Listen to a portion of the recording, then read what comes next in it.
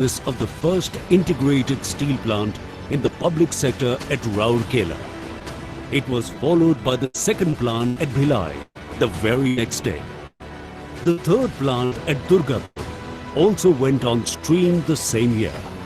Thus began a new era 60 years ago, an era of progress, an era of self-reliance, an era of turning sleepy towns into bustling steel cities, an era of building a new India, obscure places in India's inaccessible rural heartland transformed into landmarks that punctuated the country's length and breadth. True temples of modern India thus emerged from nothing but green fields and brown earth. Steel Authority of India Limited was incorporated on January the 24th, 1973. To take the story forward from the brief scripted by Hindustan Steel Limited, to generate employment, to seed the hinterland with crystals of urban development, keeping pace with the collective operations of India.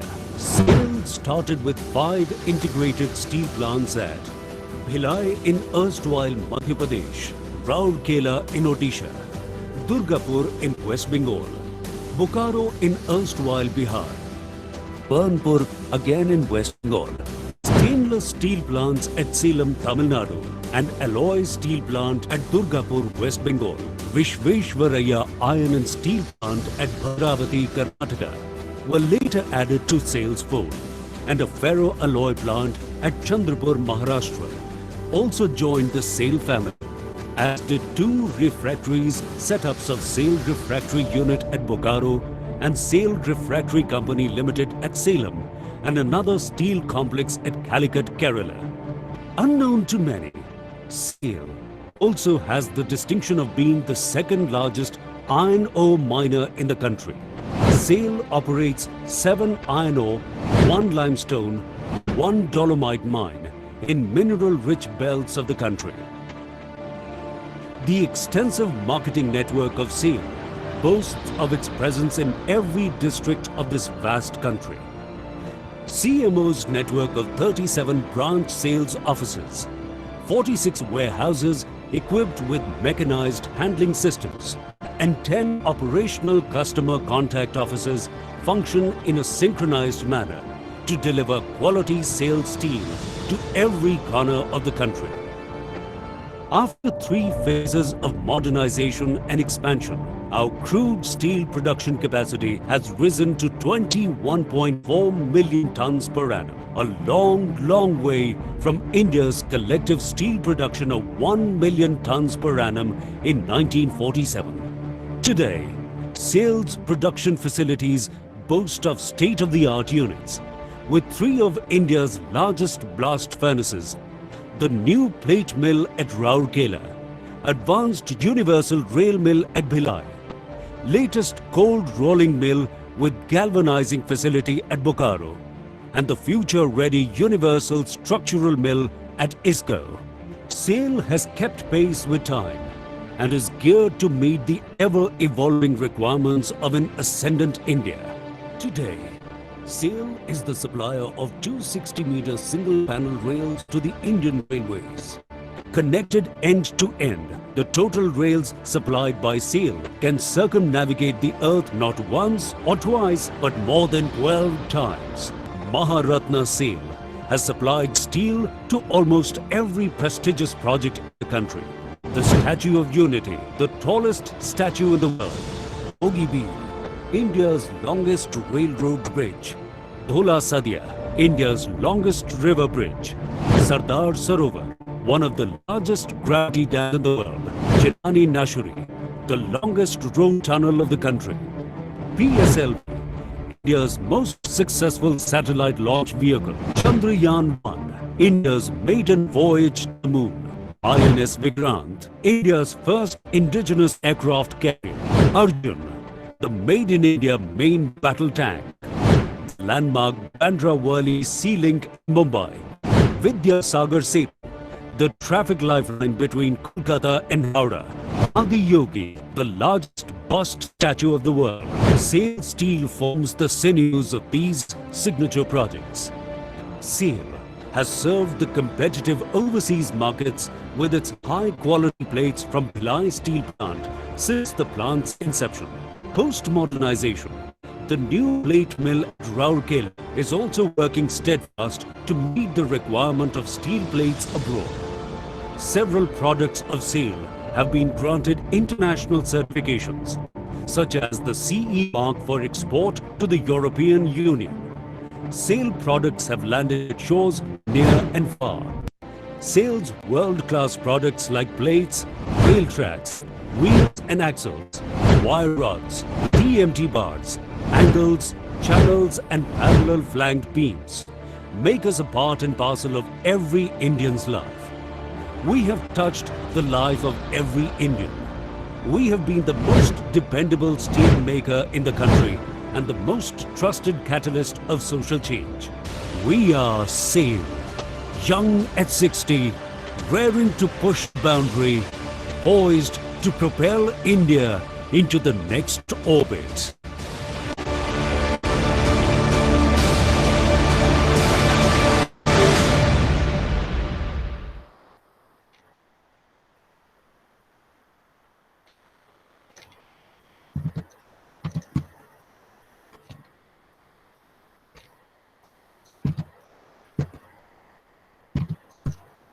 A very warm good evening to all the dignitaries, guests, members, and delegates present here with us today.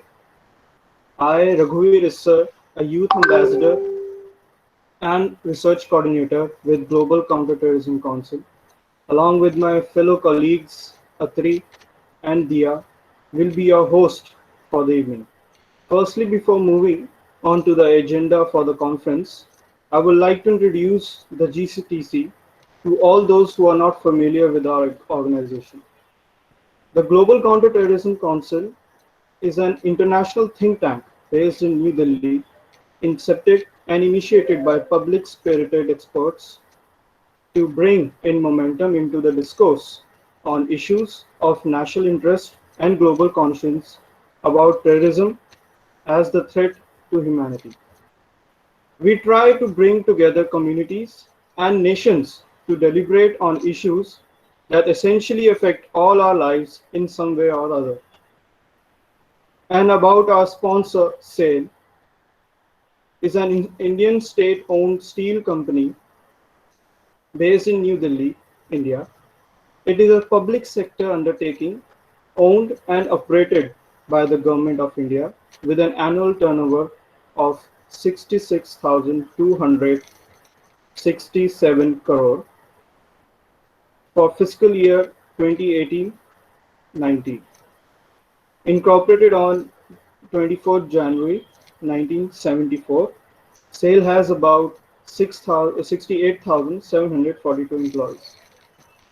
Today we have all gathered together to initiate a bilateral talk on the series of issues in the sphere of India-US relations, and thus we open the floor of discussion on the future prospects and challenges post the US-India 2+2 ministerial dialogue. This ministerial dialogue is split into 4 sessions. We have a different line of speakers and moderators for every session. The last 15 minutes of each session is reserved for a question answers box. In case anyone has any question or comments pertaining to the session, please put them in the comment box or in the question answer box for the consideration of our moderator. Our social media handles are mentioned in the chat box as well. Kindly follow, like, and share. So stick around with us and enlighten yourself. Now I would like to give this stage to Atri, who will introduce the first session of the evening. Thank you so much. Over to you, Atri. Thank you, Raghuveer. Hello and good morning to my friends in the US, and good evening to everybody joining from India. It is my extreme honor to be introducing the first session for the conference. But firstly, some points to keep in mind. Each session will be approximately for 60 minutes, and I would ask everyone apart from our esteemed speakers and the moderator to switch off their microphones. The first session for the night is titled India-US Relations, a general overview with special emphasis on the future economic prospects. This will be an invigorating discussion on the overall dynamics of the relationship between the two countries. For this session, our very first speaker is Dr. Kanwal Sibal, a retired IFS officer and a career diplomat who has served as the Foreign Secretary to the Government of India. In 2017, the Government of India awarded him with the Padma Shri for his distinguished services in the field of public affairs. He's also the Chairman Advisory of GCTC and an expert in the field of international relations. Our very next speaker for the session is Professor Madhav Das Nalapat. He's a well-known Indian academician and columnist. He's also the editorial director of ITV Network India and the Sunday Guardian. He also holds UNESCO Chair for Peace and is the director of Department of Geopolitics and International Relations at Manipal University, India. It is a pleasure for GCTC to have such eminent persons sharing their perspective on subject matter. Moving on to our chairperson for the session, we welcome Dr. K.P. Vijay Lakshmi from the Center for Canadian, US and Latin American Studies, School of International Studies, Jawaharlal Nehru University, India. She is an expert researcher with over 2 decades of teaching experience. Thank you, ma'am, for accepting our offer. I would request the speakers and the chairperson to switch on their cameras and ask everyone else to switch off their microphones. I would encourage the audience to actively participate in the conference and drop in their questions in the Q&A box and also participate in the polls that we will present in a short while. Thank you, everybody. Over to you, ma'am. Hello, can you hear me? Yes, ma'am, you're audible. Okay, thank you, all of you from GCTC and Aditya in particular, for inviting me to be a chair of such an exciting session on a very, very timely and useful topic. I think timing is very important, as in any situation, especially in international relations. And I cannot applaud you enough for choosing such a moment to have this discussion today. And I'm also pleased and I'm very delighted that I can be in the company of Professor Nalapat and Ambassador, excuse me, Sibal, both of whom have been well known to me for several years. And just to give you a small footnote to what you said, I have been teaching for more than 3 decades now, 4 decades almost. So it's just that I not only research, but I also travel to the US quite often to see what's happening there. So in a sense, this is, I think, a very, very timely conference. And I'm extraordinarily, I'm amazed at the lineup that you have been able to get together today. Now, as I said, you told me that I have about, how much time do I give to each of the speakers? Maybe 20 minutes? Perhaps yes. That would be a general marker, but they should be able to, utilize their insights are so valuable, so I leave it to them. But just to start, flag the conversation or the discussion, let me make a few brief remarks of the topic.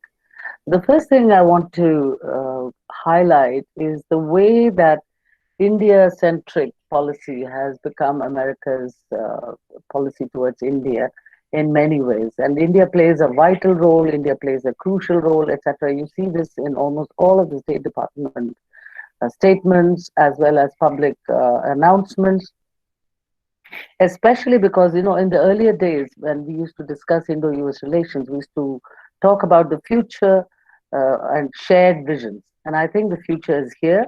and the future is now. And we do have a shared vision, especially in the Indo-Pacific. A free and open Indo-Pacific is what we would like, and we also included the word inclusive. And so, working along with interagency partners, the political military bureau affairs of the State Department advances, particularly the defense trade relationship and broader security relationship with India. Now, this is just the structural part or just the tip of it, but the deep down, I hope both our speakers for this session will take us through the kind of prospects that we would be seeing given the across the government multi-layered relationship that has blossomed between India and the United States, uniquely, I would say in some ways, because many of the things that were irritants before don't seem to matter anymore. The geopolitics of the world has been constantly changing. It is a dynamic world. But at the same time, our interests have been aligning and more convergences than divergences, but there are some differences which we are able to handle. From 2016 in particular, India was designated as a major defense partner. And now that itself, I thought, was a very major kind of a pointer in our relationship, because while we had the NSSP in 2004 and the nuclear deal, and then, beyond the nuclear deal, then we had the nuclear liability law from India, and that, things talking about that. But the overall Indo-US relations and trade was moving very well. We have a very good trade relationship today. But, the idea of putting certain markers to this growing and sustaining relationship, it's not just a sort of just a growing relationship, but it is being sustained by very strong mechanisms of what I would call as markers. And that major defense partner seems to me as one of a critical marker, because it gave us strategic trade authorization tier 1 status. And that, I think, is very, very important, because it allowed India to have license-free access to a wide range of military dual-use technologies, which was a bugbear in the earlier time when we were estranged democracies. And now we're, of course, engaged democracies, but this is a very important marker. And I think it's at that time, I can see an acceleration from 2016 on the kind of things. And since you have titled this session, this conference as Post 2+2, I think some amount of thinking on why the first 2+2 and what it did achieve, what were the broad goals that they had kept in mind, the fruitfulness of this 2+2. I'm very taken up by that. The first one, the second one. The first one had a lot of starting problems. They kept canceling and they kept redoing. I remember that very well. But at the same time, I would say the latest one with its offer of F-18, I think it's come a long way. So I think in that sense too, you're seeing a very important marker, because these 2+2 not only builds security to foreign policy, it also has commercial undertones, which is exactly the economic prospects as well. So I think that's another important area and an important marker mechanism that has allowed trade cooperation to continue to expand. Beyond that, of course, we have signed the Logistics Exchange Memorandum Agreement. We've signed a Communications Compatibility and Security Agreement. And of course, in the latest 2+2, just a week ago, we've signed the BECA. And therefore, I think they have been called as the foundational agreements for better defense trade cooperation between the two. Now, this sounds very innocuous, or, it sounds, of course, it's important, but what it signifies is what I hope we will get as a fresh insight from both our speakers, because I'm sure that there is something very deeper insight into this would help us understand why they were India specific, or whether, general, why did we do this? It took us very long to do it, but when we did do this, what were the reasons? What motivates us? And at the same time, how does the US feel comfortable with the India specific agreement signing? And is it the reason, is it that we are the indispensable partnership of the 21st century, as President Obama once said? It's also streamlining the cooperation has also been kept in mind between the two countries. So we have now an industrial security agreement, or ISA, which I'm told is one of the most enabling, silent enabling mechanism. So things like this, I think, are very, very support based, and they are, helpful in terms of explaining how how this relationship can keep moving forward despite some bottlenecks or despite some uh, breaks in the speed that they want to actually achieve. So I think the other important thing that I noticed in the American system, as I was just discussing with Professor Manalapat, is that the foreign military sales are notified to the Congress in the United States. Their system works in that sense.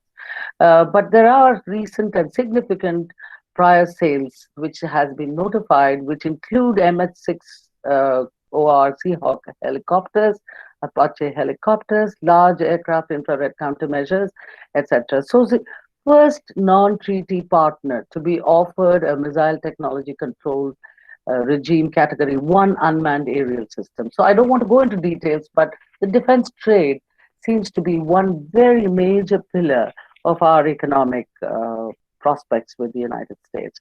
But on the trade issues, apart from this, I'm not going into F-21s and Super Hornets and future aircraft, fighter aircraft acquisitions. All of them are prospects. But the challenges in the overall trade and investment remain quite visible, as we were unable to even conclude a mini deal during the Trump visit in February of this year.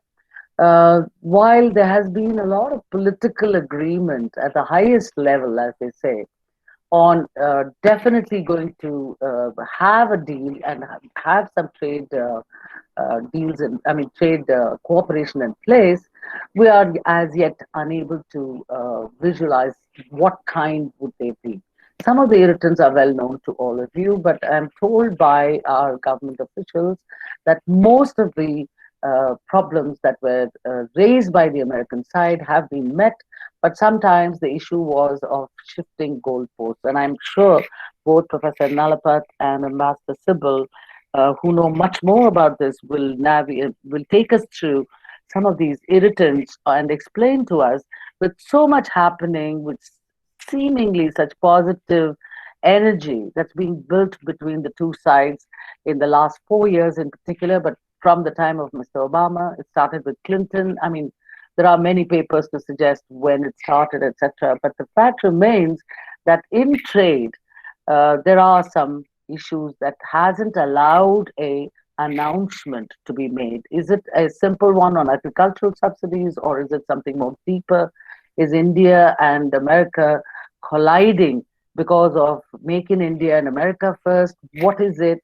And where are we in terms of negotiating those? And what are the prospects of us having a fruitful trade cooperation agreement in very, very near future? And in particular, after this election, how do both of you see our options in terms of negotiating and in terms of fruitfully attaining the joint shared vision that we are privy to in almost all of the public documents? And it's my understanding that India the support for US-India relations is bipartisan in the United States, and I dare say in India too.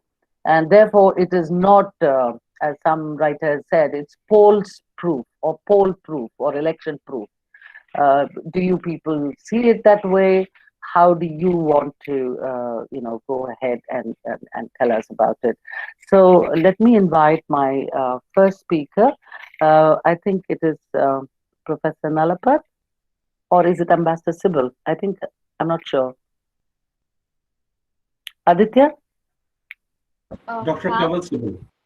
Ambassador Sybil, do forgive me. I saw the thing, but I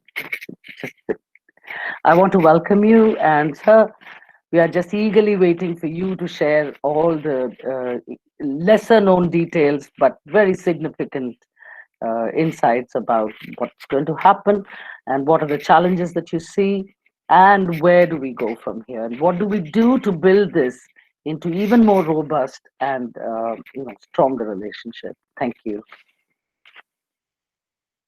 Sir, the floor is yours. Thank you very much. Now, if I understand rightly, you're giving me 15 minutes or what? About 15 to 20, sir. Now, 2+2 dialogue. There have been some questions that have been asked about the significance of this dialogue being held at this point in time, just a week short of the election in United States. Now, my answer to that is that we shouldn't look for things which are not there, for the simple reason that the timing was in no way helpful to Trump in his election, because already about 85 million postal ballots had been cast and the election process was already on.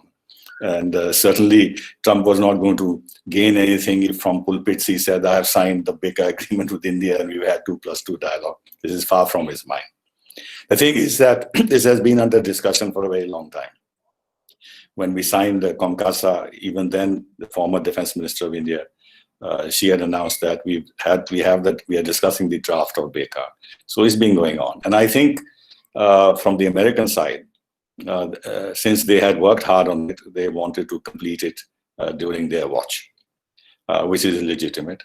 From our side, we would have also wanted to complete it now, because once there's a change in administration, then we've seen that it takes about 6 months for the new team to be put in place in the Pentagon, in the State Department, and the whole process would have got delayed for no reason. And in any case, the long and short is that our relations with the United States are not at a personalized level. It's a state-to-state relationship, government-to-government relationship, no matter who's the leader who comes to power. And I think, secondly, one would have seen the advantage of having this meeting at this point in time, and the Americans would have also seen the political importance of it from their point of view, is when the Chinese are sitting in Ladakh. So it sends a message to China, even if from our side we didn't want to make this whole 2+2 dialogue China-centric. In fact, we didn't mention China. Even the joint statement didn't mention China. But Pompeo did a job for us, because he lashed out at China. And lashing out at China, knowing that the Chinese are sitting in the dark, in the Indian capital, sends a very powerful message to China, that if they decide to escalate matters, then there is an issue they have to deal with regard to how United States would view it. And it's for the first time that I've seen post-1962, when in any case I'm not aware of too much of the details of what the Americans said at that time publicly. I have not seen such open public support to India on border issues relating to China. See, on Ladakh, the Americans have always been very coy, because they don't think, unlike the McMahon Line, the border is defined. And even now, they made their own assessments, including their legal fellows, as to how they should look at the American intrusions legally. And they did come to the conclusion that this was premeditated Chinese aggression, which explains why Pompeo was very forthright about this. The other intention, obviously, was to further consolidate India-US strategic ties, geopolitical ties in a wider framework, and not limited to this visit alone, but tell the world, tell the Indian public, tell the American public that the India-US relationship was now becoming more and more important in all areas, and in particular in the defense and strategic areas. And it's not a small thing that you have the foreign minister and the defense minister of the United States coming to India at this point in time physically to have this meeting with our defense and foreign ministers. This itself sends a very, very important message. Number two, this 2+2 dialogue was the occasion, as you said, to sign BICA.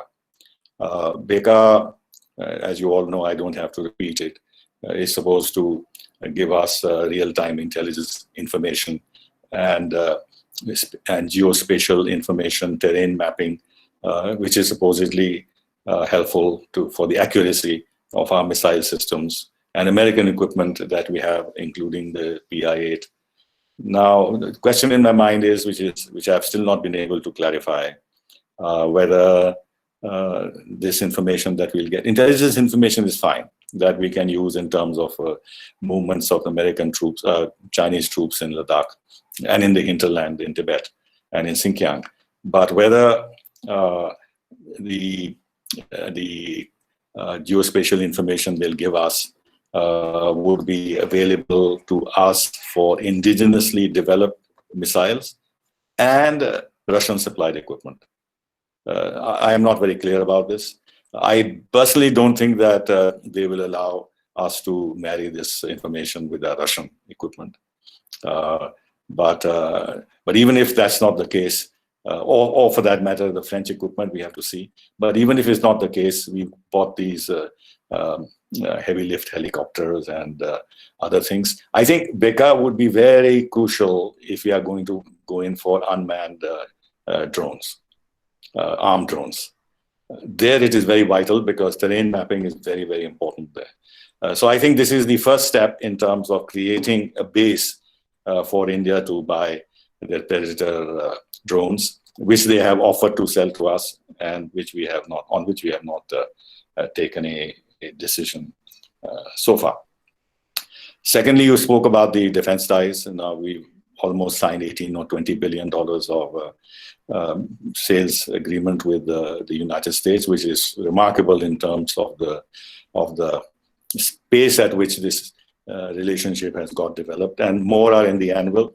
And since the China threat is not going to go away, I think, and we'll have to upgrade our military machine, there is obviously now considerable scope for buying more American things, and the Americans would not be insensitive to these prospects. Now, the thing would be whether this will fit into our Atmanirbhar objective.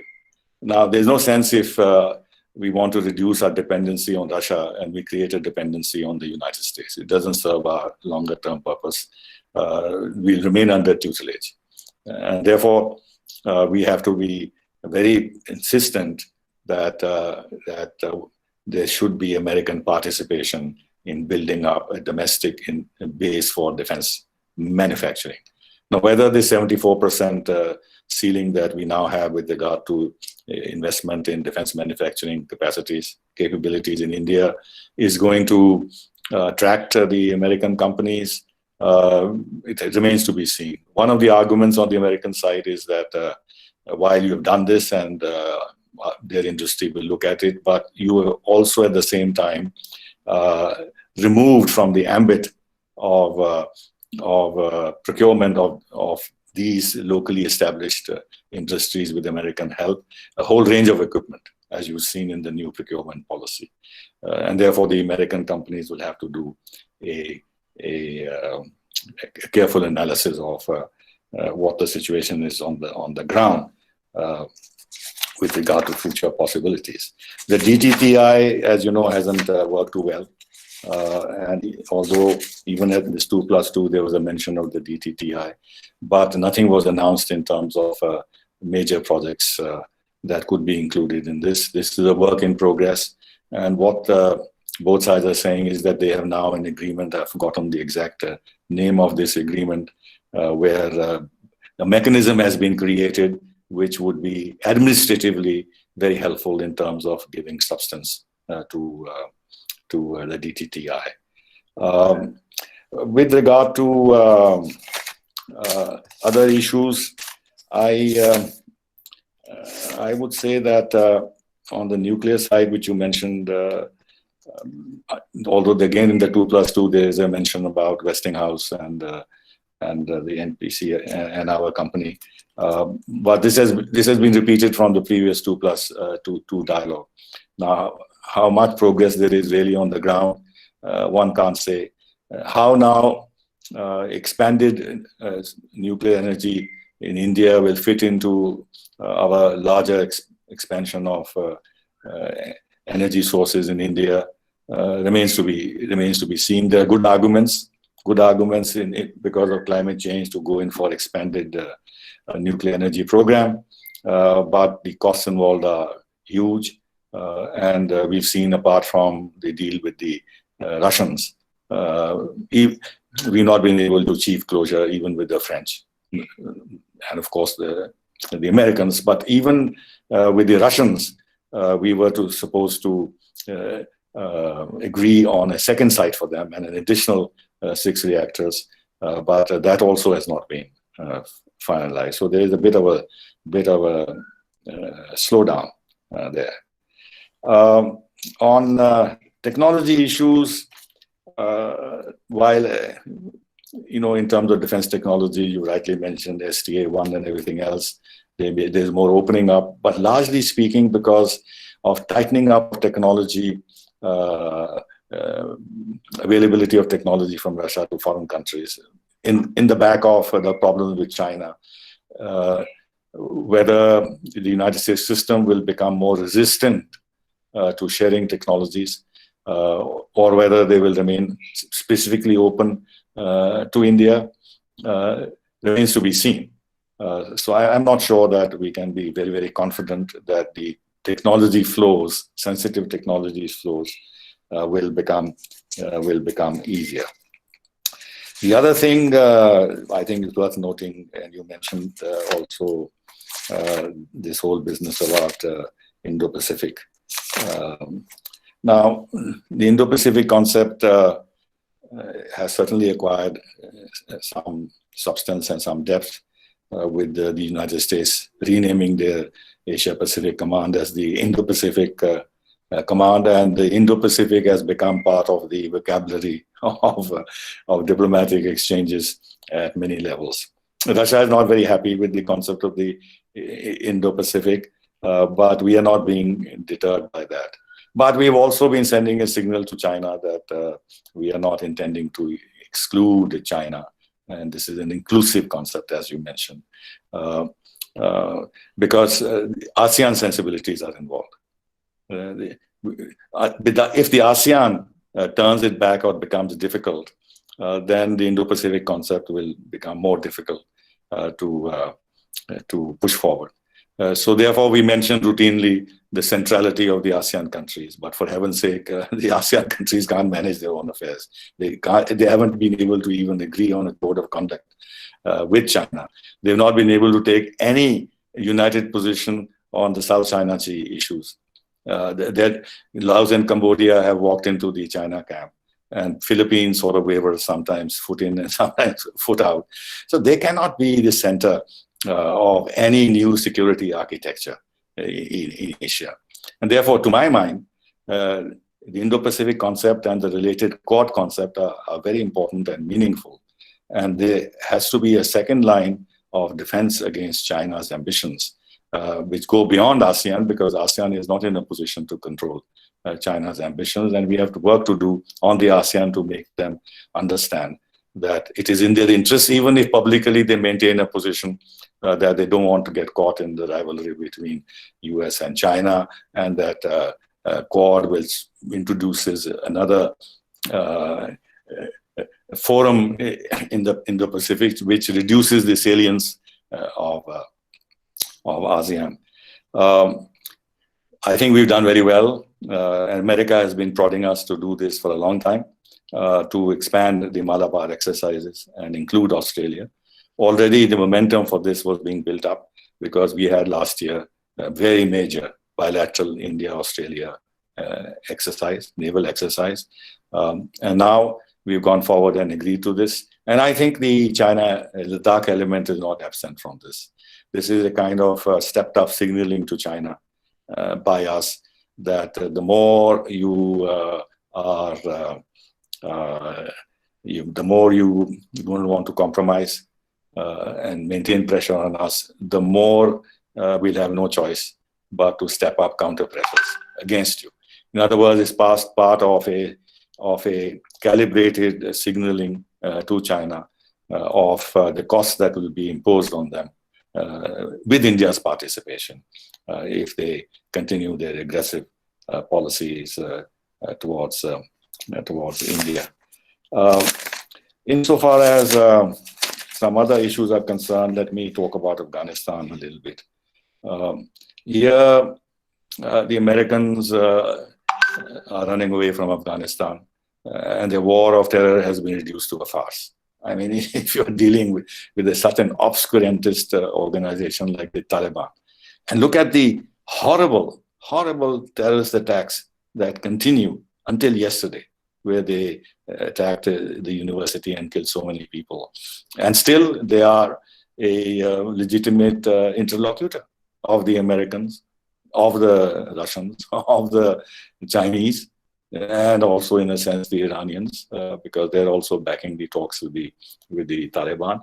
And Pakistan is not being finger-pointed by all this, apart from Amrullah Saleh, who's very vocal about this and is openly talking about Pakistan's hand in this.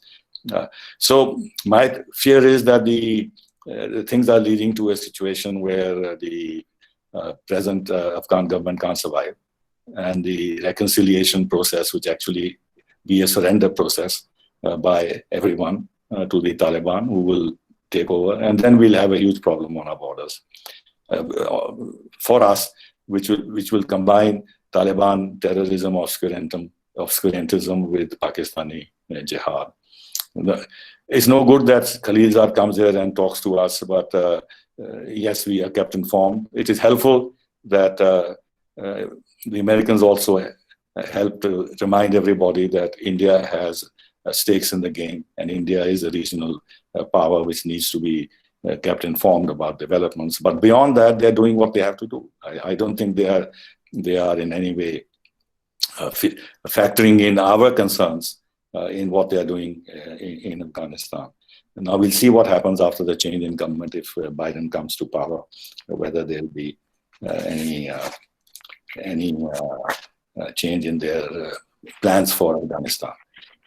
Insofar as China is concerned, by and large, I think it is very helpful to us geopolitically if these tensions between China and the US continue and deepen, because that opens more space for us, that puts curbs on China, that limits the dangers from their naval expansion too rapidly into the Indian Ocean. And of course, the critical supply chains, if they begin moving out of China, it can't be done overnight, but progressively. And there's this decoupling, we can benefit from this. And therefore, while we maintain our engagement with China, the larger picture of US-China rivalry is advantageous to us. And finally, a few words about trade. You're right that we've not been able to sign this mini trade deal.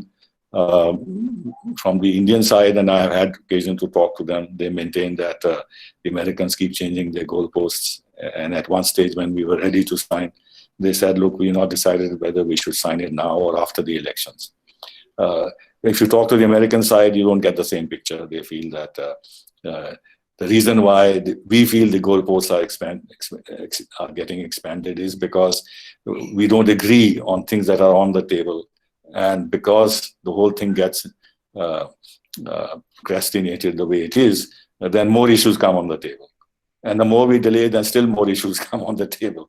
And some of the very difficult issues have still not come on the table, which is the data sharing and data transfers, or the whole issue relating to data, which is going to be a big issue in our relations in the future. We'll always have problems with the Americans on the trade side. We've always had that. The USTR is a very blunt instrument that they use, and they're inclined to now use it more because the WTO has been emasculated. And this is nothing new. We'll have to deal with this. And now that we have gone this with Atmanirbhar, there are some doubts on the American mind that you are at the same time also raising tariffs. And this is hurting the interests of American companies. So they have a kind of not such a accommodating view of Atmanirbhar, but there it is.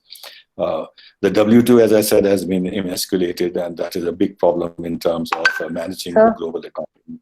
And finally, let me end by saying that we are on a good wicket with the United States. I think our relationship will move forward positively. There will always be a few bumps on the road, but we'll be able to manage them. this human rights issue, Kashmir, CAA, will come to the fore a little more if Biden wins, as he's likely to, and Kamala Harris is there. But we have managed such pressures before, and we will find a way of managing them. This will not distort. This will be a wrinkle in the relationship, but will not slow down the momentum. Thank you. Thank you, sir. And without much time loss, I'm not going to comment anything. I would invite Professor Nalapat. Please tell us, from your vantage point of being a geopolitical analyst, do you think that we're getting too close to the United States? Have we ignored Russia? What do you think about China? Are we doing a good job with these Chinese? And 2+2, and the translation, lost in the translation problem. Was that deliberate?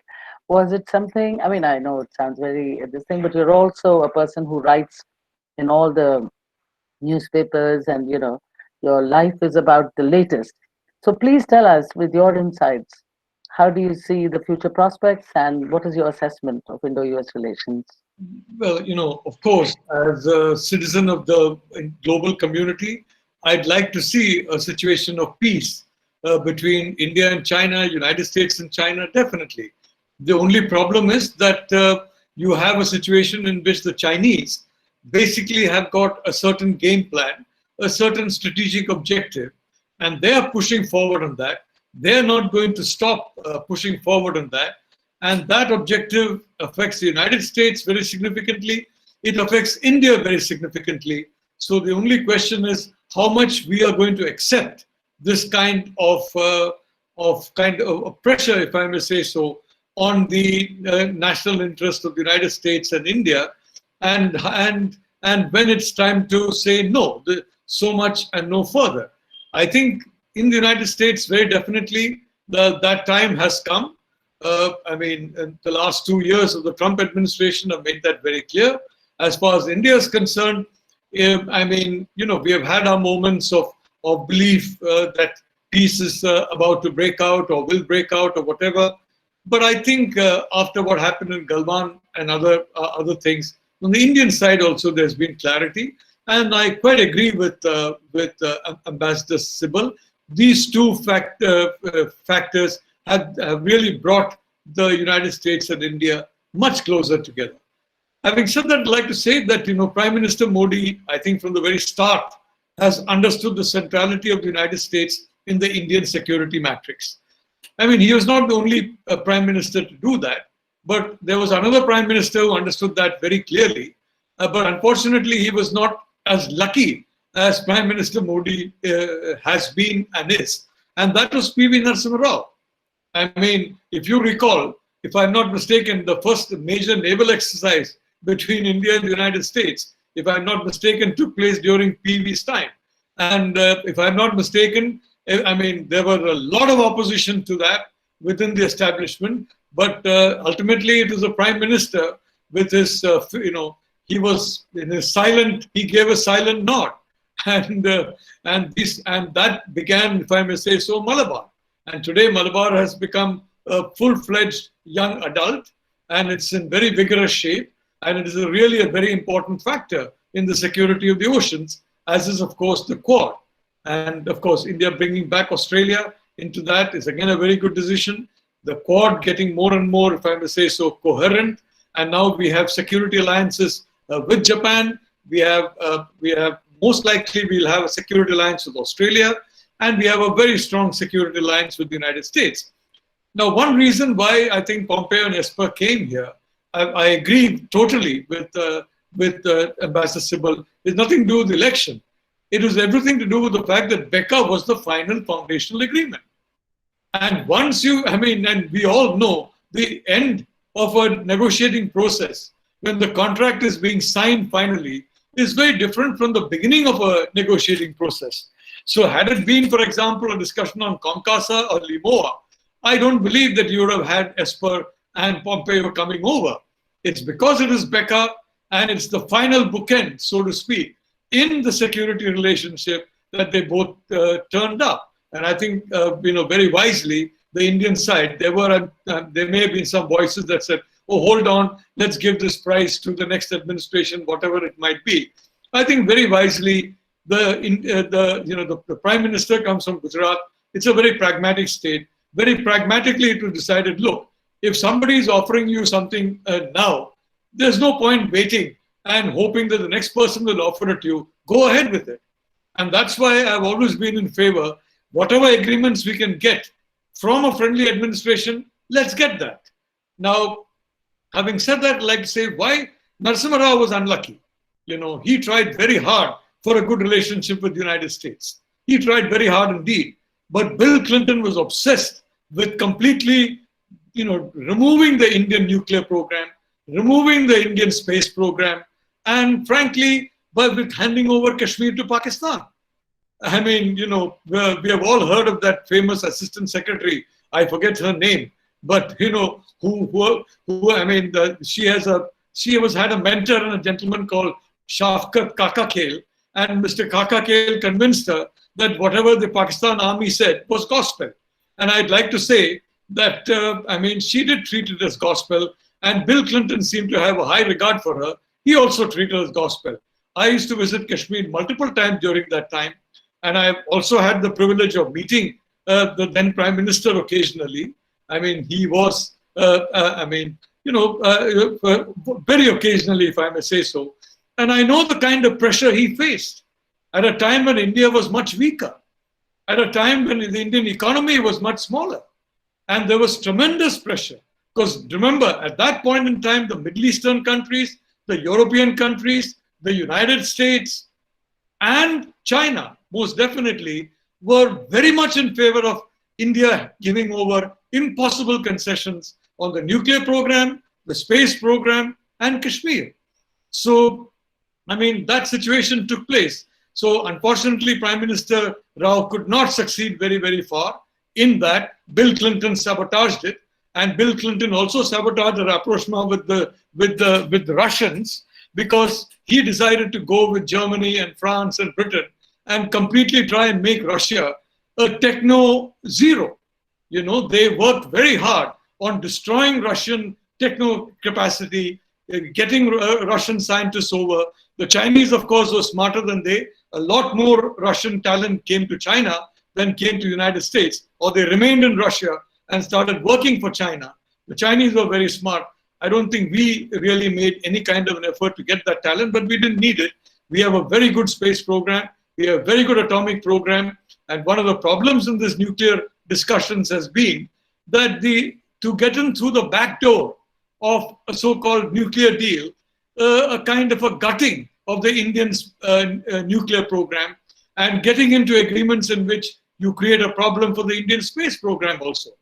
I'd like to say that Ashton Carter, who was the defense secretary, and Obama had two phases.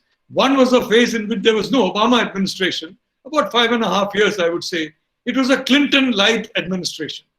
And essentially, Clinton, 100% an Atlanticist. Indo-Pacific, frankly, was some weird concept to him. It was Atlantis all the way, the European countries all the way, the great, you know, Atlantic family.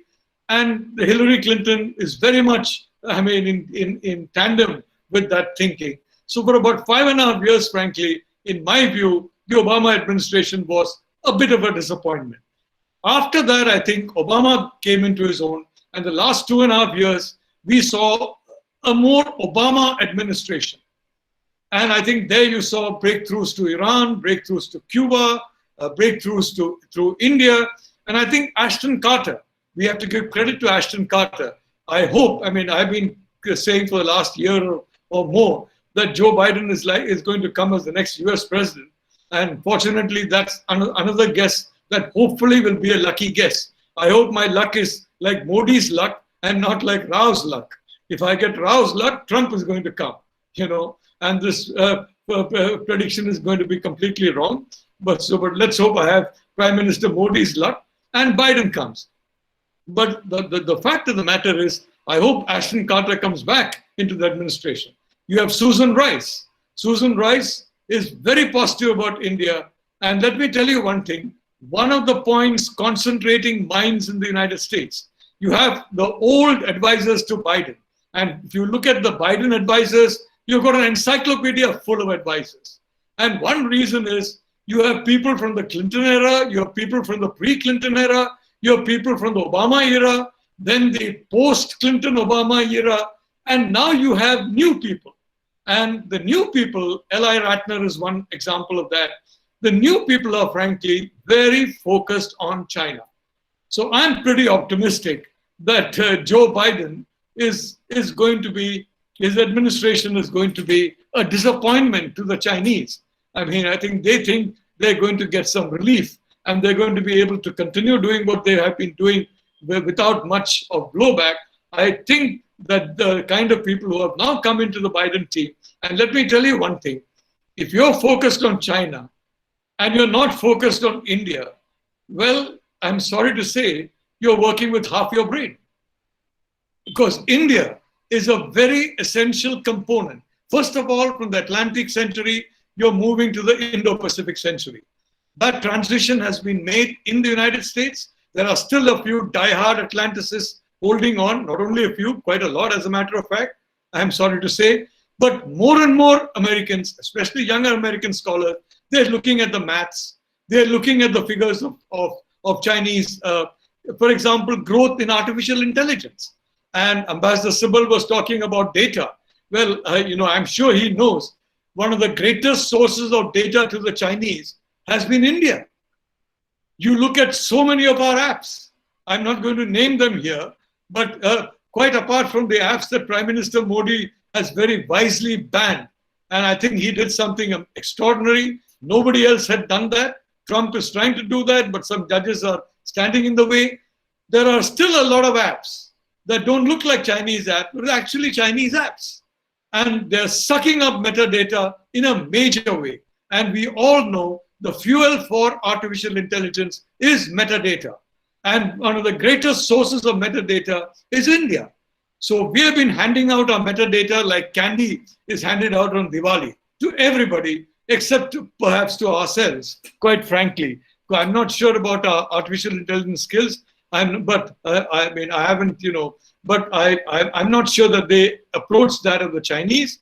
And I think the Chinese are very close to the Americans. And I think that has been a very important factor in concentrating minds in Washington about what they're facing. Apart from that, it's been the fact that the Chinese are clearly working to have a reset of the US dollar. They've been quietly signaling and they've been transferring, Belt and Road projects in dollar denomination and exchanging those dollars, which are going to be reset, for land, assets, and various other things that are strategically important to them today and tomorrow. So they've been doing a deleveraging from the dollar very, very, if I may say so, conscientiously, but being Chinese, they don't announce it. Now the Americans announce it pretty openly. The Indians, our people announce it in a very subtle way. In fact, my problem with some of our ministries is they're so subtle that apart from them, nobody else understands what the message is. I mean, we had, for example, an announcement that neighbors of India, we are going to be watching very carefully all neighbors of India investment. Are you talking about the Maldives? Are you talking about Sri Lanka? Are you talking about Bangladesh? Nepal? Which country are you talking about? It took us, frankly, I'm still not sure. I'm using the word neighbors and they use the word plural. So obviously there's more than one country. And yes, there is more than one country that's a problem. But I think we were a little less subtle. I personally feel our diplomacy would have been better served. That's a different point altogether. What I want to say is that I am very optimistic, even in a Biden administration. I'm assuming I have Prime Minister Modi's luck. Why? Because on the Indian side, you have a Prime Minister who understands fully the importance of the United States to India's security, and a Prime Minister who understands fully the Indo-Pacific concept and the Chinese intentions there. I mean, there would have been a time where everybody was talking in terms of harmony, was talking in terms of an Asian century. Well, the Chinese are very clear. It's an Asian century in which there's one tiger on the mountain. And as External Affairs Minister, Jaishankar said, a unipolar Asia. I thought that is a very insightful comment that External Affairs Minister Jaishankar said during the 2+2 conference when he talked about I mean, he didn't name the country because, again, as I said, our people are so subtle, and they assume everybody has the very high IQ that they have, forgetting that most of us have slightly lower IQs than they do. But I think I very much like that formulation because that's exactly what the Chinese want. That's exactly what we don't want. That's exactly what the Americans don't want.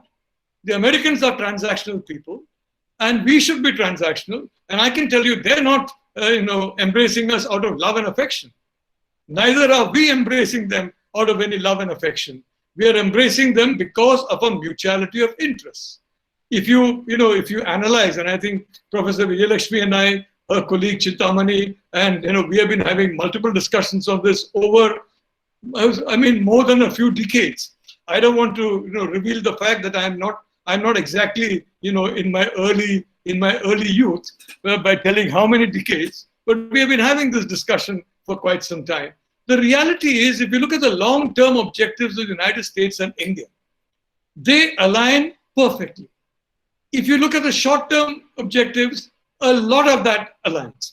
If you look at the tactics of the United States and the practices of the United States and the tactics of India and the practices of the United States, both regarding two governmental systems, alignment is something that is few and far between. Though we want to get to a destination, our methods, our practices are not aligned. But I think we need to spend more time explaining to each other why these practices are good for us, but may not be good for you. An example is Iran. There's no way that India can de-link from Iran. No way whatsoever.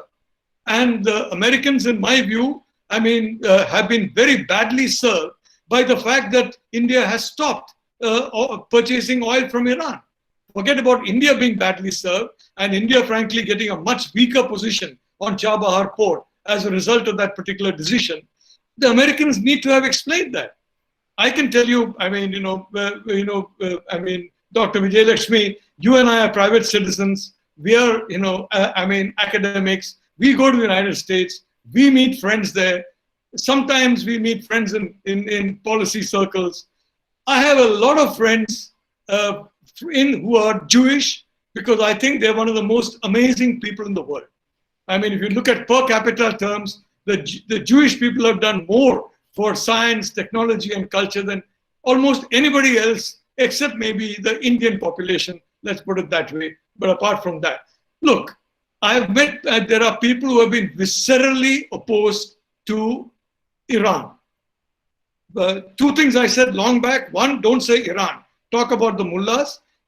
Always you talk about Iran, then that enables the mullahs to bring all the people around and say, look, you are also under attack, when actually you're attacking the mullahs. And the second point I said was, Iran and India cannot be decoupled from each other.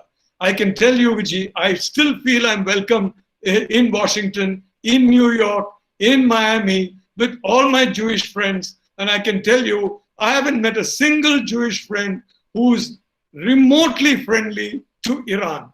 Not one. So ordinary citizens like you and me, we can make a point. I'm sure that with the skills that we have, in our government, that point could have been made and we could have continued to get oil from Iran. What I'm trying to tell you is, India has got to be treated as a separate entity, not Japan, not Germany, not France, not even the UK. India is exceptional. It's like, I hate to use the simile, it's like China during the Nixon period. China at that time was a very poor country. It was a country which was not the greatest friend of the United States in Vietnam or anywhere. But the Americans treated China as an honored equal. And that was the only way to reach out to them and get them to cooperate completely against the Soviet Union. One of the important reasons why the Chinese are doing what they're doing in Xinjiang is because they are very, very responsible for breeding the kind of terror groups that have operated in Pakistan. They are still helping Pakistan with the Taliban. So they know these terror groups very well. And therefore, some of them, the Communist Party apparently believe that what's good for Pakistan and what's good, what's been very good for China, frankly, because the more you have trouble, in that particular direction, the less attention, the less bandwidth there is to spend on China. And George focused on China, and suddenly after 9/11, that bandwidth completely changed. What I'd like to say is on Limoa, Comcasa, and if I may say so, Becca have been foundational. And the good news for India is the initial drafts of Limoa, as I understand them, and as I said, I've got my information mostly from Washington and New York or places like that. On the Indian side, it's impossible to get any information from anybody in government because we're not in government, and the Indian government people believe you really don't deserve information. You can't be trusted or XYZ. No, they pushed certain drafts which were exactly similar to drafts they had with Japan or South Korea. And then the Indian side, very correctly in my say so, and I'm proud to be an Indian citizen to see that, they stood firm and said, nothing doing, we're not going to sign this. And I'd like to say the American side finally said, okay, Ashton Carter and Susan Rice, again, a brilliant lady. I hope Susan Rice comes into the new administration, maybe a Secretary of State. She's very good on China. Ash Carter is very good on China. They are both very good on the Indo-Pacific. I hope they both, figure in Joe Biden's team. But I'd like to say that finally, the Americans moved to our draft and we signed Limoa. Finally, they moved to our draft and we signed Comcasa. And after a lot of pushing and shoving, and the early, picks of Donald Trump in the Defense Department and NSA and all that were not very good. But luckily, Trump being Trump, he fires very quickly. So all of a sudden, by good luck, you had Pompeo and Esper. And I think Pompeo and Esper's minds got concentrated on China very effectively. In fact, I don't believe I've seen a Secretary of State, I've seen a Defense Secretary, apart from Ash Carter, who's as absolutely laser focused on China as this team of Pompeo and Esper. I hope Joe Biden doesn't get too Clinton or pre-Clinton guys, because that is going to harm Joe Biden politically in the United States in a climate where the American population certainly believes China is the foe. I'd like to say India held firm and the Americans finally blinked and signed it. Now, I just want to end one more minute here. There are tremendous vistas for cooperation. But number one, please make it cooperation between people and people, universities and universities, companies and companies, and please, Government of India, get out of the way. Don't try to be the middleman in everything. Don't try to say that the path to heaven only moves through us. And if you don't move through us, if you don't accept that, I've never accepted the belief that there is any one path to heaven. I don't think there should be any path, one path to dealing with democracies, for civil society, for economy, for culture, for the press, and for legislatures. And I think there should be multiple paths. And please get out of the way. I think the Prime Minister expressed it very well when he talked of minimum government. He expressed it brilliantly. Given that, I can tell you that there will be a huge number of linkages. And very importantly, in the field of knowledge, I'm not just talking about, Apple and Google coming here. I am talking about American tech entrepreneurs coming here, putting money here. And don't forget, an increasing number of them are Indian American. More than 1 million people in the American tech industry in the higher levels are either Indian citizens or Indian American citizens. I mean, I go to San Jose and I get the feeling I'm in Gujarat or Tamil Nadu. Sometimes I go into a suburb and I'm in Andhra. I never get the feeling that I'm in the United States. I go back to the hotel, and again, of course, it's owned by a Gujarati family. So there again, I'm back in India, and Lakshmi is back in India. But that is, so there's enormous vistas for a non-industry. I would like to say, let's be innovative. Let's, for example, look at a tech triangle. India, Taiwan, United States, tech triangle. Let's look at a manufacturing triangle. Japan, South Korea, India, whatever. Let's weaponize the Quad by bringing an economic dimension to the Quad, by bringing a technical dimension to the Quad. And so far as the nuclear field is concerned, I would, fully support where I think Ambassador Sybil is coming from. We can't just keep throwing money at Westinghouse or Russian companies or Rosatom or whatever. But why not we collaborate with the Americans in some, without touching our research? Let our people collaborate with the Americans, and not just in the government, but outside the government, collaborate with the Americans on, say, fusion technology, collaborate with the Americans on thorium technology. One. Two, I can tell you, Atmanirbhar Bharat, Ambassador Sybil can be happy. Neither McDonnell Douglas nor any of the large Lockheed, nor Boeing, nor any of these companies is going to be able to compete with the Sino-Russian alliance in 5 to 10 years' time unless they set up manufacturing facilities in India. Only thing, by that time, we have to get our regulatory matrix in. And the good news is, as Narasimha Rao found out, it's not a question of adding to regulations or replacing regulations. It's simply a question of throwing out the 80% of regulations that are completely superfluous and are frankly designed only for quote-unquote goodwill. So if you do that, and I think Prime Minister Modi is keen on doing that, during this COVID phase, very, very many changes have been made by Prime Minister Modi. I'm very optimistic that that is going to be continued. We are going to get a lot of American investment and companies coming here. Let's do a techno alliance with Taiwan. Let's do a techno alliance with others, with the European countries, for example. Let's do a techno alliance with the United States. We have a lot of questions coming up your way. All I can say is, Vichy, provided we have the right attitude, and the Americans have the right attitude, and Biden gets a good team, I can tell you, we have a great team on the Indian side. We have, for example, Jaishankar, we have the Prime Minister, we have got a great team on the Indian side. If we have a similarly good team on Biden's side, I can tell you things are going to move very fast and very well. Okay. So thank you very much, Professor Nalapat. And I think, Monu, you outlined some of the prospects that we have and the challenges, how best we can meet it. I have very little time, so I would like you all to listen to the questions that I'm seeing on the board. And you all can choose what you want to answer because we have to move into the next session, I'm told. So the first question that I'm seeing here is, how can India ensure that its alliance with the US is on equal democratic footing and not being a subjugated state or a junior partner? You know, that's one of the questions.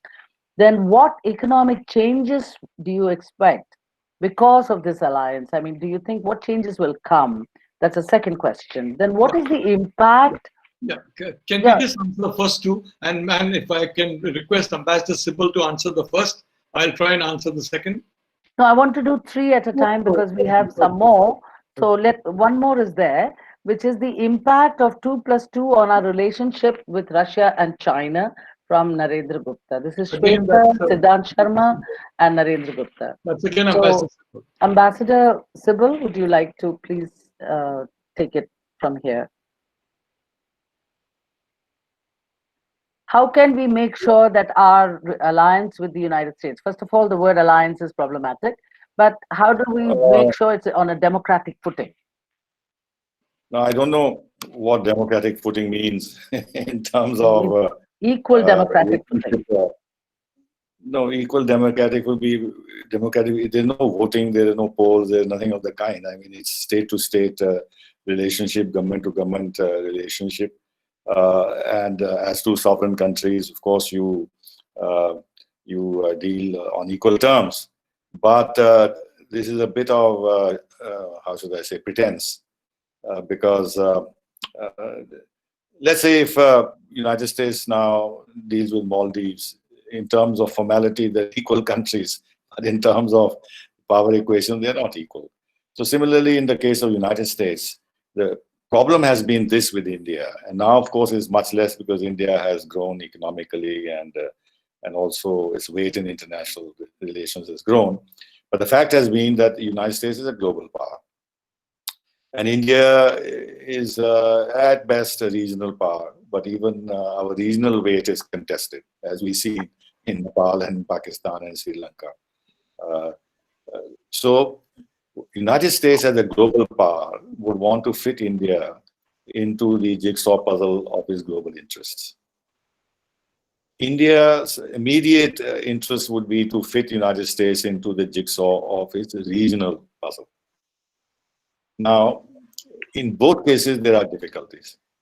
For United States to fit us into their global jigsaw puzzle would mean that we toe their line on Russia and Iran, to just name 2 areas where we have difficulties. And for us to expect the Americans to fit into with our regional priorities, it would mean that they accept our legitimate concerns about Pakistan, Afghanistan, and even the China-Pakistan relationship, on which the United States doesn't say very much, and the CPEC and Gwadar and everything else. So how to fit this in? This has been the difficulty. That's one. The other is that in terms of what we seek from the United States and what the United States seeks from us, there is a bit of a disparity. Now, United States sells us all these arms, for example, 20 billion, 18 billion, 20 billion. What are we selling to the United States? What can we sell to the United States? How long will it take for us to build a domestic industrial base in defense manufacturing with American help, which would enable us to export to other countries? I think that may happen, but that's going to be a long haul. On the issue of terrorism, this is our principal concern. Prime Minister has been flagging this internationally in every possible way on all forums. But the Americans have a very dual approach to terrorism. The Taliban, for instance, as I mentioned, will never declared by them a terrorist organization, and they're negotiating with the Taliban. When it comes to sanctions, I have been telling our American interlocutors, if you can target Russia with sanctions, such severe sanctions, and Iran even more so, bringing Iran down on its knees, why can't you apply a little bit of that to the Pakistanis and the armed forces, and ISI and generals who are complicit with the Taliban and the Haqqani network, but they're not doing it. So now, how do you deal with this on an equal basis? It's not possible. So therefore, we should give up this illusion that we have to deal with them on an equal footing. We should see where our interests are served, and the Americans will try to see where their interests are served, and therefore have a convergence of interest in those areas where it is possible. Because if you look at democratic equality, then you will have actually, in fact, a blockage in negotiations. We'll always be very sensitive about our sovereignty and our status, and this will block our relationship. So I don't think that's a wise way to look at it. Number 2, the third question about the impact of 2+2 on Russia. I think the Russians will have to be realistic. On the one hand, we say Putin is a hardcore realist, and he plans his moves, and his thinking is very pragmatic, and he is not ideological anymore in that sense. Now, if that is so, then he will understand what has pushed Russia closer to China and what is pushing India closer to the United States. And the unfortunate thing is that China is the common factor. It is China that in some ways is pushing us closer to the United States, and it is the United States plus Europe which is pushing Russia close to China. Yes. So how do we? There is a structural problem in this. So we have to convince the Russians that we have no choice. Just as you have no choice, we have also no choice, because China is threatening our security. They claim our sovereignty, and now the latest moves in Ladakh is really a serious challenge to us. It has disturbed the RIC forum, Russia, India, China forum. It will have a very negative impact on BRICS as well as on SCO, because if the 2 principal countries, barring Russia, in these organizations are antagonistic towards each other, then those institutions, those forums get hollowed out. So I think we have to maintain our close ties with Russia on the defense side as much as possible. Keep Russia engaged strategically, as we've been doing with these annual summits. Increase our energy relationship with Russia in a very meaningful way, and make efforts in that regard. And see whether at the people-to-people level, tourism, education, this and that, things can be stepped up. And look at the North-South corridor through Iran, if we can promote that a little bit to have easier access to Russia, and convince them that the Indo-Pacific concept actually is, in the longer-term strategy, medium to longer term, is helpful to them, as well as Quad. Because all the challenge that China is facing is posing to the United States actually means that Russia is being sidelined. China is thinking of a G2. And in a G2, what is the status of Russia? And China has very cleverly covered its Russia flank so that it is free to engage in a competition with the United States. And even in the backyard of Russia and Europe, that is in Eastern Europe and in the Balkans, China has got this 17+1 dialogue and is eating into Russia's space, both in Central Asia and in Europe. So I think that is what we should keep telling the Russians in the hope that they will listen. Thank you. Yeah, well, Vijay, I'll be quick. First thing is, of course, these are very logical, if I may say so. But you know, the world also runs on chemistry and emotion. And Donald Trump, for example, I mean, he could still prove my prediction on Joe Biden wrong, and entirely because of the raw emotion. Donald Trump's rally is a rally filled not with logic or rationality, and people who expect either are surprised, but the reality is it's filled with emotion. And the reality is, in whether it's in India or America or, I mean, I don't know, anywhere, emotion is a very important driver. And I can only say that emotion, if it brings India and the United States closer together, you're going to see. I'd like to make one small point.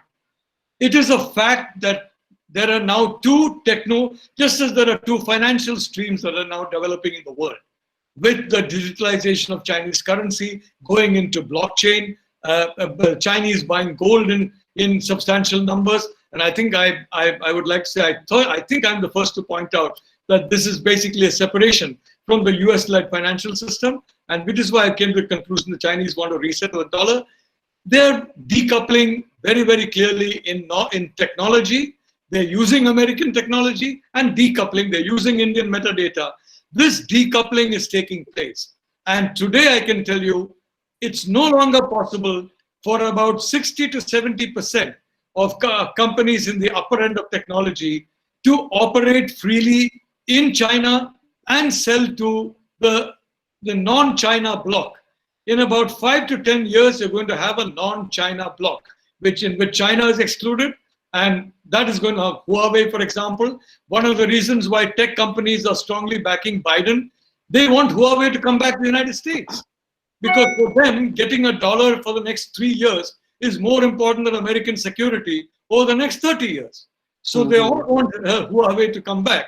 But if they're not going to come back, because Joe Biden is going to be, advised by the same chaps who are advising Donald Trump. And they're going to tell Joe Biden, sorry, this is bad news, but we're not going to allow Huawei back. So I'd only like to say that this is a great opportunity for India. And that is where, signaling comes in. The howdy Modi, namaste Modi. I mean, people may make fun of it. The fact is a US president and an Indian prime minister, I mean, walking, arm in arm, so to speak. And they're walking, I mean, yes, of course, if you look at the metrics of per capita income, they're walking as equals, for heaven's sake. I mean, they're walking as equals in Gujarat, they're walking as equals in Houston. And that's the thing that comes along, as I told you, to 99% of human beings who don't have super intelligence, who have normal intelligence. And frankly, Vijay, I'm part of that. I'm not sure about you, but I'm certain. Yeah, I think you're right. But I'm sorry, you have to signal that you are not with China and you're not with the China bloc. If you want investment in a big companies that are delinking from China, and we are signaling that by moving closer to the United States, and the US is signaling that by moving closer to India. This is a great big neon light saying, invest in India. We are not China. We are not part of the China bloc that is now separating from the non-China bloc across the world. Join us as part of the non-China bloc. Yeah, thank you. But I'm sorry, I think we are totally out of time. There's one more question on how does US see India's effort in Afghanistan? What is India's policy to protect the Republic in Afghanistan? Does the December 2019 protest in Persia, Iran can spark a regime change? I think these are huge questions. Bhargav Ghosh has sent this in. So Ambassador Sybil, if you can just make it in 1 minute or so, I would be very grateful, but I think we are running out of time. So I would like you to just give us just a sense of, are we really telling the Americans why our investment in Afghanistan is so crucial for the survival of the republic itself and not the Islamic Republic. And No, I on don't. Iran, you have already answered, so I think No, I don't think we can make the point that our investment is crucial for the survival of the Afghan Republic. After all, we have invested about $3 billion, which is nothing. What is crucial for the survival of the Republic is the Afghan National Security Forces and what they need in terms of a few $billion every year for sheer survival. And then, of course, to protect the country against the Taliban, which they seem unable to do. And once the Americans withdraw even more, then there'll be no stomach left, no interest left to give a couple of $1 billion every year to the Afghan National Security Forces. And if that doesn't happen, then the Afghan government cannot defend itself. So therefore, Ambassador Sybil, if I may just... Our investment in Afghanistan will be jeopardized and will not be able to do more, obviously. And I would even go to say that I'm a bit doubtful how important the Chabahar project would then be in terms of an additional lifeline to Afghanistan, because would that lifeline be to a Talibanized Afghanistan? What interest do we have in that? So I think the situation is rather tricky, but then we don't have much choice. All we can do is to give diplomatic support, political support, a certain amount of military support to the Afghan regime. But that is... I think that's it. And thank you both very much. And I'd just like to add that, talking about foreign policy in some ways during a time when the elections are being fought in such a competitive and closely contested result, which is still yet to come on. They haven't called out 6 of the states, as I saw in the afternoon. But the reality is that America is tired of forever wars. Whichever one, the narrative that is running through both Biden's camp and Trump campaign is that we don't need to go and fight these wars anymore. So there is nothing but for us to accept this reality that Americans will withdraw and draw lessons in terms of what pragmatically can we next do to step up our regional involvement. Or maybe, I've always been interested in looking at 6-party talks. So maybe we could do a regional scaffolding of, sensitizing our people and the, co-equal partners. I mean, a 6-party talks to resolve or to, sustain a way forward for Afghanistan. I mean, that could probably work. And we can work out whom we want to call in that. And, probably people like you or Professor Malapath would be able to help in terms of, fine-tuning this particular thing. But this was a great session.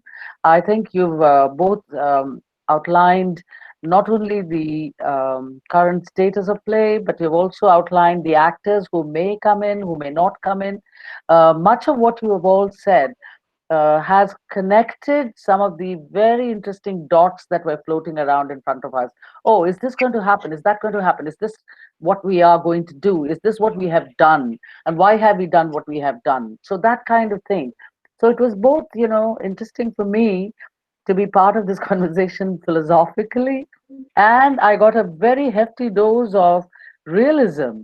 You call it pragmatism, but it's really very realistic the way you both have outlined what India should be doing in the future. But I thank you both very much. I would love to have more time to also say what I would like to, add in, but, time is of essence.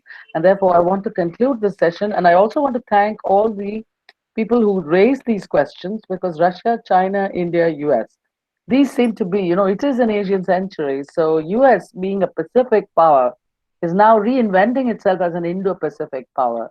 And, their Pacific power, is from historical times, more than 100 years old. But today, they are an Indo-Pacific power, and we are emphasizing the Indo part of it. And China is jittery about that. And I think we have come closer, and you have outlined so many of our options and how many options we've already utilized and where we are going headed next. So thank you very much indeed. Aditya, thank you, and the GCTC, and all our listeners, and thank you, friends.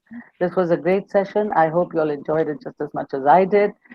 In case I've missed out any of the questions, please do forgive me. But I think, that's about what I could see. So I don't think I missed any. But they were all great questions. Thank you indeed. Bye bye, and we meet for the next session shortly. Thank you, KP Vijaya ma'am, for holding this session. It was a quite good session, and a warm good evening to everyone, the dignitaries, guests, and delegates present here. I, Diya Chaudhary, as a youth ambassador of GCTC and as a research coordinator, would like to extend my warm welcome on the behalf of Global Counter-Terrorism Council in today's exciting webinar. The first session was quite interactive and enlightening regarding the US India relation and its future prospects, and educating us about the current geopolitics of India. Thank you to the participation. Thank you to the participants for your active participation, and it would be quite important for this session too. Adding more excitement to this event, we are performing the polls. I would encourage our delegates to participate in it. As we all know, in this session, we will be focusing on the theme Indo-US defense and aerospace collaboration, increasing joint effort and involving the private sector with aim to provide a platform with the synergetic interaction with experts. Also, I will thank SAIL Steel Authority of India for becoming our supporting partners for the nation building event. Now, I would like to experience the privilege to introduce our honorable guest speakers who hold expertise in this topic. I would like to start with retired Brigadier General Chad T. Manske. Following his distinguished 30 years career in the US Air Force, retired Brigadier General Chad T. Manske today continues to assist the national security community as business executive for national securities, senior vice president for the policies and projects. He had served as the 30 commandants of National War College, where he prepared future leaders of the armed force, Department of State, foreign military officers, and other civilian agencies for command and senior staff responsibilities. Chad commanded at the squadron, group, and wing level during his military career and deployed in support of ongoing operation in Central and Southwest Asia.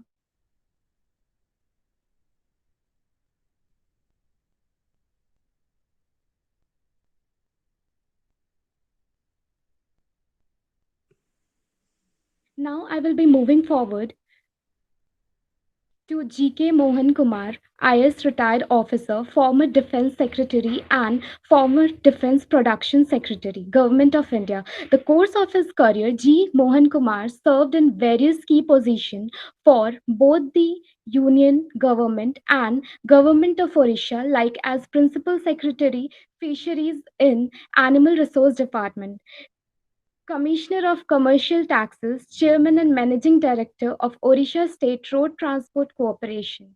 Also in Managing Director of Odisha Small Industries Corporation, Secretary to the Governor of Odisha, so and so forth. Now I would like to introduce the chairperson and the moderator for this session, Cleo Pascal. Cleo Pascal is a non-resident senior fellow for the Indo-Pacific in the Center on Military and Political Power, chaired by HRMC Master at Foundation of Defense Democracies, and is on the international board of advisories of Kalinga Institute of Indo-Pacific Studies. A heartfelt thanks from GCTC to our honorable speakers and moderator to join us in this event. Now, I would request Cleo ma'am to come in and take over the session. Thank you. Thank you very much. It's a great privilege and pleasure to be able to participate in this extremely timely event. I'd like to thank GCTC for organizing it. I'm sitting in the US, so it's nice to have something else to think about for a little while. I'd also like to thank Professor Vijayalakshmi and Ambassador Sybil and Professor Nalapat for setting things up so nicely for our discussion and giving kind of the big view picture. And I think one of the things that came out of the first session was how important this defense cooperation is going to be at a very granular level to increase the bonds between the two countries. I'm just going to, just to set us up very quickly, read a couple of sentences from the joint statement that came out of the 2+2, which is specifically about this defense cooperation. So the ministers welcomed growing India-US defense trade, the shared commitment to defense innovation, cooperation between their respective agencies, and India's increased contributions to the global defense supply chain. So we're not just talking about an India-US relationship, but how this could have global impact. The ministers were pleased to announce important progress under the Defense Technology and Trade Initiative, including the finalization of a statement of intent to co-develop several projects.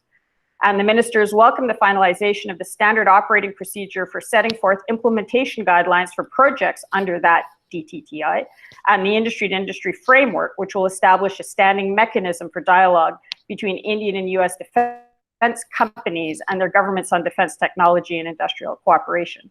So this is real. This isn't just talk. There are, the 2+2 put in place the sort of elements that are required to set up the India-US defense cooperation to a level that we haven't seen before. And we're very lucky to have two people here who know from their own perspectives what that could mean, what the potential is, and how that could build the relationship.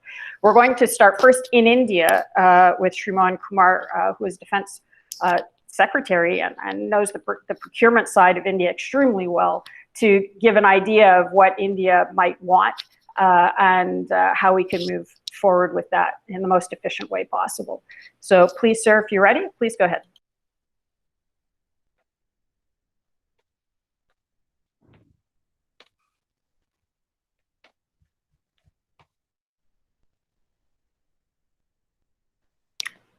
So I think you're still on mute, unfortunately.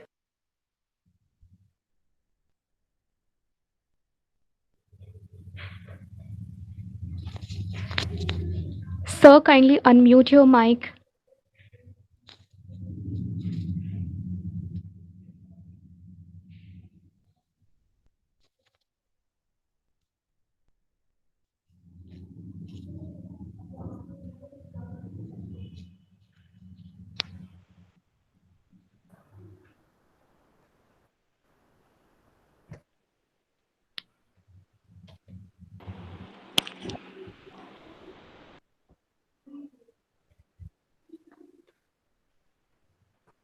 I think we've all been through this at some point this year. Oh, there we go. Yeah. Good evening to all of you, and maybe good morning to those of you in USA. Let me thank you first of all the GCTC for organizing this seminar and also inviting me to participate in this. We have been, of course, I have been associated with some of these talks which were going on earlier as regards the US-Indo relationships in the Defense Ministry. Of course, I've been out of it for quite some time now after my retirement, but still I keep in touch. But I always find that it's an exciting topic to talk about, especially something which relates to defense partnerships. No, in the last few years, of course, there's a great deal of traction which the Indo-US relationship has gained, especially after the declaration of India as a close defense partner by the USA and the subsequent developments leading to the signing of the 3 foundational agreements, and also the measures taken by the US government, US administration for the strategic trade authorization and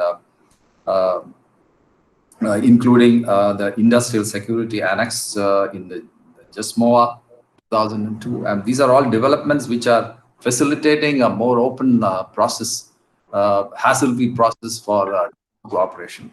In fact, we have been finding, because in 2014-15, under the guidance of Ashton Carter. Earlier, the DTTI was initiated, and I had an opportunity to be with DTTA also. My experience with DTTA has not been very enlightening, because the DTTA took a lot of time to take off. And I really doubt whether it has taken off, because we had some small projects which were pathfinder projects initially, and then they don't seem to have made much of a progress even today. And this is probably indicative of one of the things which really happened, because at the top level, everybody is keen to forge relationships and partnerships, try to see how the defense partnership can come through. But then at the lower levels, we generally find that this kind of thinking fails to trickle down, and there is a lot of objections made at the bureaucratic levels. And so naturally, this leads to slow progress of the whatever proposals are discussed between the two parties. But in the context of the current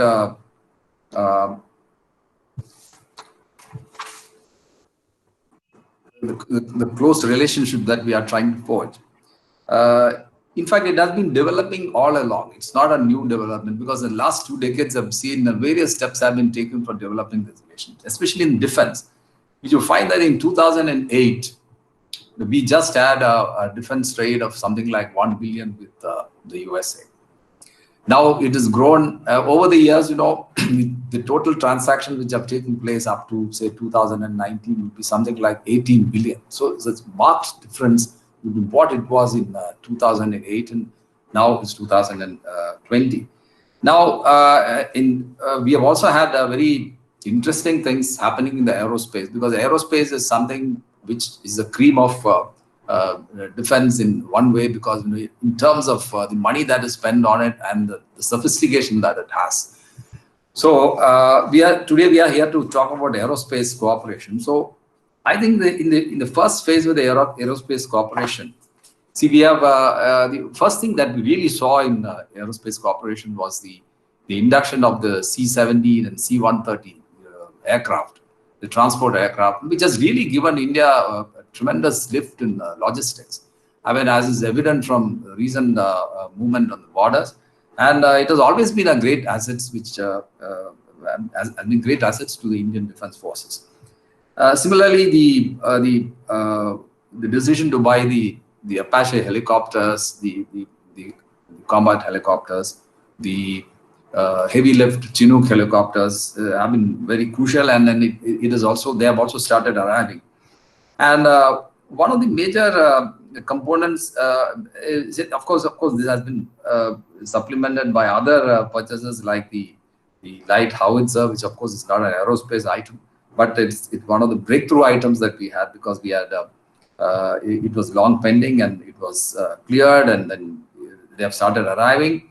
And now we have the Seahawk helicopters, the AH-60 Romeo Seahawk helicopters, which are now being ordered from the USA. So there are a variety of areas where this trade is now developing.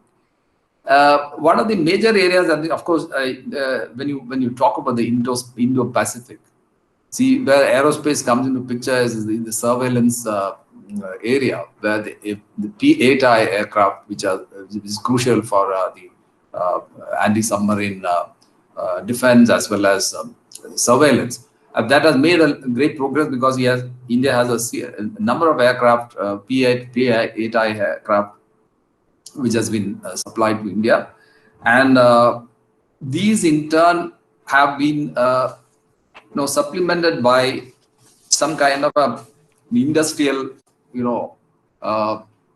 support. What kind of an offset program? The offset program has resulted in some kind of progress, in the sense that Tata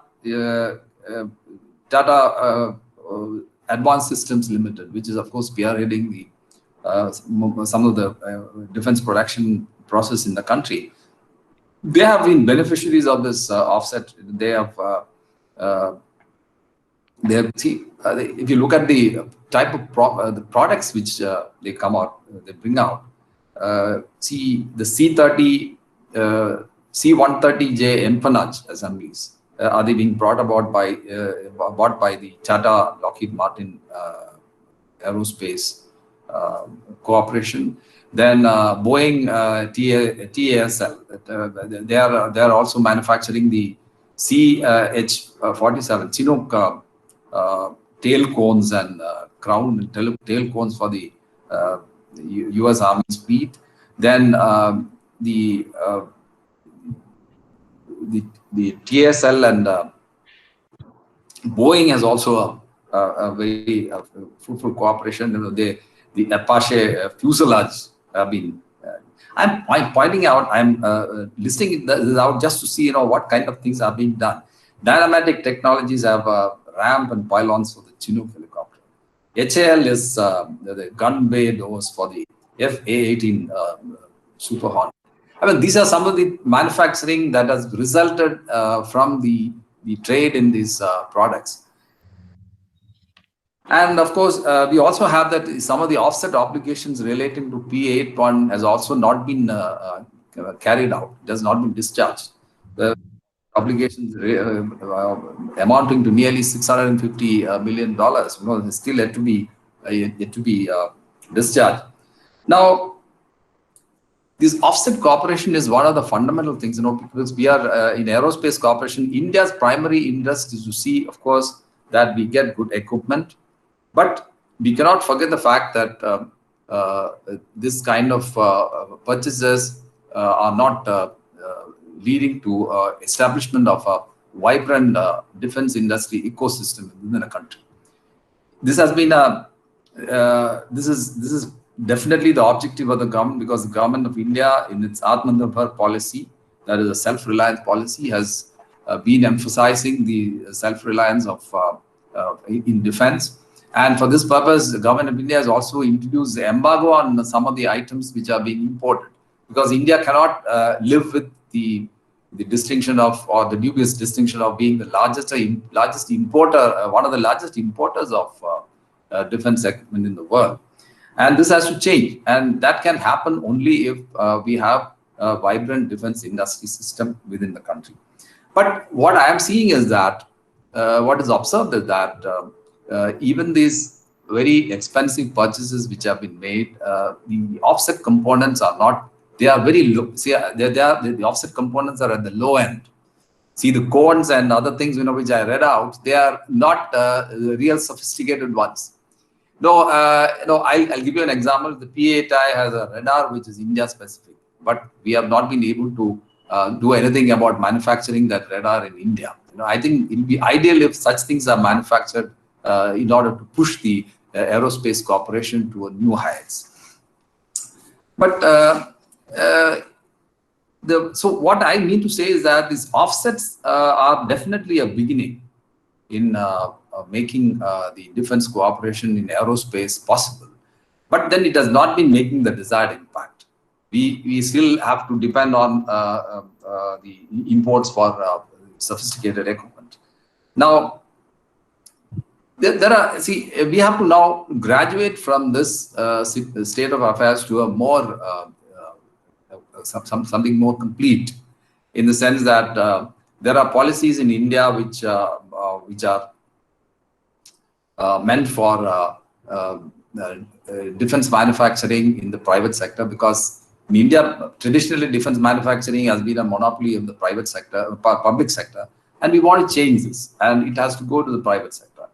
Now, for this, the government of India in the Ministry of Defense, they have formulated the strategic partnership policy, which is an attempt to bring the original equipment manufacturers and the Indian private sector with the related capabilities to come together and manufacture defense products. That do high-end defense products, that are aircraft, helicopters, submarines, and the like. So this is an area where so far not much progress has been made, but there is plenty of scope for cooperation in this area. So India is on the lookout for advanced light helicopters, naval utility helicopters, transport aircraft. Then of course there was also a proposal to manufacture single engine aircraft, which is the fighter aircraft, which is they say about 100 and more than 100 of them. And there were ideas, there were inquiries floated earlier, but they are all moving in at slow pace. Now, is there anything that we can really do as far as these projects are concerned? See, this will always involve crucial transfer of technology. But technology transfer earlier was very difficult, but with the new systems that we have developed, the new relationship getting closer, and all the facilities that have been provided, it should be possible for some kind of partnership to go together. And in the recent past, the government of India has also enhanced the FPI limit to 74%. So the apprehension that a foreign OEM will not have sufficient control over the systems is now dispelled, because they can still have 74% participation. And that should ultimately lead to some kind of a good manufacturing partnership. So the US has already offered F-18 to India. So India has to evaluate, because it's a global evaluation. So within that framework, if that happens, there could be fruitful cooperation.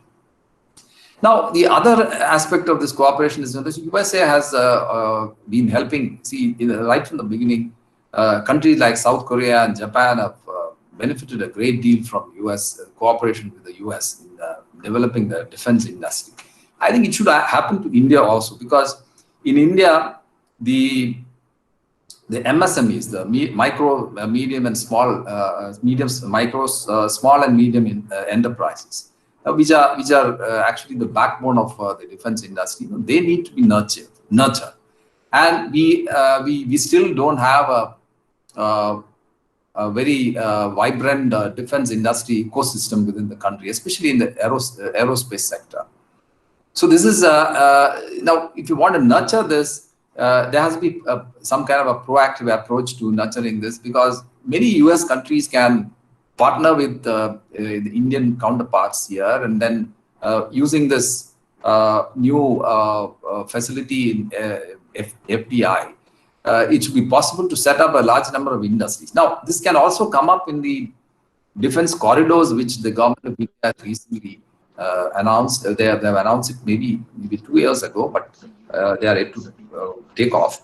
But the US, the USA and India work together in developing these defense corridors, where there could be special aerospace corridors also, where things could be done. Now, having said that, the cooperation between the two countries in aerospace is going to be very crucial in India making any kind of breakthrough in the defense manufacturing.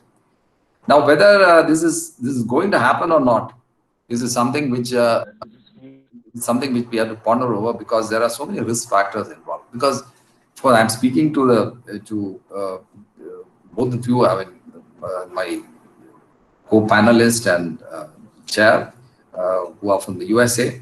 The recent agreements which we have signed, especially the BECA and other the SISMOA and BECA agreements, they tend to bind us down to certain type of equipment, which is probably of US origin.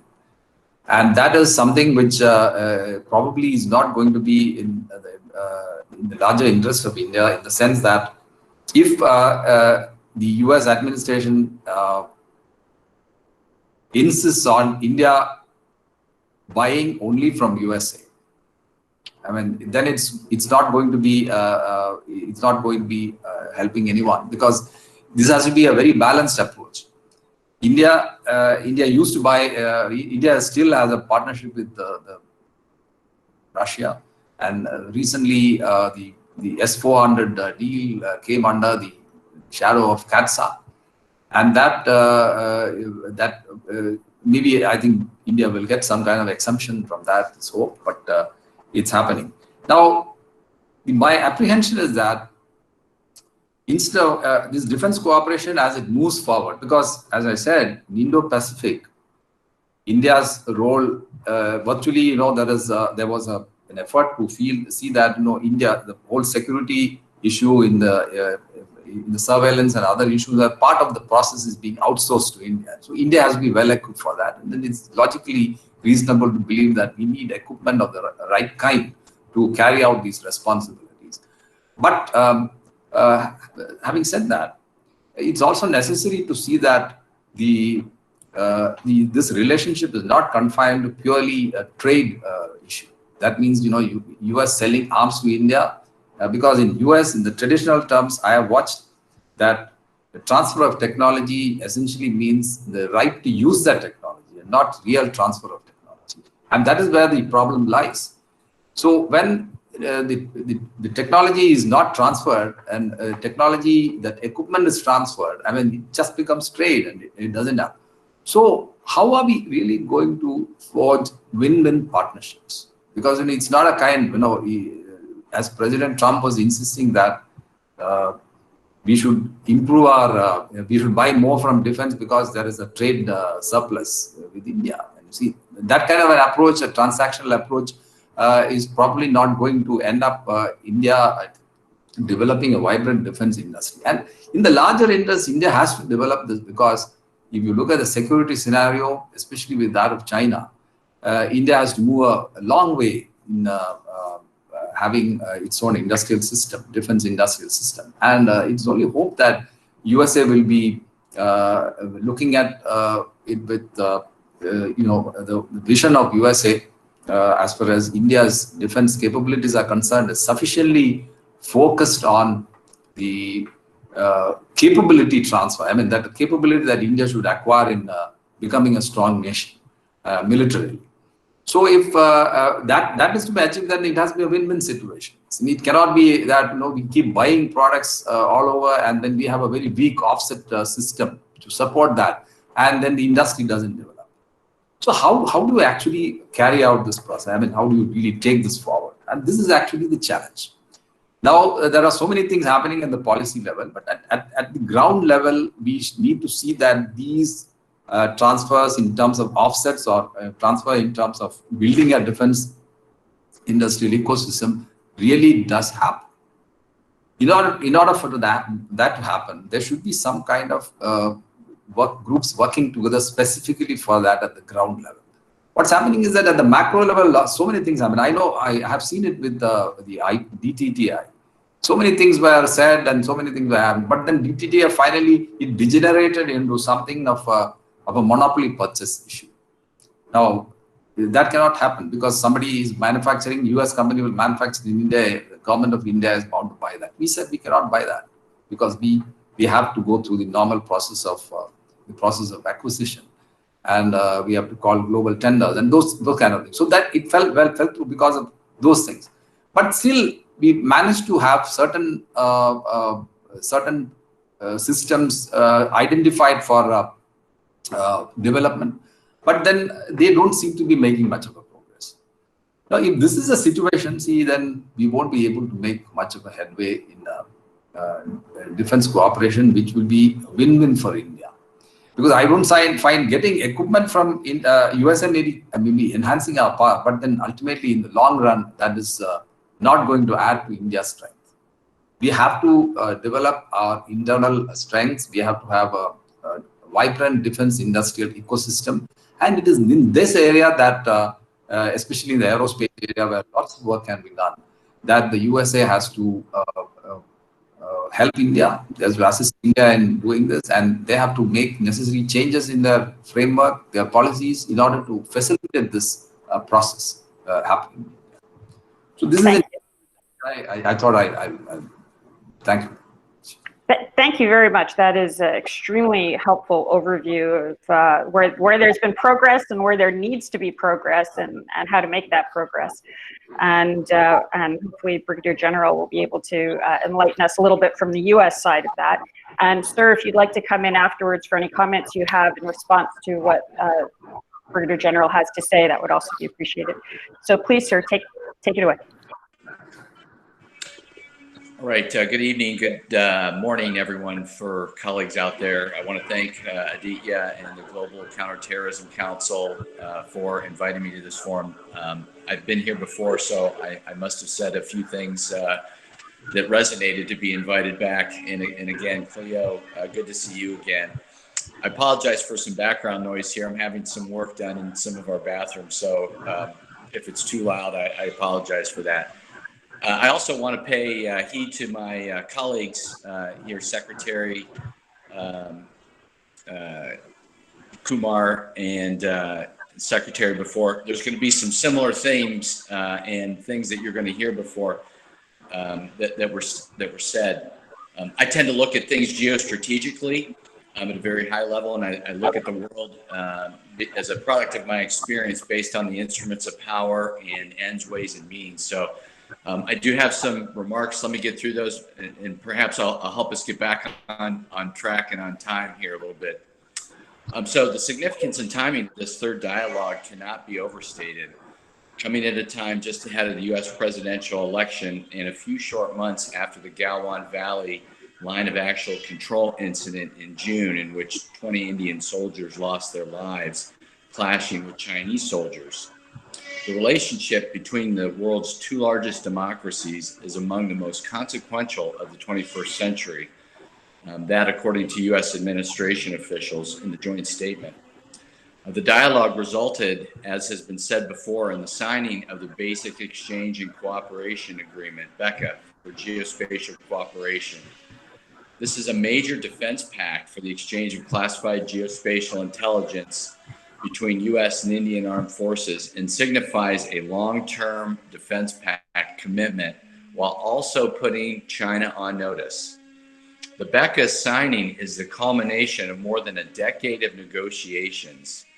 BECA will permit the U.S. Armed Forces to provide advanced navigational aids and avionics and share geospatial intelligence to India that will help boost the accuracy of the Indian military's automated hardware systems and weapons such as drones, cruise missiles, and ballistic missiles.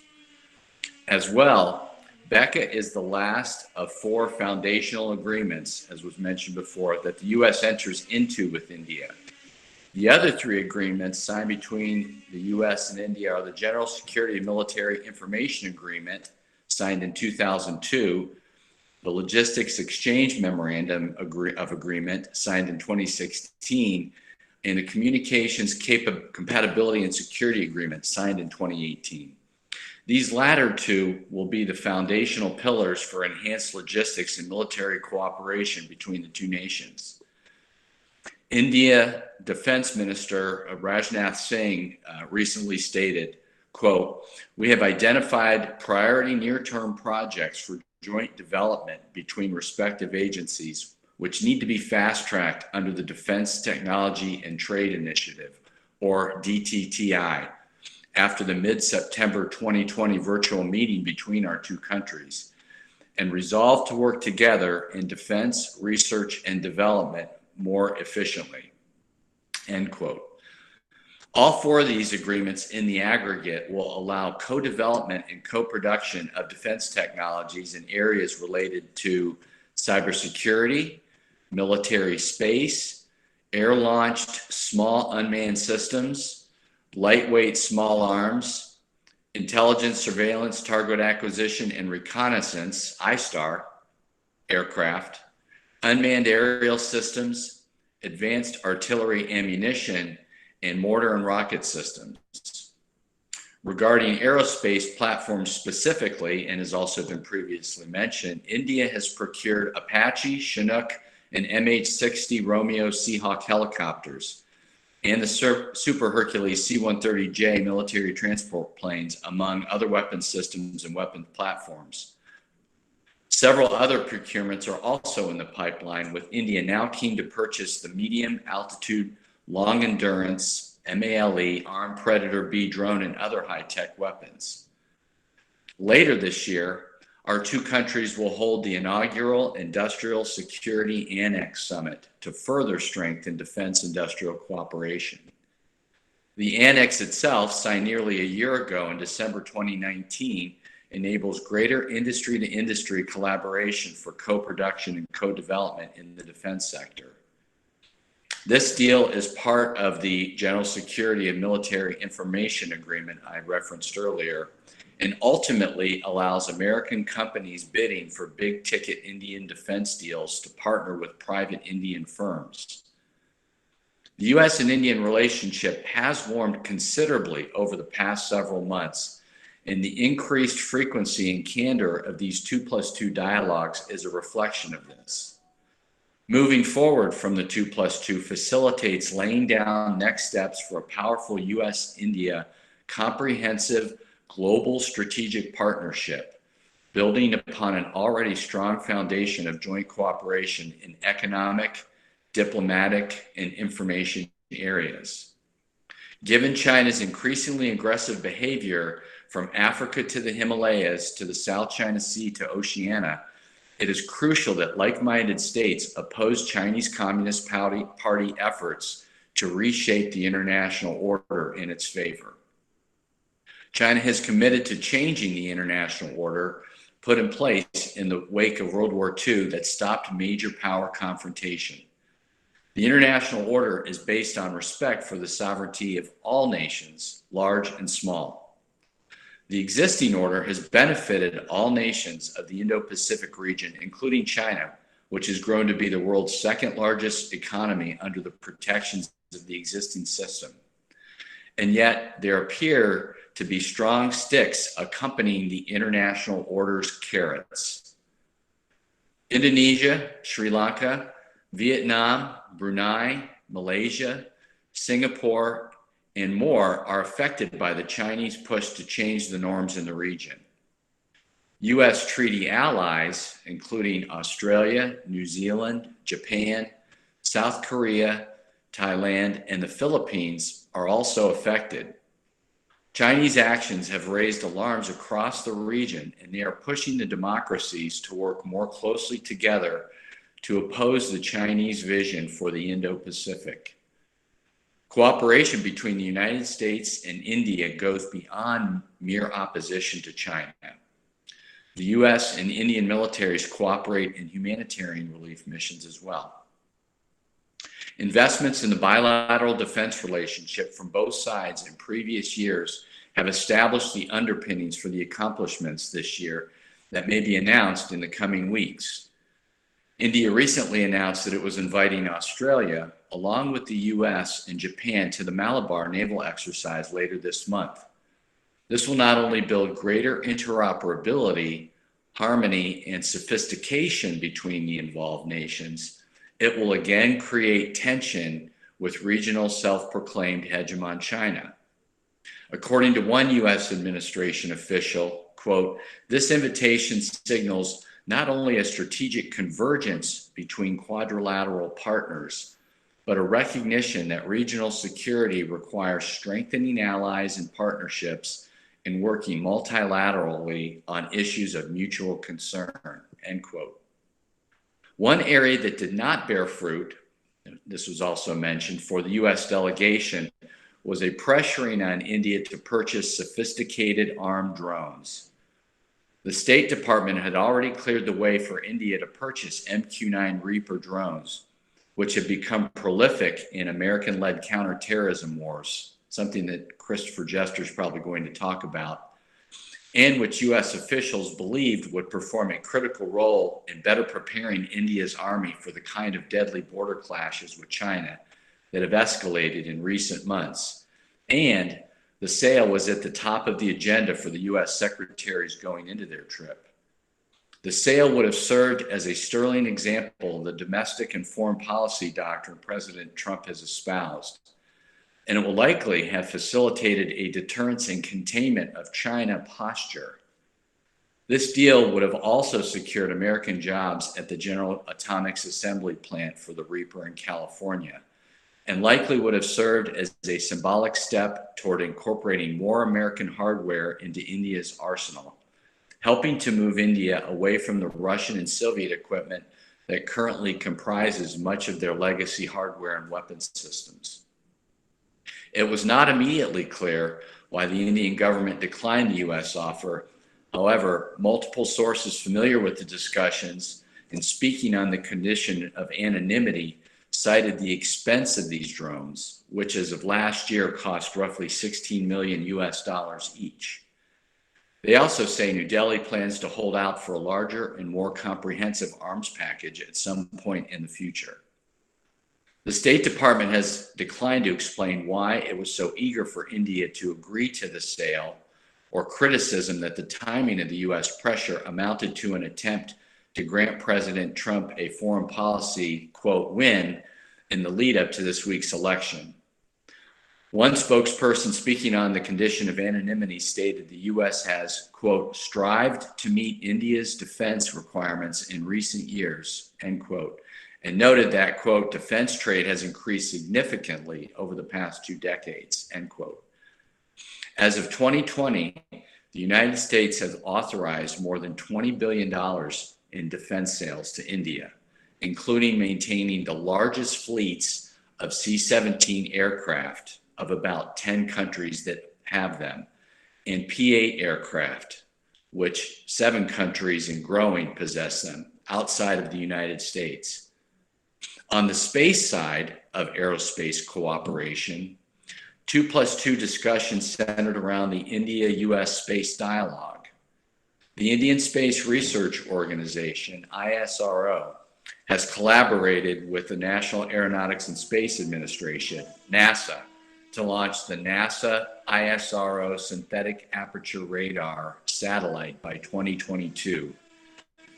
The India-US space dialogue is among the most important initiatives in their joint space program that will facilitate sharing space situational awareness information while also monitoring Chinese activities.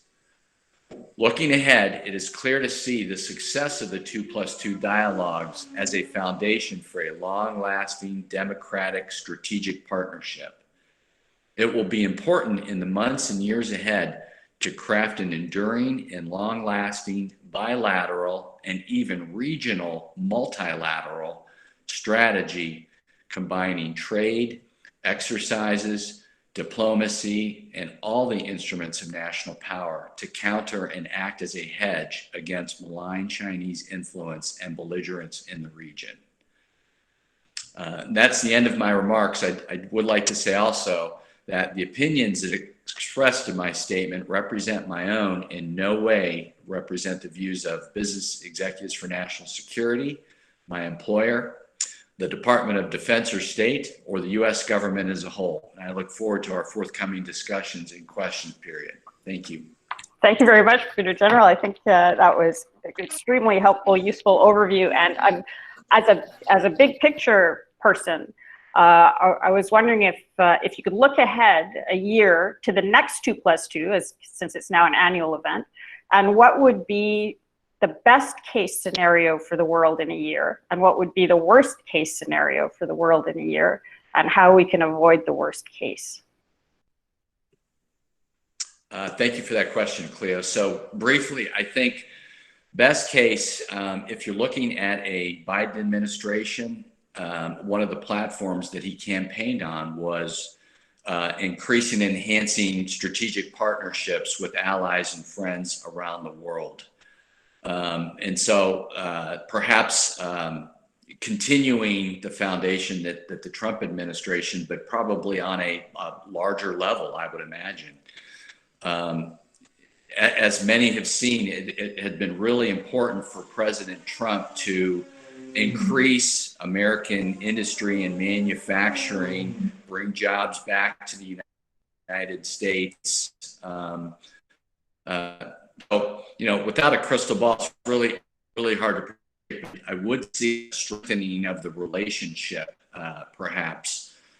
Worst case, wow, that's really hard to predict because the trajectory right now is so positive and moving in a really good direction. And I just think it's important, you know, from a military and diplomatic standpoint, that the hedge and the counterbalancing efforts that India and the United States have been able to achieve to date continue in that regard. So I know it's kind of a vague and neutral answer, and not having the benefit of the crystal ball certainly allows me to express my own opinion on that. That's very appreciated. I think that that you did answer, which is the way to avoid whatever worst case there is just try to keep the momentum going on what we have at the moment.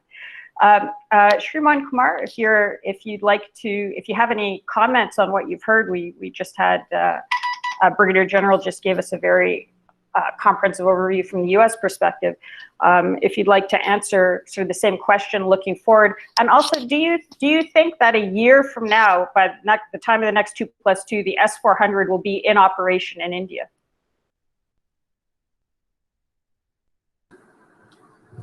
Well, this is one of the major acquisitions that the government of India has made in the recent past, and I do see the prospect of this missile coming into service very soon, once it is supplied. Provided there are no other issues raised by the USA. For instance, the USA threatened India with CATSA at one point of time, and I think it's not whatever we buy. We have to look at the total the picture in totality, because India definitely had a relationship with Russia, and it would not be fair for India to come away from that relationship, because at one point of time, maybe in the 70s and 80s, when the US 7th Fleet was in the Indian Ocean, in the 70s during President Nixon's time, it was Russia which bailed India out, and with extensive assistance to the Indian military forces, and that relationship is something which is enduring. It has survived many crises, and it's gone through. So it will not be fair on India's part to move away from that, especially when very sophisticated system like S-400 has been offered, and India has done it with careful thought. So now I feel that if there is no further problems in its induction, then the schedule for induction will stand. It should be through. That's what I honestly feel. I've heard some Indian analysts saying if there are sanctions on Turkey, that might affect the Indian decision making on it. Well, there are many reasons to have sanctions against Turkey, because the way Turkey is behaving, there are many reasons to do that. But do you feel that India is behaving that way? India is behaving in a very disciplined manner. It is providing support to the international community in the Indian Ocean region, and we have no aggressive designs. And in the larger interest, India needs to be helped whichever way, because with China and at our doors, I mean, it's going to be very difficult if India is to put up a strong defense. And we cannot compare China and Turkey and India. Turkey, I don't have to be, everything about what's happening and what Turkey is doing to the rest of the world. And it is now emerging as a major threat to international peace. So it's something diametrically opposite to what India has been doing. So there's absolutely no justification to consider Turkey and India as parallel. I agree. I think it was just in the context of the S-400 specifically, but I thank you for that clarification. It's very well received. And do you have from Brigadier General's general presentation, do you have any comments, anything about the drones or about the direction of cooperation, especially in conjunction with what you were saying earlier about the need to operationalize this at a lower level, at a kind of ground level part? Yeah, that's right. No, but as far as the drones are concerned, definitely it would be a wonderful acquisition for the Indian Armed Forces if we are able to get this, the Sea Guardian, especially when they say, I was telling you, India has a special responsibility of surveillance in the Indian Ocean region, and also the surveillance, like the what do you call the high altitude, long endurance UAVs are of very great significance. And I would not really see. I mean, it should be possible for India to acquire this, because the doors have now been opened with all the legal system in place, and it should be possible for India to buy this if it is offered. I mean, this is my personal view. But all the same, I think we should also back it up with some kind of management of the parts. For instance, this kind of equipment will be going to other parts of the world, so India should also become part of that value chain. What actually the defense cooperation should mean is that Indian companies should also be enabled to come and be a part of integrate themselves with the global value chain in defense. And that is one of the outcomes which are going to be extremely positive for the future of the relationship. Because if it happens, it's going to be wonderful. And that's what the defense community in India should be striving for. Brigadier General, do you have any thoughts on that, on integrating India into the global defense supply chain? No, I think that's a great idea.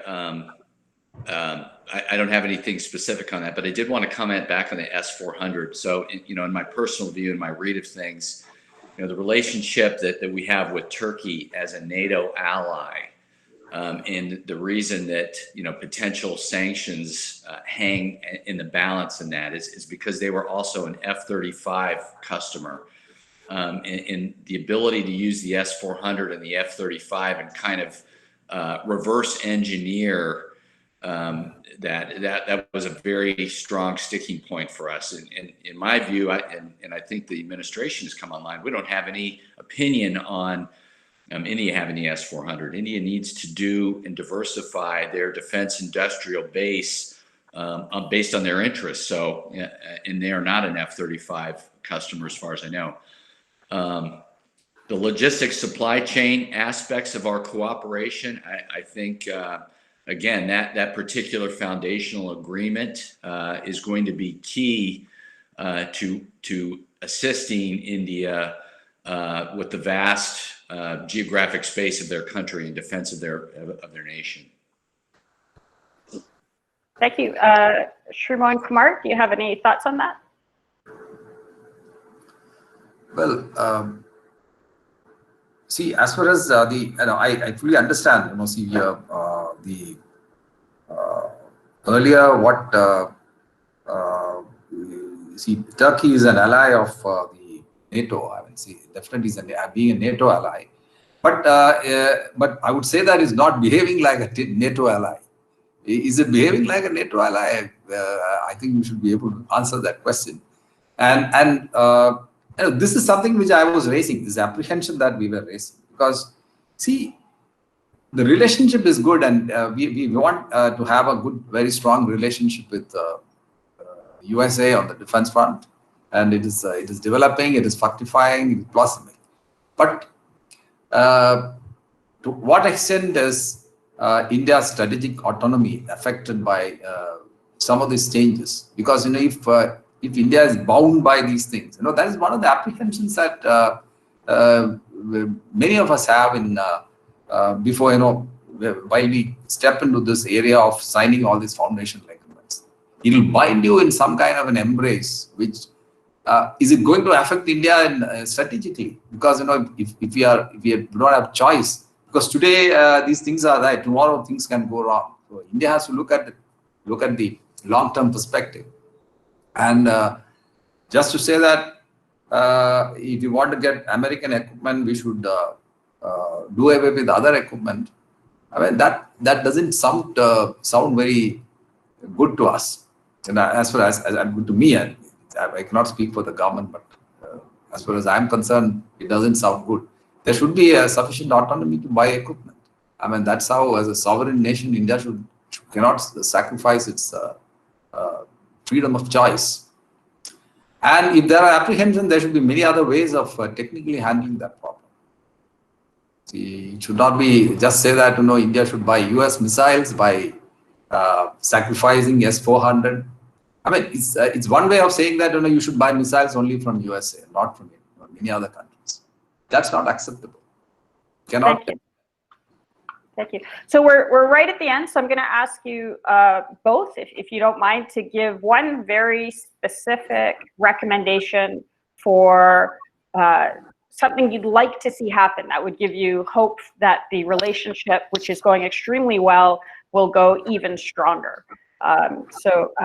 Brigadier General, would you like to? Do you have a thought on what you'd like to see on a policy recommendation that can come out of this? Yeah, so, in my statement, I talked about the enormous amount of defense hardware and software exchange between our two countries. This cannot be overstated. The fact that we're exercising in the Malabar is very important. Why? Because if we ever have to fight, God forbid, training together with the level of sophistication of today's weaponry and weapon systems will facilitate stronger interoperability between those weapon system platforms and reduce the miscalculation in the future should a hair trigger enter into any kind of conflict or tension. So as a military person, my entire career was able to witness how strong the mill-to-mill relationship is, no matter what the political or diplomatic nature of the relationship between countries should be. And we've had a long-standing, great relationship with India. And I think ensuring that continues in that path and that we are interoperable and that we are exercising our doctrine and operating together, will be a deterrent hedge against any would-be adversaries in the region and cause them to think twice. So next year, when we have the next 2+2 dialogue, I'd like to see us build upon that foundation and increase, cooperation. And again, thanks again for having me be part of this today. Thank you very much, sir. Yeah, and just to add to that, I have friends in the U.S. military, and when the attack happened in Galwan, they were among the first to reach out in sympathy, empathy, and horror at what had happened to the Indian troops on the border. I think there's a real personal connection with a lot of mill-to-mill people who work together. Shriman Kumar, do you have any last thoughts on what we could do? Well, I've already spoken what I wanted to do. Thank you very much. Thank you very much for so competently chairing the session. You're very kind. Thank you. And now, in fact, we're shifting over to terror. So I think Turkey may come up again. So I'd like to thank both of you gentlemen very much for giving us an idea of where there are compatibilities and where there are things to work on. And I very, very much hope that in a year from now, it's been much more of the things that we work on together that have moved ahead. I'm personally extremely excited by what happened at the 2+2, very encouraged, and it's like seeing two natural friends coming together. So thank you very, very much, and good evening or good morning, depending on where you are. Thanks, Cleo. Thank you. Well, thank you, Cleo ma'am, for moderating this session in such an organized manner. Also, thank you to our guest speakers to make us understand and give us such a dynamic overview on the current Indo-US defense and aerospace collaboration. With this, I would like to end the session 2 and go on to the session 3. Thank you, participants, to be with us. Please stick on because we are going to have a great discussion on the other topics too. Thank you. This session was an eye-opener for me, and I'm quite sure that everybody present here has also learned something new. We hope to have all of you back for our future endeavors at GCTC. Moving on to the third session, which is titled Combating Terror Threats, opportunities for Indo-US joint counterterrorism operations and a review of the progress. It is a pivot point for US and India cooperation, especially when it comes to limiting the terror threats India faces from Pakistan, China, and militant groups and terror outfits in Kashmir. Let me introduce the speakers for the session.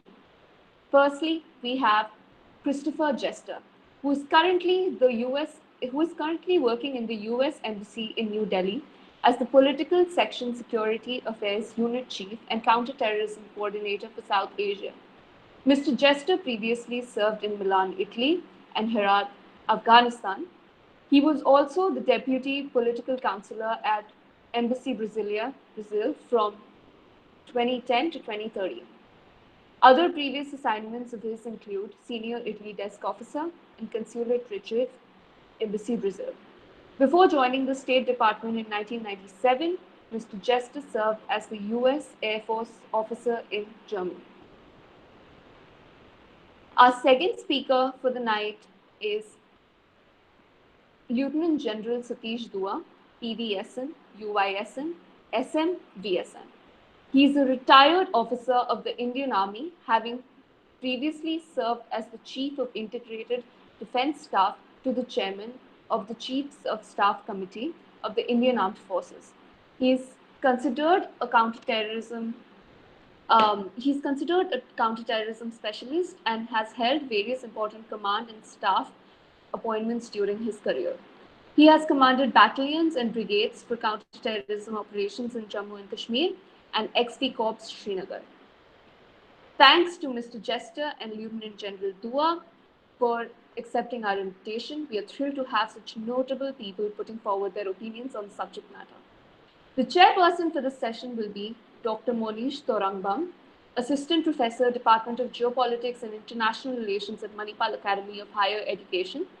Previously, he was an Associate Fellow at Center for International Relations Observer Research Foundation, New Delhi. Thank you, Mr. Thorangbam, for making time for the event. Before we start, I would like to remind the audience to keep the discussion more engaging by putting forth the questions in the Q&A box and also participating in the polls. Please do tweet and retweet about the event. I would ask our speakers and the chairperson to switch on their cameras, ask everybody else to switch off their microphones.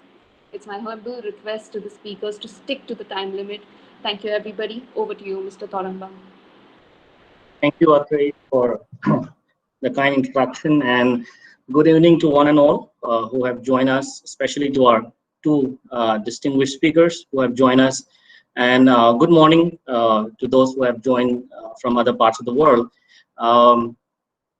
We have American friends in the audience, and it's indeed, it's an interesting time for all of us who have been following the election news from there. We have both the speakers, from the Indian perspective as well as the American perspective, represent, as you can see from the introduction, a vast area of experience, and specifically dealing with the issue that we're going to deal with in this session, which is the very important issue area of India-US counterterrorism cooperation, to look at the developments, the prospects, and the challenges of this cooperation, in the new century, and to look at terrorism as an issue. I think it will be an understatement of any measure to say that this is an important area for the national security of India and the national security of the United States, and also in how these two countries converge on this important issue.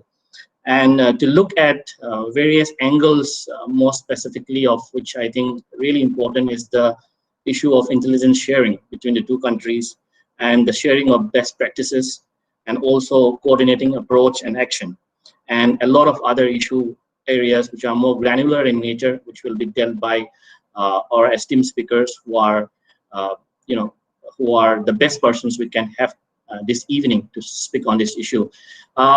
Without wasting any more time and without further ado, I would like to request and invite our first speaker, Mr. Christopher P. Jester.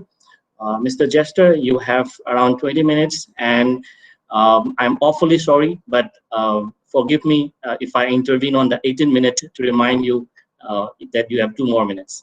The floor is yours, Mrs. Jester.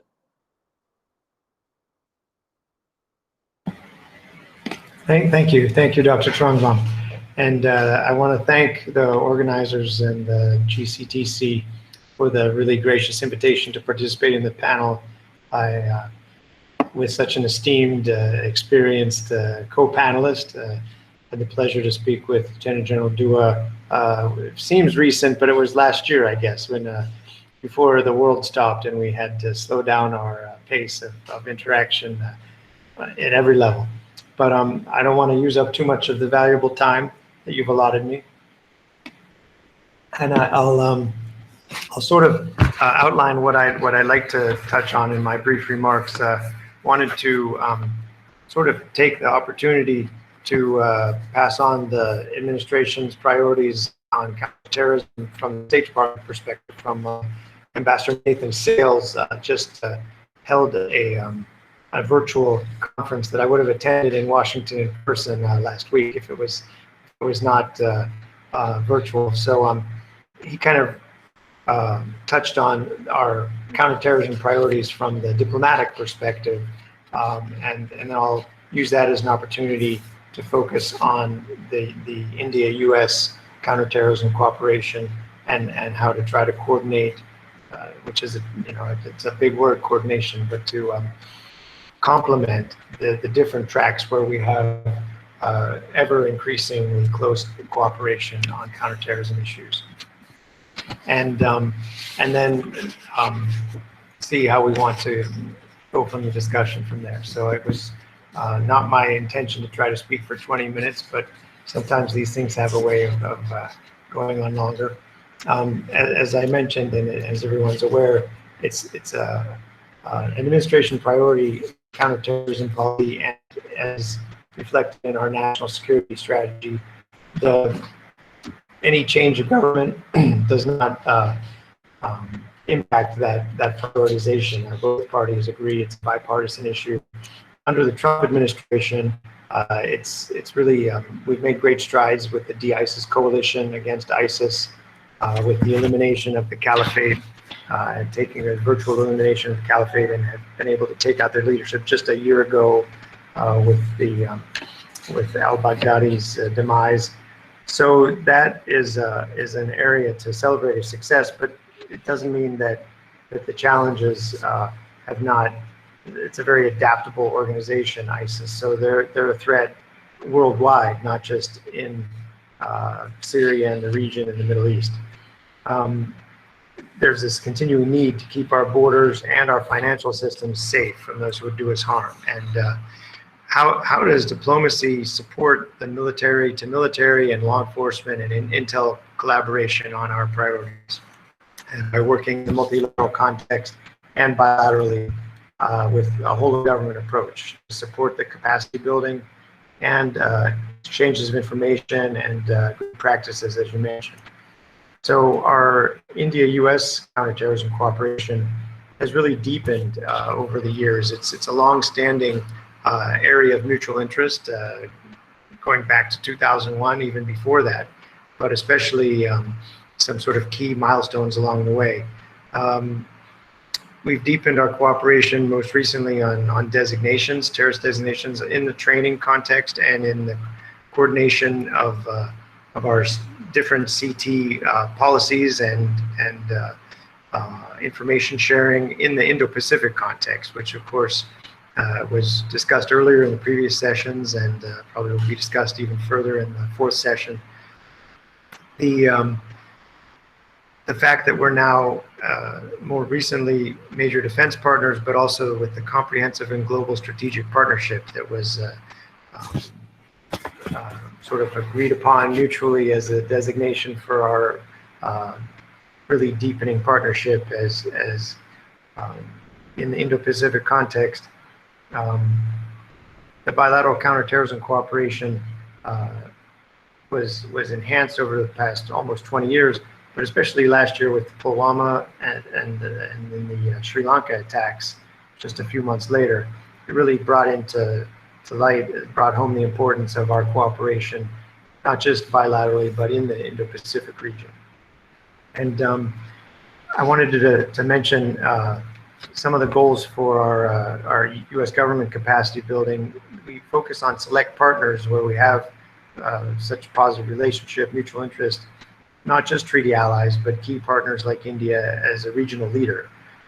So the National Counterterrorism Strategy was updated, agreed back in October of 2018, builds on that national defense strategy, and as well as our diplomatic strategies. The State Department tries to mimic the Pentagon by having a national diplomacy and development strategy.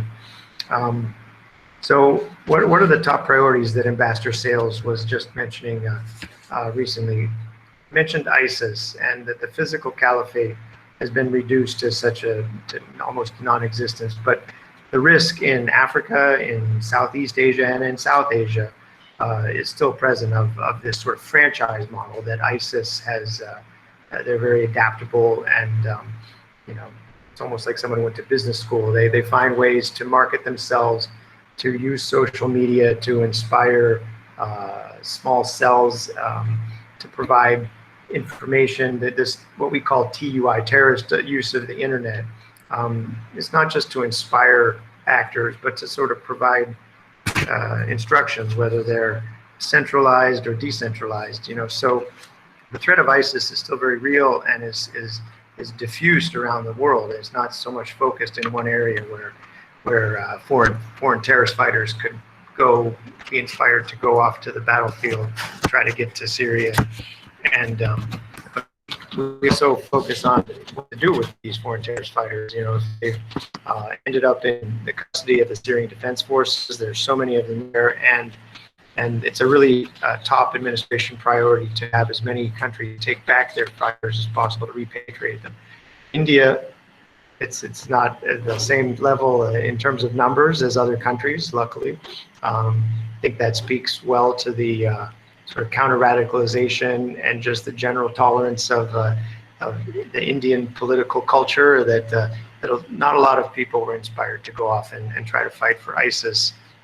But those handfuls of people are an issue that needs to be dealt with, and as well as their family members. But the prosecutions of these foreign terrorist fighters is a key area. We're working with partners and how to find ways to work with in judicial partnerships and prosecutorial exchanges to make it possible to use that battlefield evidence that is difficult to use in many court cases for prosecutions. There's also programs that the U.S. government is developing with multilateral institutions in Central Asia, a good example, with NGOs, implementing partners with partner governments, and the goal is rehabilitation and reintegration of the family members that ended up being captured along with the fighters, and making sure that there's a way to reintegrate, especially the children, into society, so they don't end up being following in their father's footsteps, as it were. So that's a lot of areas related to ISIS that are not the same issues we were looking at, say, 3 or 4 years ago. Then there's Al-Qaeda, and it's a comprehensive approach to this ever-changing and evolving threat from Al-Qaeda, especially in Africa. Mozambique is a good example. I mean, there's the Sahel, of course, all these offshoots and branches of AQ. Well, I'm sure we can talk about Afghanistan and the more immediate neighborhood later, but the Sahel and the Lake Chad Basin are areas where there are really susceptible populations and countries that are not necessarily well governed enough. Like Mozambique has challenges, growing corruption, growing the reach of the state, of the military, of the security forces is not sufficient to prevent issues like in northern Mozambique. One of the diplomatic goals to try to attain this objective was through the Warsaw process. We were very pleased that the Counterterrorism and Illicit Finance Working Group that was convened back in March of 2020 in Morocco. India was one of the participating countries of 55 different countries, European Union, that agreed on 7 non-binding principles to try to defeat this threat, which is it impacts so many different areas, including aviation and border security, these legal frameworks like I talked about, prosecutions, and then counter messaging to try to avoid that people are inspired to take up the flag, as it were, around the world. The counterterrorism financing and UN Security Council Resolution 1267, 1373 as well are key tools in that. The third priority that I wanted to touch on briefly is Iran and Hezbollah, the need for us to deprive the regime of the resources that they use to support terrorism as a state sponsor of terrorism in this case, and the entities that finance the Iranian Revolutionary Guard Corps. You know, it's a worldwide challenge as well. There's the tri-border area in South America, where we've worked more closely with Brazil and Paraguay and Argentina especially, then just that nexus between bad actors like D Company here in the immediate neighborhood, where all these criminal activities finance terrorism, whether it's directly or indirectly, and just the moving the money around there. Which brings me to the fourth priority is the counter-terrorist financing, and it's not just about Financial Action Task Force and the anti-money laundering, the CTF, AML goals, but these organizations use narcotics trafficking and criminal activities, smuggling to finance these foreign terrorist organizations, other nefarious activities.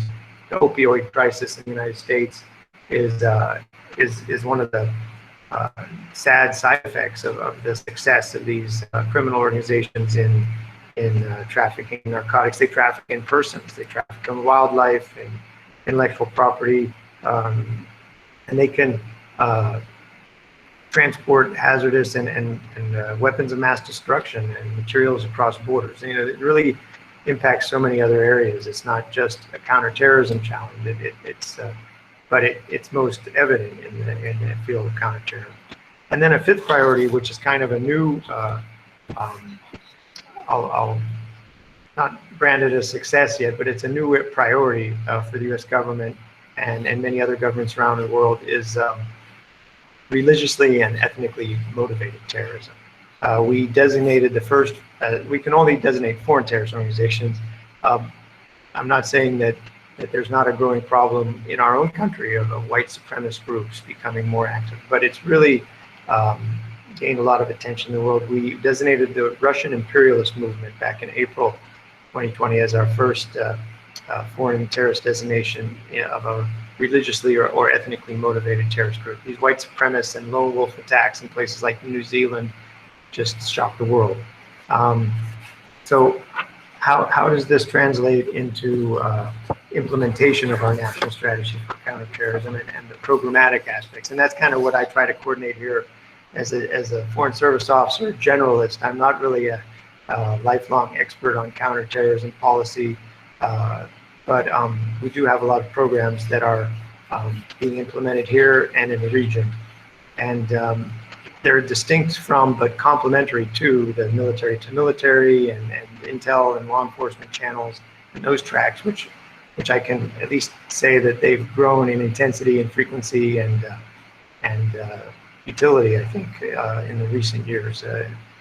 But a good example would be our Special Operations Forces headquarters in Hawaii, but people based in Japan or in the region will come annually to do a JSET, a joint combined exercise training operation. The most recent one was in Hyderabad. That was in the early part of 2019. 2020 is kind of a lost year in so many ways in terms of annual exercises, annual dialogues, and other meetings. But that's a good example of where that interoperability and just habits of cooperation, sharing best practices. India, the National Security Guard, has a lot of expertise in different contexts. It really benefits our special operators to come here and train jointly with the Indian Central Armed Police Forces, and NSG and their military counterparts. But that interoperability, just like we were talking in the previous context in terms of military sales and equipment, it's even more important in terms of establishing those relationships and I saw it happen in what month was it? Late last year, the National Investigations Agency hosted a tabletop exercise with the Quad countries on related to counterterrorism events. What would be the and every country approached it a different way, mounted some sort of delegation with different composition. We had consular officers from Australia and sort of diplomatic security counterparts from Japan. We had the main experts in our U.S. government delegation was from FBI, but it was really a well-run event, especially because there were a lot of retired generals that helped facilitate it, and it was a really productive 2-day exercise, which helped build a lot of relationships, and that's one of the best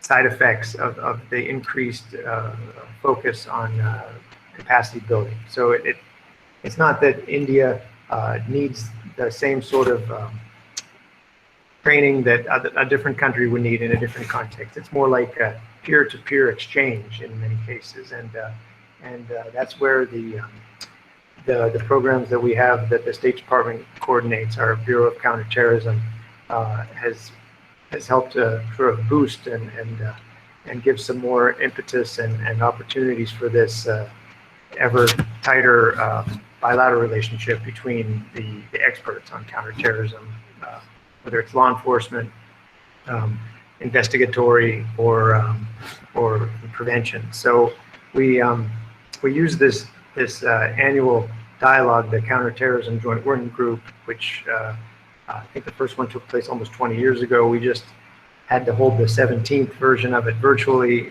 back in September, and we also had the third annual, more or less annual designations dialogue in conjunction with that event. So we discussed with MEA various different parts of MHA.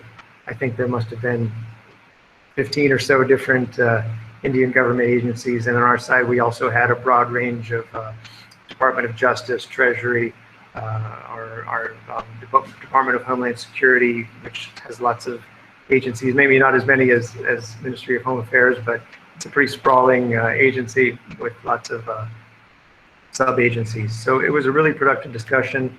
Talked about the amendment last year in August to the UAPA to allow Indian government designations of individual terrorists, not just groups, and how we can work more closely on terrorist designations.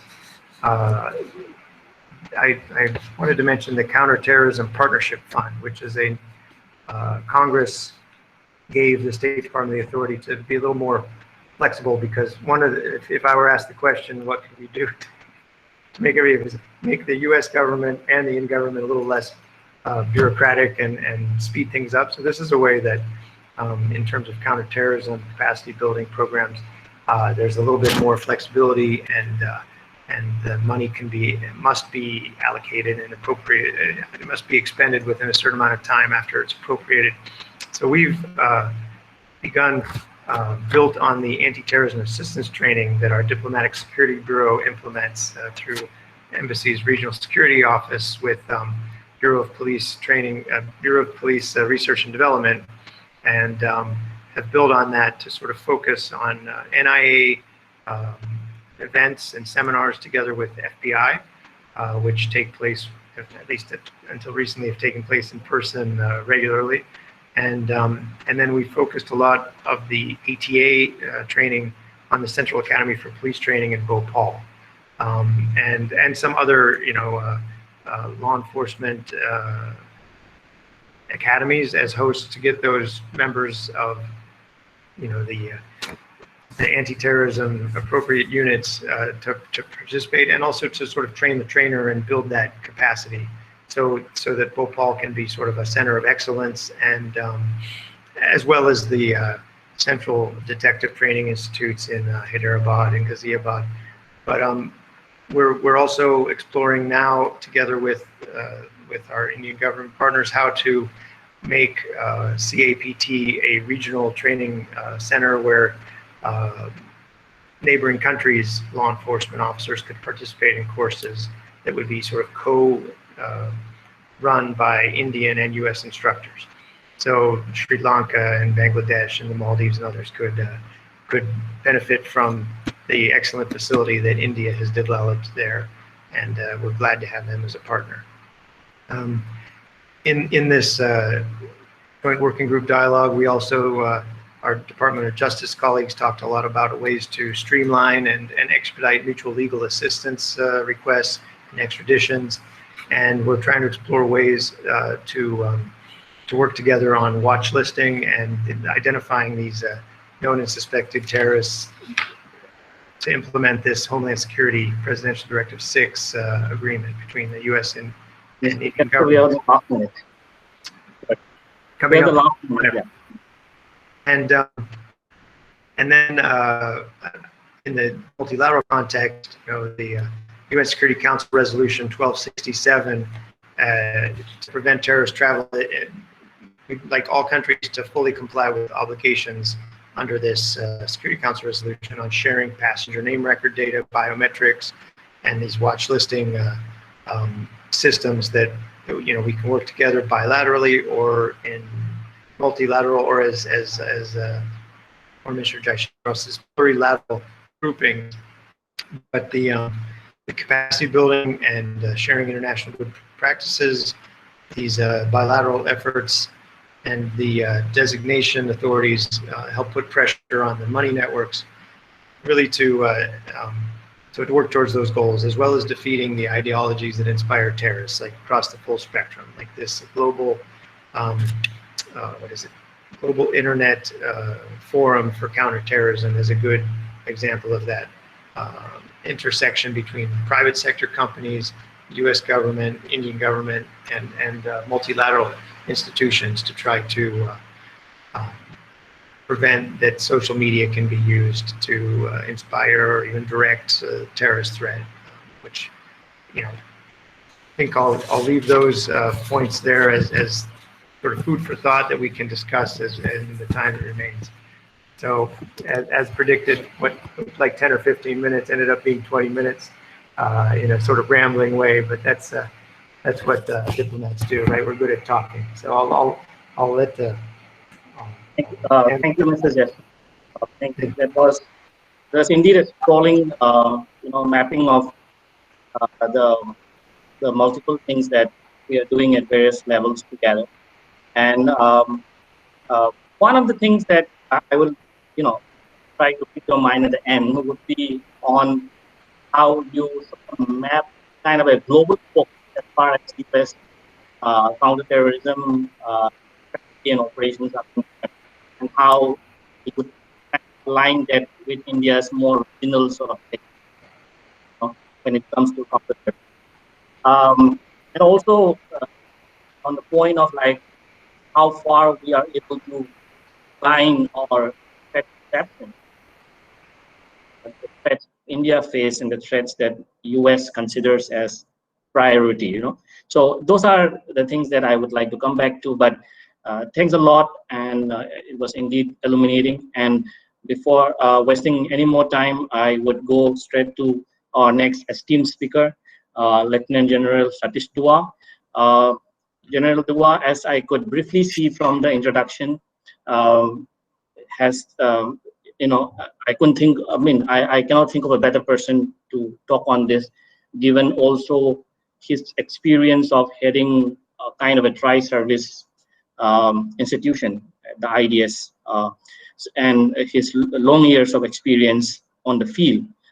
And as Mr. Jester was talking about interoperability, I think that's kind of the right thing to carry over and hear more from General Dua on this important issue. General Dua, the floor is yours. Thank you very much, sir. Thank you, Dr. Manish, and thank you, Mr. Jester, for a very nice exposure on, like, the topic of our session also says that we must review the progress. So you have actually brought out things very nicely, and thank you very much for that. And I will desist from repeating things that you've already mentioned. it also gives me an opportunity to talk about the bigger picture. Like if I if I can use Cleo Pascal's words, I am also a big picture person. I like to talk about the bigger picture and see how we can go over there, go further from here. Let me begin by reading out the the agreement signed on counterterrorism a decade ago between India and the US. And I do it with a purpose. I'll explain that. The India-US, please listen to the words, the India-US Counterterrorism Cooperation Initiative seeks to further enhance the cooperation between two countries in counterterrorism as an important element of their bilateral strategic partnership. The initiative, inter alia, provides for strengthening capabilities to effectively combat terrorism, promotion of exchanges regarding modernization of techniques, sharing of best practices on issues of mutual interest, development of investigative skills, promotion of cooperation between forensic science laboratories, establishment of procedures to provide mutual investigative assistance, enhancing capabilities to act against money laundering, counterfeit currency, and financing of terrorism. And you mentioned that, Mr. Jester, exchanging best practices on mass transit and rail security, increasing exchanges between Coast Guard and Navy on maritime security, exchanging experience and expertise on port and border security, enhancing liaison and training between specialist counterterrorism units, including National Security Guard with their US counterparts. It ends here. Now, why did I read that out? If you apply your mind to it, if you see the wording, it's a very, very comprehensive paragraph, and it covers very nearly everything. But it has always not been like that. Basically, both India and US operate at very different levels as far as terrorism, our perception of terrorism, and obviously then as far as counterterrorism is concerned. And it's a tough call to harmonize these. Two decades ago, our defense cooperation, our relations were also not as strong as they are today. But also remember that 2 decades ago, before 9/11 happened, the entire West did not take India seriously regarding Pakistan-sponsored terrorism or cross-border terrorism. And our nuclear tests in '98 did not help the matters. It further exacerbated the matters. And then we were under a sort of ban from the US on various issues. Defense trade was totally suspended, amongst other things. It is only after 9/11 that the US then realized the potential of engagement with India. And there has been steady improvement of relationship after that. A couple of months after that, there was this parliament attack in India. And that is the time when the Bush administration was reaching out to democracies.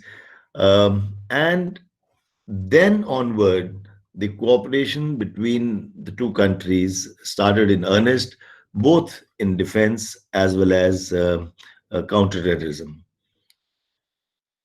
Mr. Jester has brought out the various details, and I'm not going to talk about that. I'm going to repeat that, like I said earlier. However, I would like to flag a couple of issues. India exercises, carries out joint exercises with the United States, and to the extent that we don't have those kind of exercises with that much of joint exercise with any other country. We have a joint working group. We have Indo-US strategic dialogue, which gives out joint statement from time to time. We've also had an Indo-US Homeland Security Dialogue. Then the Indo-US Counterterrorism Cooperation Initiative, which I read out the statement. And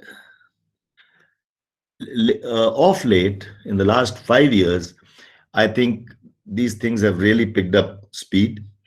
We've started cooperating more at different levels, whether it is the Homeland Security from the US or whether it is the Ministry of Home Affairs from our side, National Security Guard, as Mr. Jester mentioned.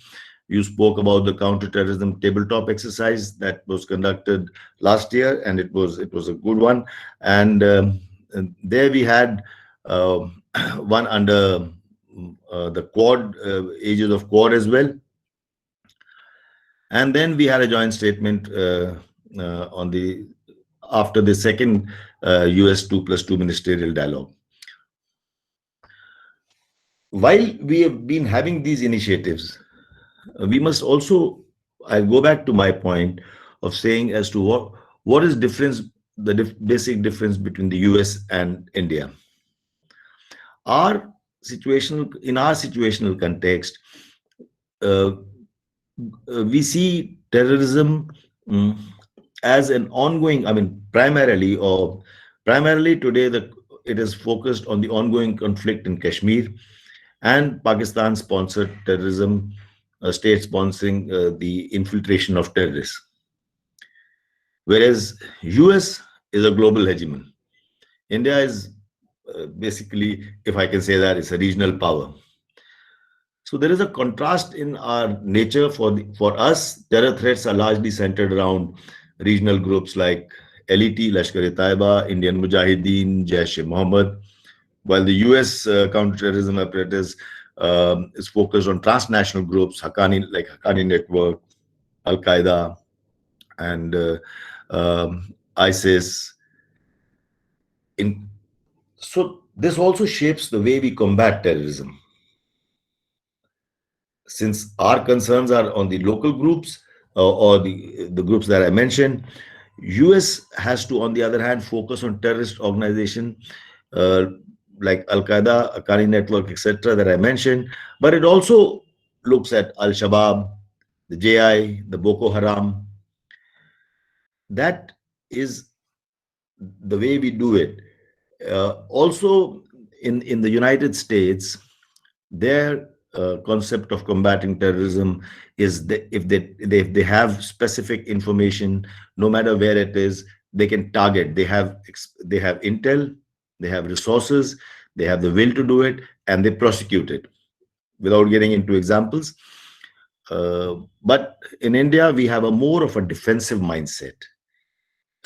We take on the terrorist groups in a very different manner. In the last few years, we have seen, like Mr. Jester also mentioned, about adding a person, an individual, to the UN sanction list. But in my view, it is more to do with we've had two strong leaders, Modi and Trump. They have actually put their shoulder to it and then managed to accomplish a few things, like designating Hizbul Mujahideen as a foreign terrorist organization, addition of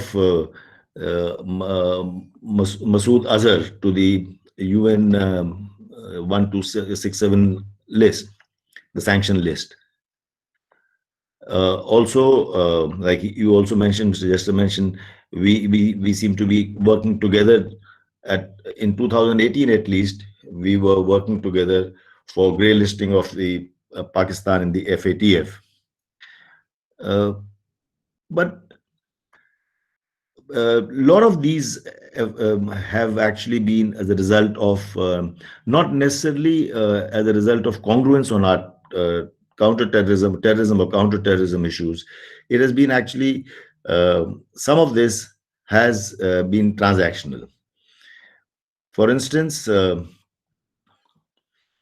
when in this effort to designate Azhar on the sanctions list, there was an issue between India and US, and it was to do with oil imports from Iran, or something that doesn't really have to do squarely with our terrorism issues, but there are these transactional issues, and I suppose this happens in geopolitics.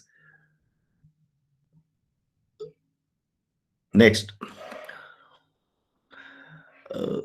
our increasing cooperation, that is between India and US, regarding terror outfits, regarding our cooperation on counterterrorism, training, etc., it is not resulting on any congruence on policy, especially vis-a-vis Pakistan.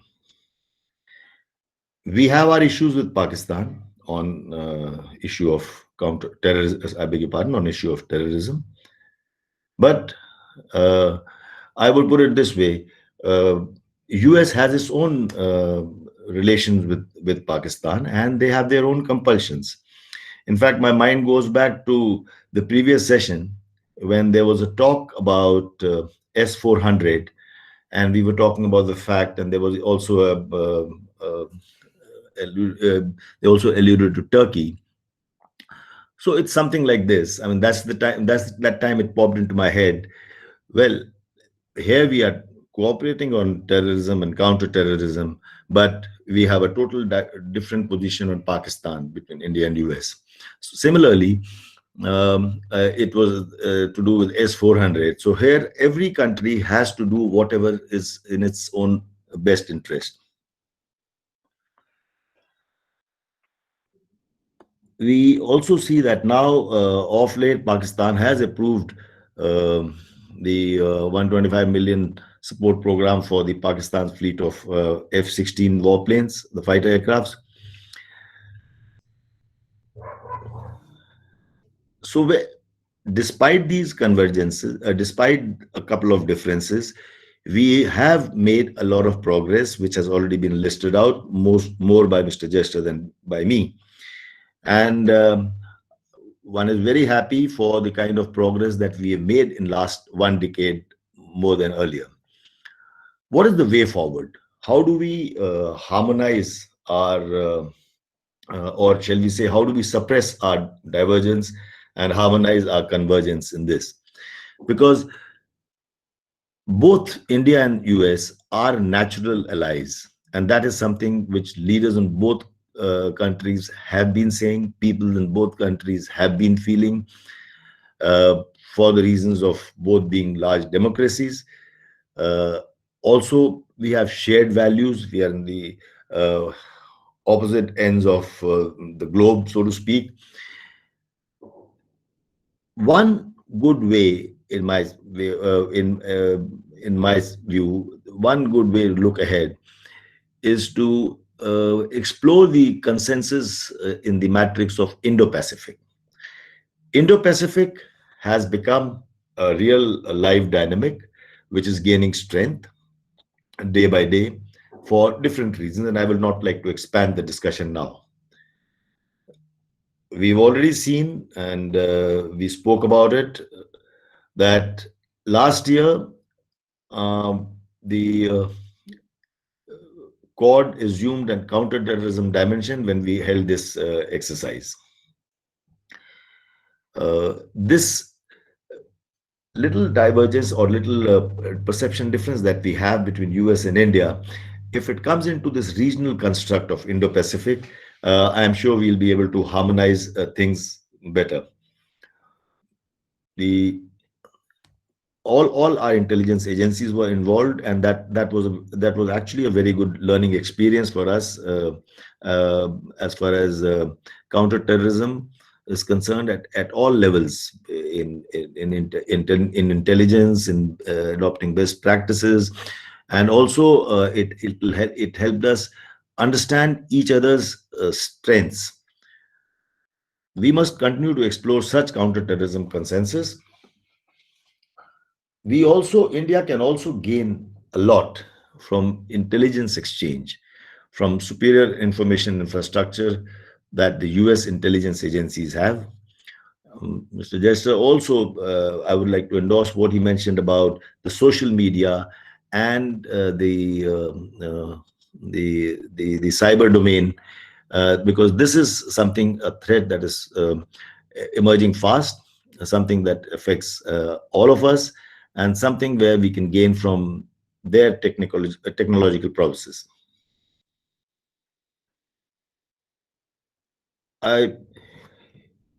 Just last month, or was it in the month of September, the 17th meeting of the US-India Counterterrorism Joint Working Group took place. That was a virtual meeting, and again, both sides denounced the use of terrorist proxies, strongly condemned cross-border terrorism in all its forms,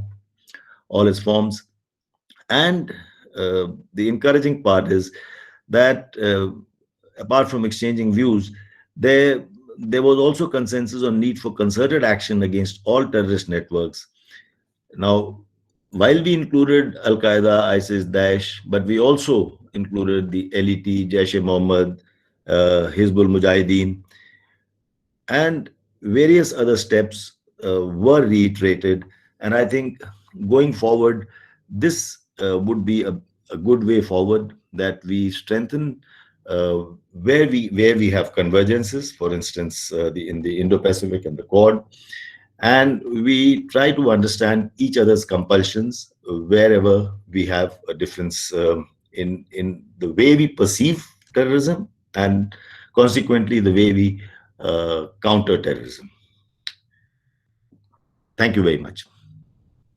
Thank you, General Dua, for an excellent assessment of, as I would say, more of the limitations to the harmonization of and the synergy of the counter-terrorist strategy, and also the practices. And as I said in the beginning, the alignment of the threat perceptions between the two countries, which you, I think, very effectively pointed out with examples like Iran, and in the case of Pakistan as well. And also, I think, putting a roadmap in front of us in terms of how we can sort of like correct the nuts and bolts of this issue of harmonization between the two countries. We have some time. I think we can utilize this time for a short round of discussion. And I will put 1 or 2 questions to each of the speakers, and would like to have their responses to that. Starting with Mr. Jester, given your profile of being at the facilitation sort of a State Department level, handling certain regional bureaus, what I have seen, and correct me if I'm wrong, Mr. Jester, what I have seen is that in the last 4 years, if I see the importance that has been given to regional bureaus in the State Department, I see a little bit of a difference, in the sense that I didn't see much of a kind of a voice after Lauren Miller sort of going off from the Afghanistan thing, and haven't really seen any Assistant Secretary of State for South and Central Asia effectively in this administration.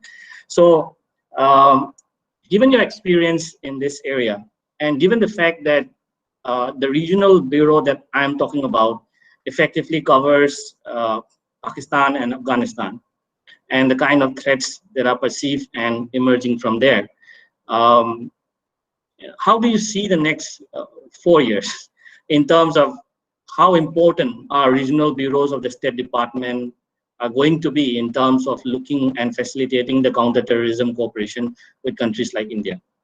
Thank you very much.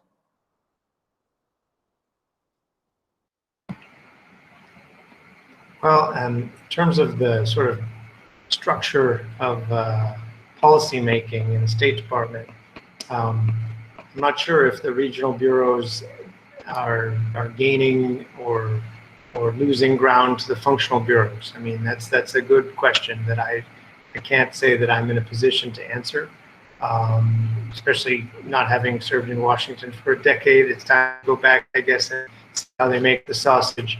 But to predict how it might change in the next 4 years I don't have that crystal ball either, I guess. But in terms of the positions, a lot of the leadership positions being sort of held by acting career officials rather than political appointees, that is a trend that people have observed in the State Department and a lot of the regional and functional bureaus.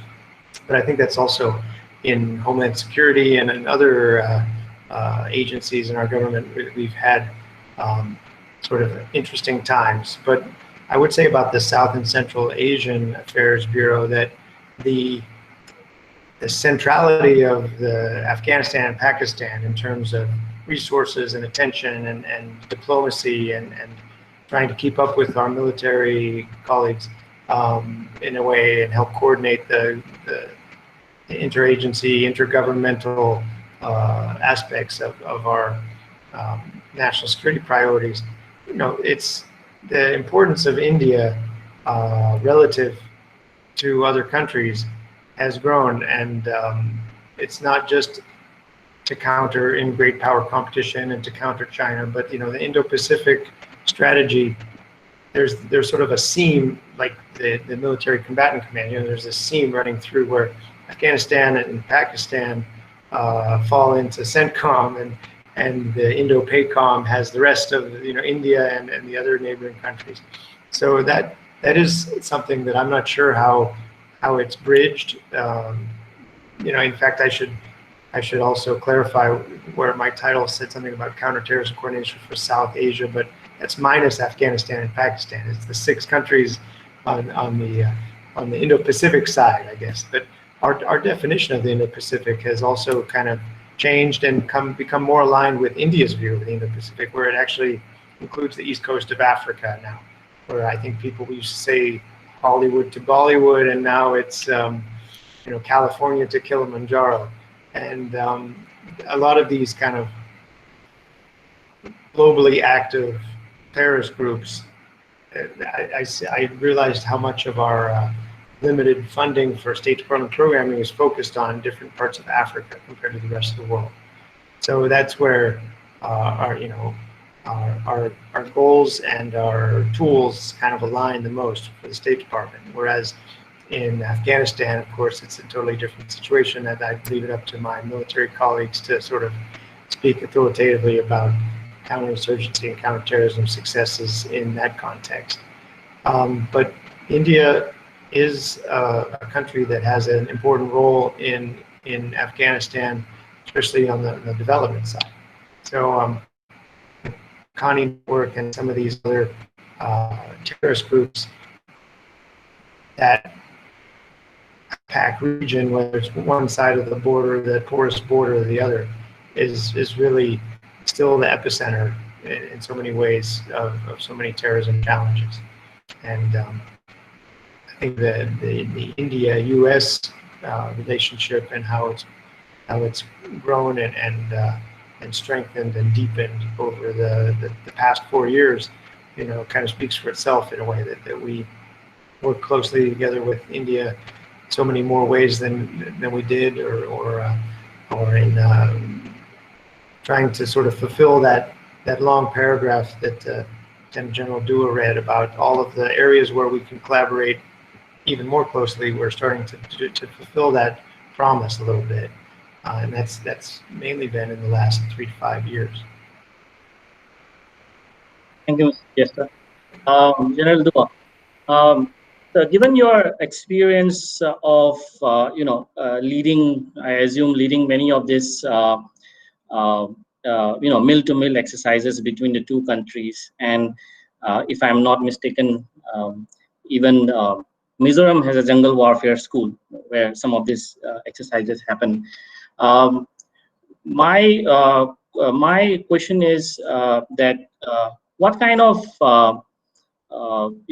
convergence or divergence do you find in terms of training together, given the fact that the United States has mostly carried out counter-terror operations, beyond its territories, and India has more of an experience of carrying out counterinsurgency and counter-terror operations, in the region, or at least within our territories.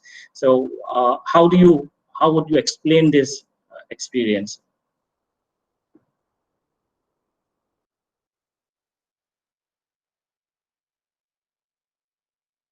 Sir, you are muted. Yes. I'm sorry, my apologies. When I spoke about our difference in perception of terrorism and then obviously consequently combating terrorism, I was talking at a very larger plane, the big picture. When it comes to training, we have no differences. There is so much to learn from each other's best practices. We've had training with the Marines also. We've conducted those training. Uh, uh, we both have a lot of combat experience, and we have specialized soldiers, specialized units, specialized teams that take part in such operations, and which is not only an exercise based. People have had combat experience, like I said earlier. So to that extent, training is very fruitful.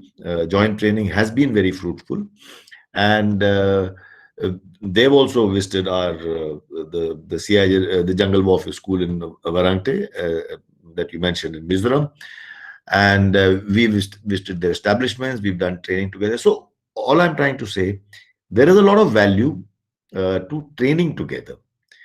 When it comes down to an operation, and especially even in these the tabletop exercises that we conducted last year, there is a lot of value to be gleaned from each other. It has nothing to do with our perception of how to tackle terrorism. Yes, India does not go into that kind of precision targeted, eliminations and things like that using very high-tech weapons. We've very recently started doing something as bold as what is called a surgical strike, and then the Balakot strike. But otherwise, we have not been getting into that. But at the expense of reputation, training between both the specialized units has been very fruitful. Thank you, General Dua. We could have continued this conversation for much longer, and I have a much longer list of questions for both the speakers, but I have already got a intimation from the organizer regarding the next session. So I'll use the next 2 minutes to allow each of our speakers to have their last words in terms of what, as we move into the next administration in the US, whoever it is, we have a pretty idea who is going to be. But from both the speakers, I want you to briefly comment on in the next year or so, when the next administration comes to the White House, what should be the first thing to do? What should be the most priority thing to do when it comes to counterterrorism cooperation? We can start with Mr. Jester. I think that no matter who is the prevails in the election, that we want to keep the momentum going that has been built on so many fronts, especially on counterterrorism. I think that implementing these plans to establish the regional training and codifying the existing programs with the signature of a letter, memorandum of agreement. These are very bureaucratic goals, I guess. But I'd say in general, to continue to align the mutual interests that we share, and to learn from each other, because our perspectives are different and our experiences are different. But the goals we share. Thank you, Mr. Jester. General Dua. I could just say ditto and full stop. But having said that, I just want to bring out. I hope I have not been I've not been an alarmist when I spoke. I do not want to repeat things Mr. Jester already had stated, and we are moving in the right direction, and I'm very happy for that. As a counterterrorism man, I've spent 4 decades doing this. But all I wanted to bring out that there are certain differences which we must learn how to live with, and that should not impact our going forward on these issues. And we have seen how we've started putting them into reality, especially in the Indo-Pacific. And I'm sure we will continue to train and cooperate in this field better and better together. Thank you. Thank you, General Dua. My heartfelt thanks to both the speakers for spending time with us, and I'm sure I'm sure the audience will concur with me when I say that I'm much more enlightened on this issue than I was perhaps 1 hour ago. So I thank the speakers, and also I thank the organizer for giving me the opportunity to moderate this very brief and learned a lot in the process. Excuse me, is there a possibility to ask a question, Mr. So Jester? we are running out of time, so we have to move to the Just next. small observation, 1 second. I would like to know Mr. Jester's reaction to Joe Biden's agenda for Muslim Americans, which also includes Kashmir. Because India sees Kashmir as a Kashmir jihad. It's no political problem. It's a terror-infested Kashmir jihad that has been bleeding India for 30 years. How would he react to the Joe Biden's agenda for Muslim Americans, which also includes specifically Kashmir? He wants to extend support to the physical residents in Kashmir. Mr. Jester, it's your opinion, it's your prerogative. If you want to answer, don't want to answer, you can say. No, I don't have any comment about, I'm not sure exactly what the reference is to, but I know that, we feel strongly that immediate, sustainable, and irreversible action should be taken by Pakistan to stop supporting violence in Kashmir. Thank you, Mr. Jester. Thank you to the organizers, GCTC, and without further ado, we are ready to move to the next session. Thank you very much, and have a good evening to one and all. Thank you very much. Thank you for the opportunity. Thank you, Mr. Jester. Bye-bye. Thank you, General. I learned a lot from you too.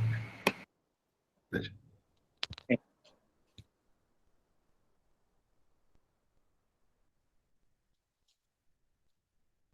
The previous session was quite helpful in upgrading my knowledge in the area of combating terror threats, opportunities for Indo-US joint counterterrorism operations, and a review of the progress.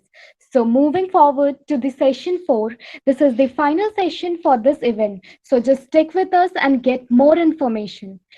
The theme for this session is Indo-US Maritime Connectivity and Security Cooperation, how it has evolved over time and what it will mean forward. Now, I would like to introduce the honorable panel member for this session.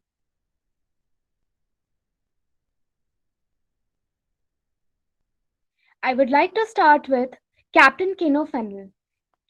Captain James E. Fennell retired from the U.S. Navy in January 2015, concluding a nearly 30 years of career as a naval intelligence officer, specializing in Indo-Asia Pacific security affairs with an emphasis on specializing in Indo-Asia Pacific security affairs, and so forth. I would be continuing with the Vice Admiral Shekhar Sinha. Vice Admiral Shekhar Sinha, during his long and distinguished service spanning over 38 years, had served in a variety of command, staff, and instructional appointments. Vice Admiral Sinha, a qualified flying instructor, has over 2,700 hours of flying on 18 different types of aircraft. The majority of his flying has been on the Sea Harrier for the aircraft carriers. He has commanded 2 Sea Harrier squadrons and air stations INS Hassana at Goa.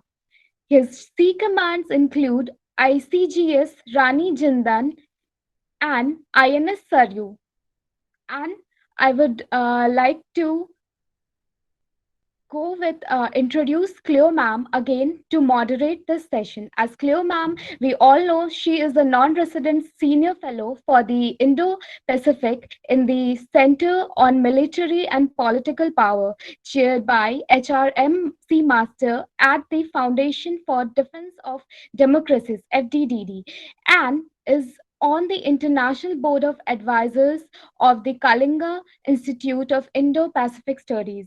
Thank you. And now I will request Cleo ma'am to come in and take over the session. Hi, again, this has been an amazing morning or evening, depending on where you are. As Lieutenant General Dua mentioned, he's a big picture man, and GCTC has proven it's a big picture organization, not surprising since you have people like General Dua on the board. We've covered an incredible range of topics, and now we're coming into a core issue, the maritime intelligence sharing and cooperation, which was a flag event of the 2+2 very exciting agreements signed that are possibly might change the entire strategic picture in the region. And we have a dream team to discuss it. I'd also like to thank GCTC for the format, which will allow our big picture experts to actually have the time to explore the topics a little more. 2 people per hour is great. We can talk about it a little bit. And we're going to start with Captain Fennell, who's been working in this area for a long time and has been very active in trying to develop this functionality within the U.S. Navy and now seeing it expand larger. So Captain Fennell, if you'd like to take it away. Yes, good afternoon, good evening. First of all, it's an honor to speak again to GCTC. It's been a great experience to work with you all and have the chance to interact. I'm honored to be on this panel. Thank you, Cleo and Admiral. I'm sure that I'm going to learn a lot from this interchange. My own experience in the U.S. Navy, as briefly mentioned, I have a lot of time in the Pacific Fleet area of responsibility. I spent years on the staff from 99 to 03, and then I went forward to the USS Kitty Hawk, where I was the Carrier Strike Group Intelligence Officer. And then a couple of years later, went back to the forward deployed forces on the USS Blue Ridge with the 7th Fleet. And then I finished up my tour as the Director of Intelligence and Information Operations at the US Pacific Fleet. And in between, sandwiched in between that, I was a Senior Intel Officer for China at the Office of Naval Intelligence. So I'm kind of unique in the US Navy intelligence community, where I had essentially 15 years of operating and looking at the Pacific and boresighted on it. And my experience in the intelligence sharing field was one of the center points of my my professional life. In addition to watching the PRC Navy, to improve how we did that was a major, one of my major efforts, and one of the things that really was important. So a little bit of context about U.S. naval intelligence. We kind of trace our history back to the 1880s, when the Office of Naval Intelligence was created in Washington. It's the oldest intelligence agency in the United States of America. But for the first, about 70 years, it was really kind of relied upon intelligence that was gathered through naval officers that were assigned to embassies and places that their ships went. And it wasn't really because we didn't have satellites and all that kind of information. It was more focused on human interaction and human observations, and then sending reports back that were digested by folks in Washington. But after the attack on Pearl Harbor on 7 December 1941, there was a group of people in Pearl Harbor at what they called Station Hypo, which was a combat intelligence unit, essentially a communications intelligence unit that was listening to HF radio communications from the Japanese Navy. Before December 7th, they were listening to the admirals talk to each other, which was very infrequent and very unproductive in knowing what was going on with the Japanese Navy. There was another code called JN25 that was the Japanese fleet code.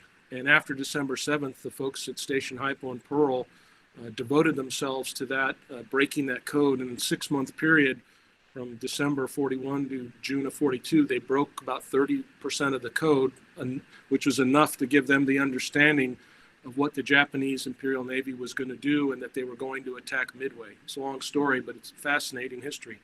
And out of that history, what grew up to be known today as operational intelligence. And I had the pleasure of, in my career, knowing one of the, was then a lieutenant junior grade that was working at Station Hypo. And he ended his career as a 2-star admiral and then went to work for CIA after that, Admiral Max Showers.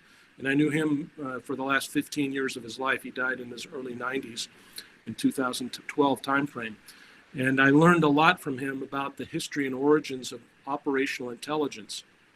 And that grew over the period post World War II and into the Cold War into what we call the Ocean Surveillance Information System. And the OSIS system was a worldwide effort by the United States Navy and our government to track the Soviet Navy, which was at that time in the Cold War, the only other Navy in the world that could threaten the US Navy. And the OSIS system was comprehensive.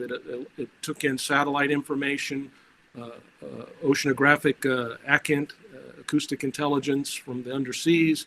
It took in human intelligence and took in electronic intelligence and all kinds of intelligence and fused it all together, what we call all source fusion intelligence.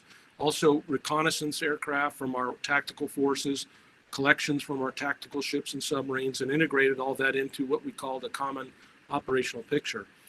And that system went throughout the Cold War, and when the wall came down in Germany, in East Germany, and between East and West Germany, and the Soviet Union fell, we went into a period, essentially this last 30 years. This is the 30th anniversary of the Desert Shield, Desert Storm.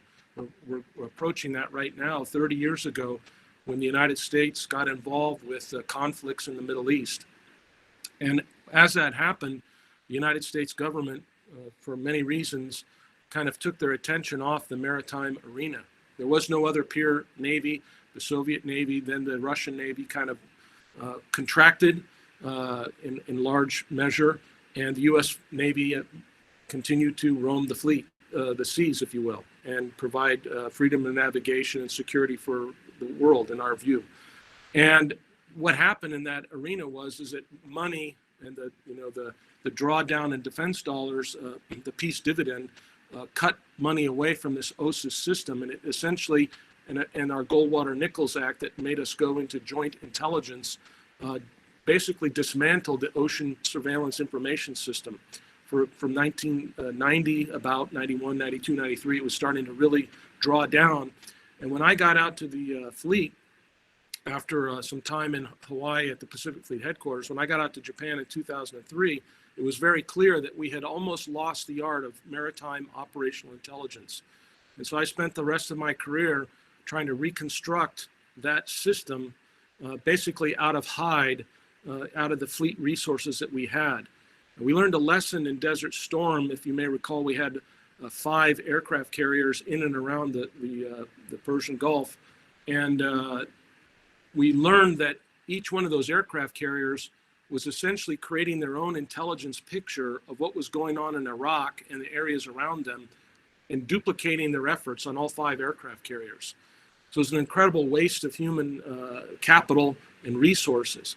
And so when I got out to Japan in 2003, we started to create what I call the fleet, then was called the Forward Deployed Navy Fleet Intelligence Federation, where we took the different task force, CTF-72 and Kamisea, that was maritime reconnaissance and patrol, CTF-76 in Okinawa, the amphibious force task force, my own task force, CTF-70, Striking Force 7 Fleet, and other assets under our domain, and tried to link them together and get us to not all do the exact same work, so that we could cover a broader area and a deeper area of understanding what was going on with the Chinese Navy. And over the course of the next decade, I expanded that at 7th Fleet. And then when I got to the Pacific Fleet, kind of the capstone was the Pacific Fleet commander, then Admiral Cecil Haney, signed an instruction that established the Fleet Intelligence Federation as a formal part of the Pacific Fleet Intelligence Federation. They call it the PFIF, but established that across the Pacific Fleet.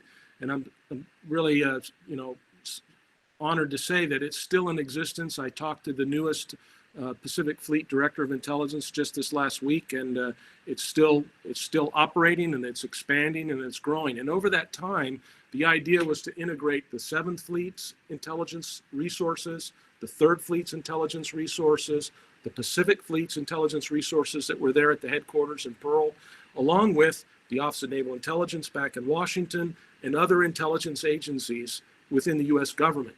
But also, part of my vision was to expand that to our allies and partners. And over that decade, we started working with some of our allies like the Japanese and others. And so what I see now with this recent 2+2 dialogue and the signing of the Basic Exchange and Cooperation Agreement that will include, I believe, the Maritime Information Sharing Technical Agreement, MISTA, that this effort is really a continuation of an effort which is to bring U.S. and Indian intelligence sharing into a federated organization, so that we can use our scarce resources in a tough resource environment to the maximum extent. That gives us a much broader awareness of where the Chinese Navy is, and a deeper understanding once we know where they're at, and to share these common operational pictures, or which sometimes is called a common intelligence picture. So I'm very encouraged to see this happening. When I was at the U.S. 7th Fleet from 2008 to 2010, our staff made one counterpart exchange visit to Delhi in my 2 years there. And my boss, Vice Admiral John Byrd, we were very excited to go to Delhi, and it was a great event, and we had a great interaction. But it was once in that two-year tour, and that was kind of traditional. Over the course of the last 5 years since I've retired, I've been in contact with the commanders of the 7th Fleet. And I had one conversation here in the last couple of years, and the 7th Fleet commander relayed to me an old shipmate of mine and said, well, in this tour, I've been to India 7 times, and I've had 7 interactions with my Indian counterparts. So what that says to me is, even before this administration came in and has done a fantastic job, in my opinion, to expand and deepen the relationship with India, there is a strategic trend line of the United States recognizing the importance of alliances in the Indo-Pacific, and the importance and the shared cultural values of freedom and democracy between the United States and India. And the fact that we share those values makes us able to come and sign these kinds of agreements that are very technical in some sense. The BECA is very, very important to make sure that all of our aircraft and ships and submarines and the targeting information that we share with each other is on the same common reference point with relationship to the geospatial arena, which is very, very important. And so these kinds of foundational documents that are signed, like the MOA, the Logistics Exchange Memorandum of Agreement, the Comms Capability Security Agreement, COMCASA, and then just this Industrial Security Annex of the GSOMIA, all of these were signed in 2016, 2018, 2019, and now in 2020. And that really shows the efforts that this administration has taken to really integrate our militaries and lay the correct foundation so that we can really be effective in what we do. And as you all know, I mean, here in early October, we had a U.S. Navy P-8 land in the Andaman Islands, your islands, which was an honor for our crews, I know, in a fact that we could then operate together P-8s that we both own, and to be able to cover large swaths of the ocean, to be able to have this really precise, fine-grained, common operational picture of what the Chinese are doing. And I think it's absolutely essential. We can share this data with Japan. We can share this information with Australia, which is this thing that we're calling the Quad, which it doesn't have to have the same kinds of formalities as what goes on in Europe with NATO. I think right now that's not really important what you name it. What's important is what you do. And what I see is really, really encouraging to me. And I think I will stop with that. Thank you very much, Captain Fennell. Your deep efforts to keep it going on the U.S. side during difficult times and even after retirement is greatly appreciated. And to see that now building up and meeting the same sort of people on the Indian side who have been fighting so hard and working so hard to keep their own country safe is incredibly encouraging. And we have one of them with us now, Vice Admiral Shekhar Sinha. It's a great honor and pleasure to have you here. So, sir, if you want to take it away and tell us about what's been happening on the Indian side leading up to this. Well, thank you, Cleo, and good evening, Honorable former Governor of Chhattisgarh, Shekhar Dutt Saab, and Aditya Tikku for getting me to speak on this panel. Firstly, it is it is a bit challenging to speak at the end of this entire day's proceeding, or entire evening or morning's proceeding, because what I wanted to say has already been spoken by everybody else. But I'll still give it a shot, and let's see how it turns out. This 2+2 mechanism which we have, I think it's a very primary vehicle to give a very meaningful sort of content to the bilateral comprehensive global strategic partnership. But the one thing that we need to remember, that this whole talk about Quad, it is dependent upon the behavior of China in future. And if behavior of China, if China gets the message and it behaves itself, then Quad will have lesser military things to do. So that's one point that I want to highlight. The second one is the, this 2+2 dialogue. Since my talk says that I should be speaking about where it came from and how it progressed, I know the Honorable Shekhar Dutt ji here, he's here. He was Defense Secretary for a long time and Deputy NSA of our country. In 92-93, the bilateral Malabar exercises started between India and US. And it was between just two navies. In fact, the Ministry of Defense had just given, okay, go ahead and do the exercise. It was more of US Navy's inquisitiveness immediately after the fall of Soviet Union to see whether, how much are we, so-called allied to the Soviet bloc, and is it only the equipment and ships that we use, or is it the fighting philosophy? So we didn't have very difficult time in convincing the US. We said, yeah, you come and do the exercise. There's no problem. You will find out for yourself. Well, we didn't have equipment. We didn't have sort of American platforms. That is because the US chose not to give it to us. And therefore it was so.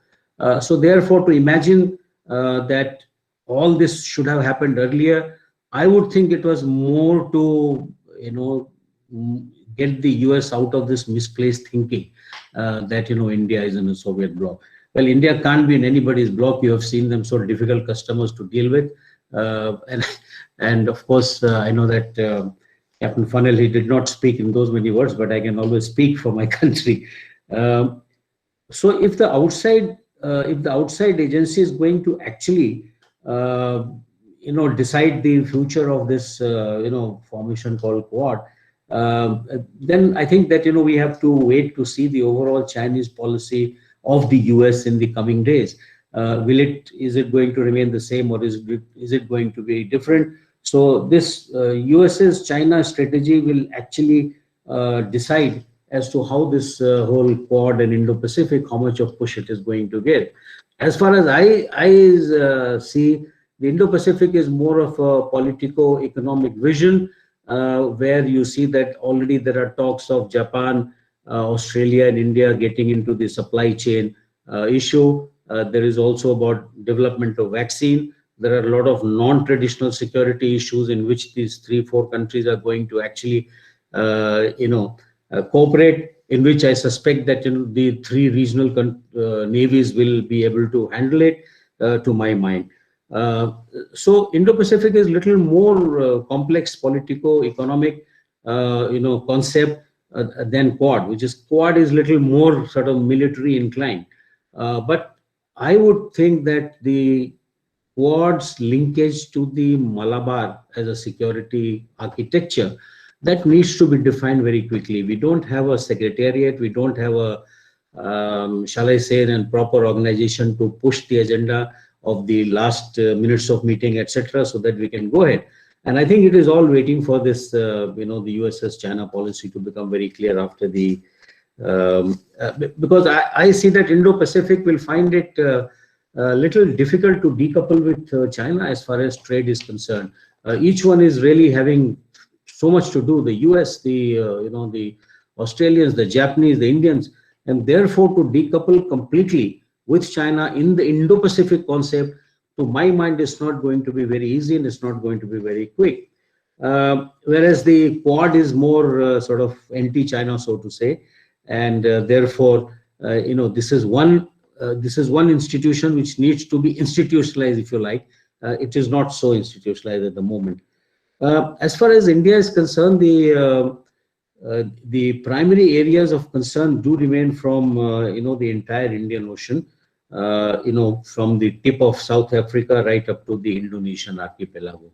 That's a primary area of concern, and I would think that with the assets that we have, it will continue to be so.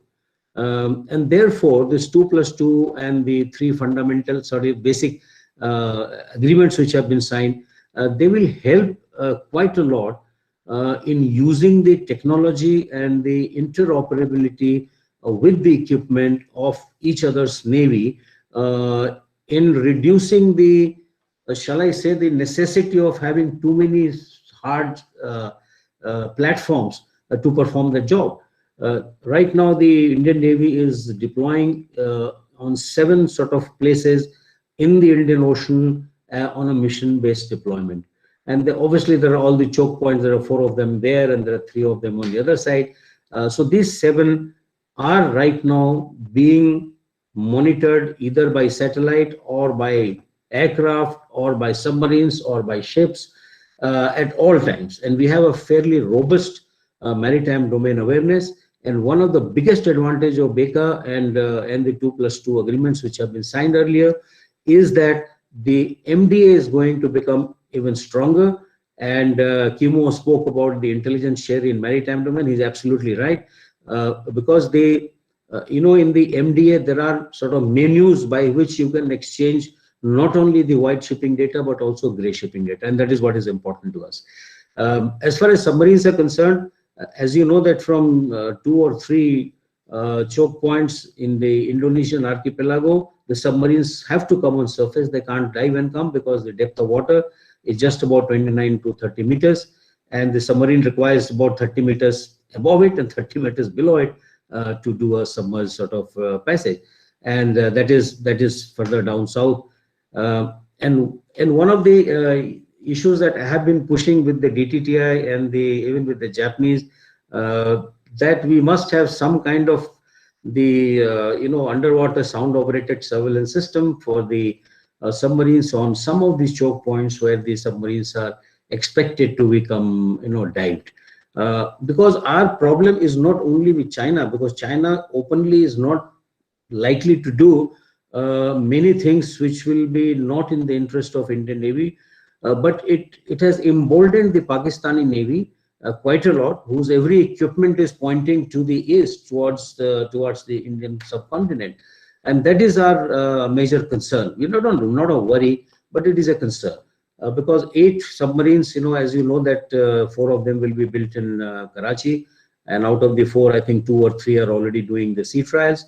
The frigates, ships are not a big problem because it's only a replacement of their older ship. But my own feeling that I have been sort of ticked off number of times, and I feel that the China will sooner or later will have an Indian Ocean fleet operating out of Gwadar port, and it will become China's Indian Ocean fleet because it doesn't make sense for China to be sitting there. And Pakistan has become a virtual sort of vassal state. Pakistan also knows that US friendship is only transactional. Every time it has been transactional, the moment their need is over, they might just not find favors. So these are the realities of this zone. We have also our patrolling points right up to the coast of Madagascar, Mauritius, and Seychelles, and we have agreements of the MDA collaboration with them. Right now, it is only the US fleet, other than the Indian fleet, which can do some sustained operation in the Indian Ocean.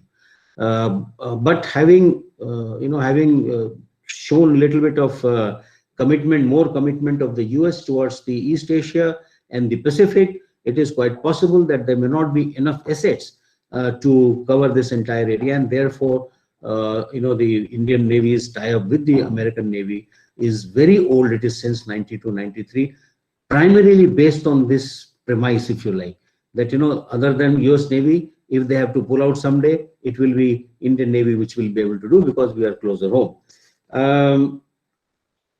Coming to the, Indian Navy has always talked about a balanced fleet, which I'm sure Shri Shekhar Dutt will, vouch for this. And he would always ask, what is this, balanced Navy? So we have been saying that, we have a coastline to defend, and we have sea lanes of communication to defend. We have seaborne threat from Pakistan and possibly Pakistan and China together. And therefore, if you cannot apply just one platform theory to counter this entire about 3,000 kilometers of width of sea space. And therefore, we need to have a combination of nuclear submarines, nuclear attack submarines, aircraft carrier, positively 2 operational at a time, and the surface ships to sustain the operation. Because sea lanes of communication are something which will be open, and we would like to see it open, not only for ourselves, but also for global commons. They should not suffer if somebody is creating any havoc in this area. So that is, and as far as the ASW is concerned, it was not a major area of our worry, but now with the nuclear submarines of China and normal diesel submarines coming into Indian Ocean, though we know where it is, but what do we do with it? Is it possible to do an anti-submarine operation with them? Our assets are very little.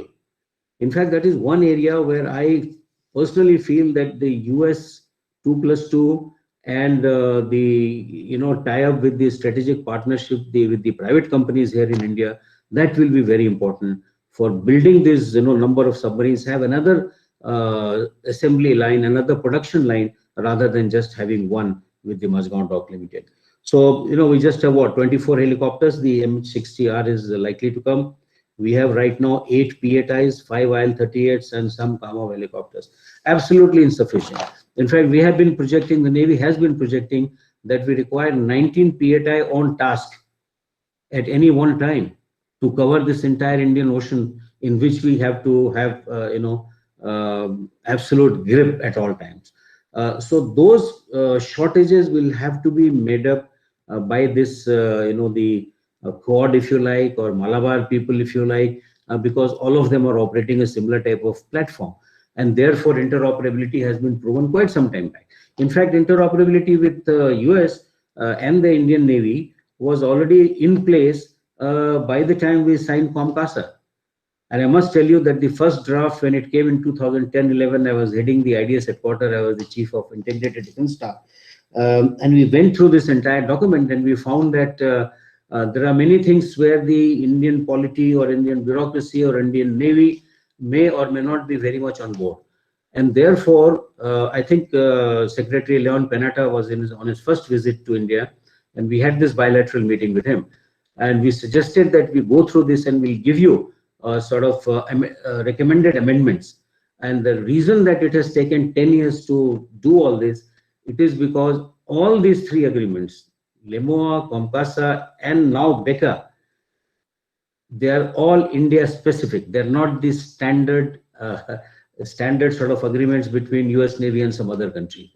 Very India specific, where the Indians sort of apprehensions have been taken on board, and it is wherever it is, even now it is not addressed, then it talks about case-to-case basis. There's a very famous word that we use. So that is one protection which has been done. Another area where we will require a fair amount of the American input, both technologically and maybe manufacturing the new sort of ships. We have very little sea lift capability.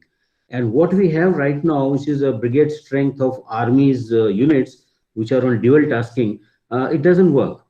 Because you see what has happened now, the most of the army units have already gone to the northern border. We didn't expect that China will become such a big monster on the border.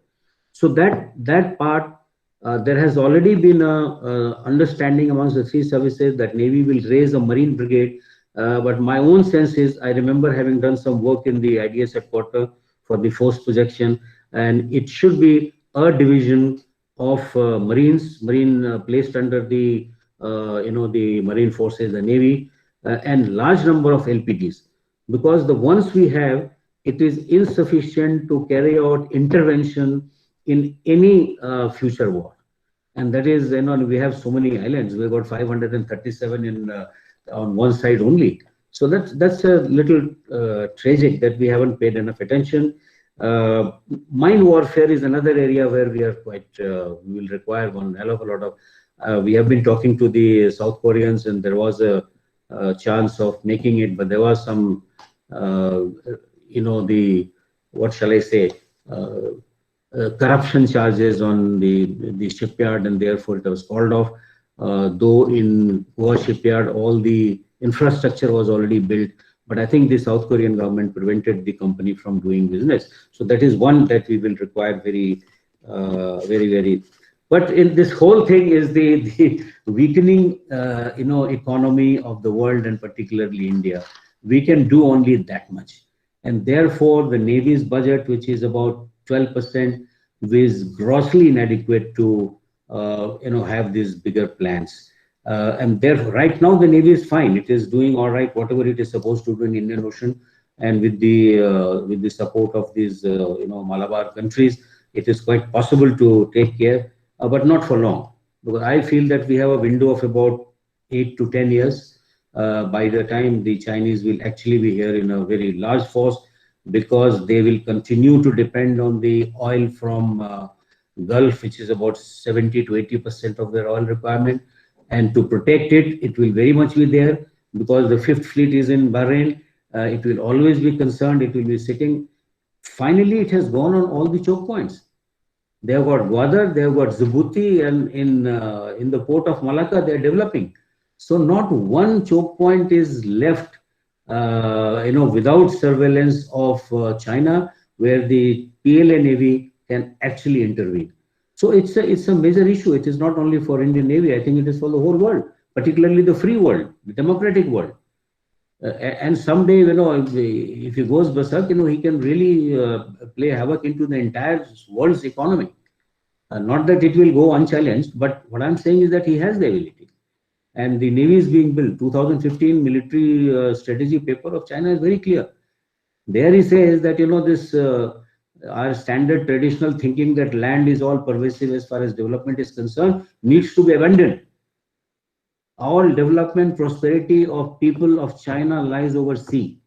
So I'm glad they have finally read Alfred Mahan, and they are following Mahan's sort of dialogues. But they are doing it. They said we'll make a world-class Navy by 2035, and I think they are very much on track. So whether he does it or not, but we have to be be ready for worst case, be ready for the worst case, and hope for the best. So from that point of view, I'll put a stop here, because there is so much to talk. I can continue, and I hope that I'll get some in Q&A. I should be able to answer some of them. Thank you very much. Thank you very much, Vice Admiral. That was incredibly useful, big picture, and also granularity about the degree of the issue. This is something Captain Fennell has written about, how the 2020s are the decade of concern, where we're seeing them, China spread out. I'm actually going to get out of the way and ask if Captain Fennell has any comments or questions for Vice Admiral Shekhar Sinha, because the two of you are thinking along very similar lines, and what you guys have to say to each other, I think, would be more interesting. Well, first of all, Admiral, that was fantastic. I think what you covered was really a scope of a broad scope of the problem and the situation facing India, and the sense of the threat that you have to deal with from all different angles, if you will. And I think we're in a lot of agreement on what we need to do and how we need to work together. I think, what I sense is that the more that we get together, the more that we interact.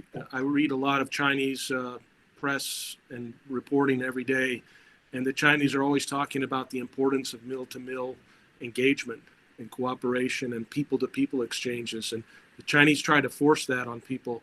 I think in the case of the United States, it's never really been forced as some kind of political issue. It's been from the ground up, from the fleet, the deck plates up. And I think that's really the most important thing, is that we talk and work together more. There's no question that you have a vast amount of maritime area to surveil. And so the acquisition of the P-8s is a great step forward. I think in declining budgets, I think we're going to be moving more and more towards unmanned autonomous vehicles, unmanned aircraft. U.S. Pacific Fleet, right as I was leaving, we were just getting ready to set the foundations for the integration of the MQ-4 Charlie Triton UAV that can, fly up to 30 hours at, about 55,000 feet and, help really give us expanded and extended coverage of the maritime domain. And so these are areas that I know that the Indian Navy and the Indian government are interested in having. And I think it's another area where we can cooperate together, because it's not only buying the platform, which is traditionally the focus of most of our defense establishments, but it's what you do with that data once you get it, and how do you get it to the people that need to have it. And so that's where my focus has been, is how do you operationalize these acquisitions and make sure you're utilizing the data. And so I think in that sense, there's a lot more that we can learn from each other to help expand that knowledge. As a professional intel officer that spent my first 20 years aboard aircraft carriers, I learned a lot about what operators' needs are. And I know that you flew on carriers, and so you understand this inherent need that, when you're flying and you're operating, you need to have people that are there to backstop you, to provide you the situational awareness to know what you're seeing and doing. And I think the more that we can align ourselves in that, understanding how to share this data to give us this real common operational picture of the maritime domain is really essential. And so I think if there was anything going forward that we can do to help promote that kind of integration, I think would be very essential. It usually doesn't get a lot of talk in the US side, I'll be honest, because it's not something that you can buy. It's not something that a defense firm can sell you. It's not something from Lockheed Martin or Boeing, some big corporation. It's something about how we use the people and the organizations of the people that we have. And I always encourage all of my operator flag officers that I work for over the years was to say, don't just focus on buying the hardware, but focus on the tail end of what you do with that hardware and that information. And so I would encourage that as another part of the discussion. I think that it would be helpful, if the Indian side, when they come to these future negotiations, ask those kinds of questions, because it's sometimes not so much thought about in Washington. Vice Admiral, do you have any thoughts on that? Oops, you're still on mute. Let us hear you. No, absolutely right, Captain Kibo. The good thing is that there is a fair amount of forward movement on the points that I have just made. There is more talk between the navies. They always had, as I said, from 92, 93 onwards. As far as the robust maritime domain awareness is concerned, this BECA and 2+2 is only going to make it stronger. Our architecture is fairly open at the moment, and all the countries with whom now we are having this intelligence sharing arrangement, these four particularly, we will have online MDA to all the platforms in the joint fleet. When the US aircraft carrier and ships were operating in South China Sea recently, 2-3 months ago, the Indian Navy's PATI was on task on Straits of Malacca all the time. And I can say this in forum that, they were actually on the data link, they were passing all the maritime domain awareness pictures to the aircraft carrier, to both the carriers and within their own fleet. So that has been proven in the sense that one of the reasons why the Indian Navy, allowed the American PATI to land in Port Blair is primarily to relieve our PATI on task, because he's been sort of rammed for last 7-8 days continuously. So that part is quite good.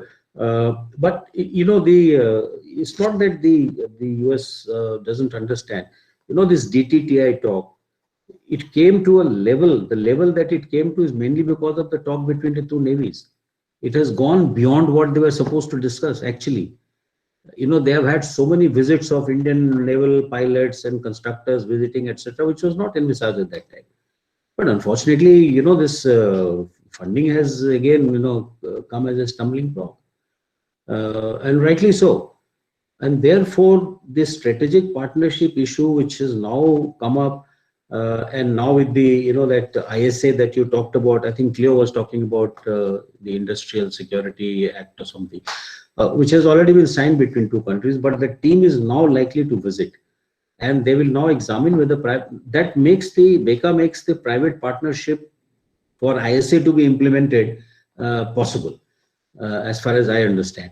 So that part, when it happens, then you'll find that the private sector will sink in money for creating the infrastructure in line with the manufacturer, original manufacturer. And therefore, the government will only have to do the clearances which are required, because some of them will be under the US military sale, and some of them will be on a civil sale. So there are two things, one is a sort of Pentagon driven, other one is a State Department driven. And what you have between your State Department and your and Pentagon. They're perpetually at sort of war with each other. And we found that in the PATI. I was the Assistant Chief of Naval Staff Aviation, and we had such a lot of difficulty. We got the hull, we got the aircraft from the civil sales from the State Department. Pentagon said, no, we're not going to give you any weapons, no harpoons, no this. So it took us a little bit of time to, start lobbying, in America and do all that. So that was the first any big deal which was signed between US and India. First big military, $1.4 billion. There was nothing else before that. There were, of course, some old LPTs which came initially, but they was all second hand. The new buy, a big buy, happened with this PATI. So there are 4 more online because they have utilized the option clause. But as I said, we require 19 aircraft all the time in serviceable state. So whatever it means, you will have probably IL-38 squadron also should be replaced with the PATI. That is the proposal that I think it's already doing rounds with the US. So I think that you are absolutely right. Finally, intelligence is as good as its utility. If you don't use it, that intelligence can remain in the books. It's of no use. So therefore, intelligence sharing is the key, because we have enough ability to prosecute an adversary once we have an intelligence. For that, the Indian Navy's capability, even now, as I said, for next 7-8 years, if we continue to build the Navy the way we are, our ships are built here. All ships, we don't import ships. Except for what order has been, 1 or 2 frigates have not come, it's a long old order. Ships are built here.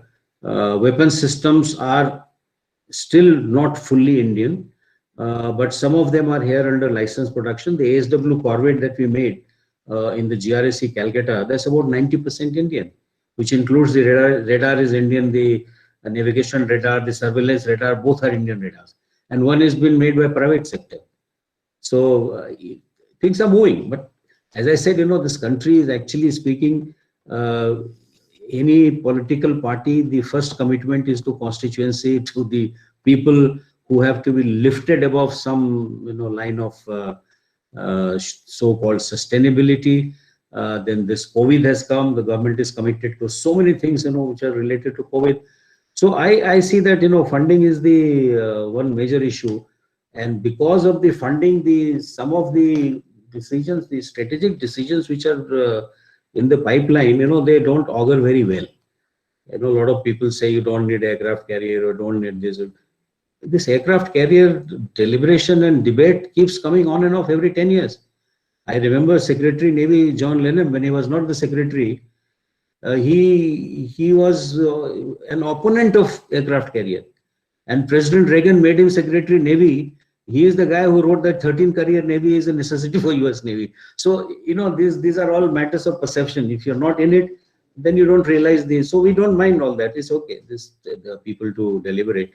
But the projection of your power, navies are all force in being. The navies don't fight wars unless it is declared that he is a belligerent, so and so is belligerent. Otherwise, you can't fire just like that. It's not like you fire one shot on the land border or go and drop some bomb. No.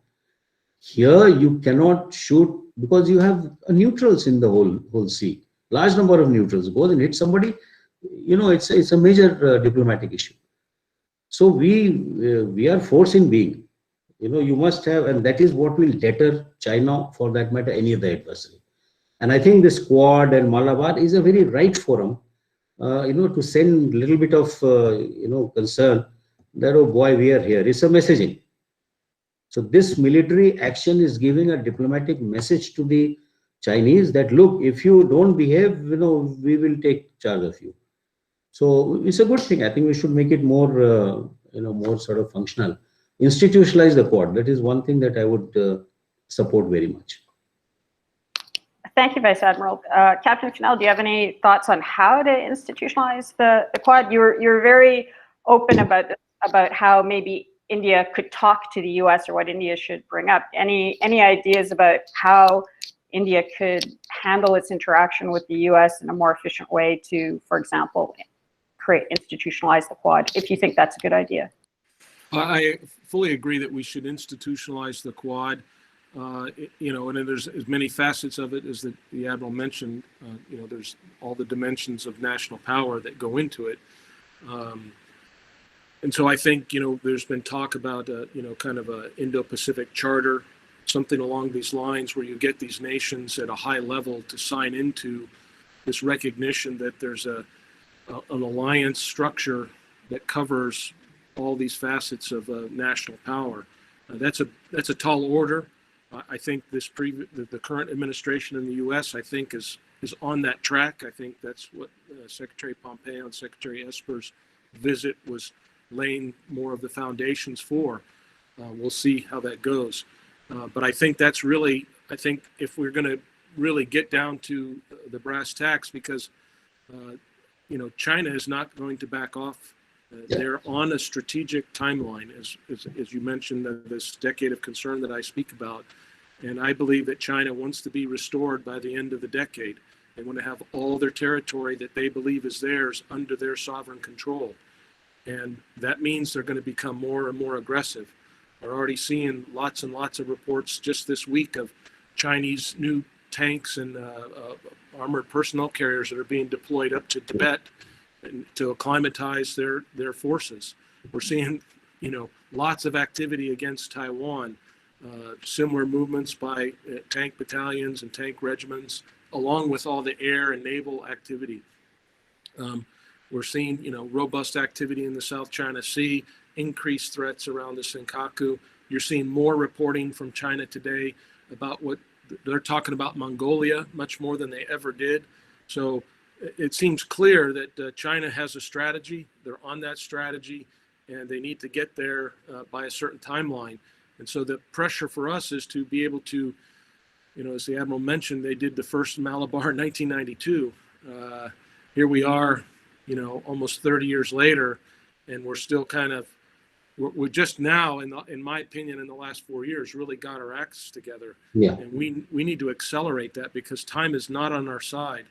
And so maximizing everything that we have, utilizing every weapon system and every piece of intelligence and every person to maximize our combat lethality to deter the PRC and make them go back and change their calculus is really important.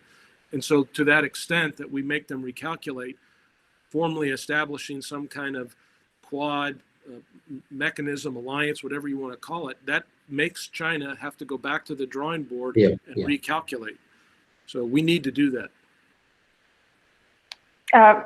Vice Admiral Sinha, you mentioned that India is sometimes difficult to deal with. What I've found is that that's because India is honest and straightforward about its interests. And that's why it takes so long, for example, to get country-specific agreements going. But once the agreement is in place, the commitment is 100%. Yeah.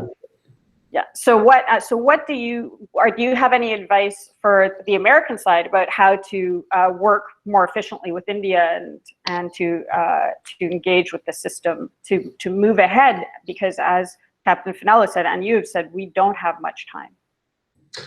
Yeah, I think it's. I think right now the US has maintained a tempo of a very proactive approach with India, and that has worked. Particularly with the present Prime Minister, last 6 years, we have seen many changes which did not happen in last so many years. So I would say that we need to persist on what we are doing, and I think it is in the right direction. Small inputs like webinars like this, I'm sure, Cleo, you will go and mention about this institutionalization, and it's a good idea. There's nothing to hide, because there are a lot of things in the air, a lot of things in the, you talk and it goes off. But it would have been very nice if the 4 Quad foreign ministers would have taken a decision that, okay, we will have a secretariat, we will have somebody who will be running this, he'll be taking the minutes, he will have, little more formalization of this would have been better. But I think probably that is waiting for the US's China policy after the change of administration.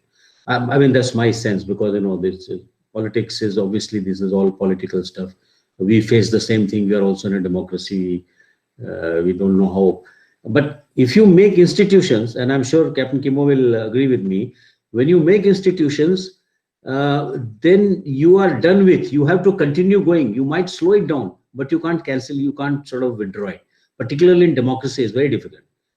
Democracies are not the best method of governance for taking decisions. But once they decide, as you rightly said, the commitment is 100%. I mean, that is how democracy functions. So I would think that, what we are doing, if we continue the same tempo, and I'm glad that Secretary Pompeo and Mike Esper came here, that actually showed how important it is to sign these agreements. Because without this, we could not have. These are basically all basic foundational agreements. There is a lot more beyond this.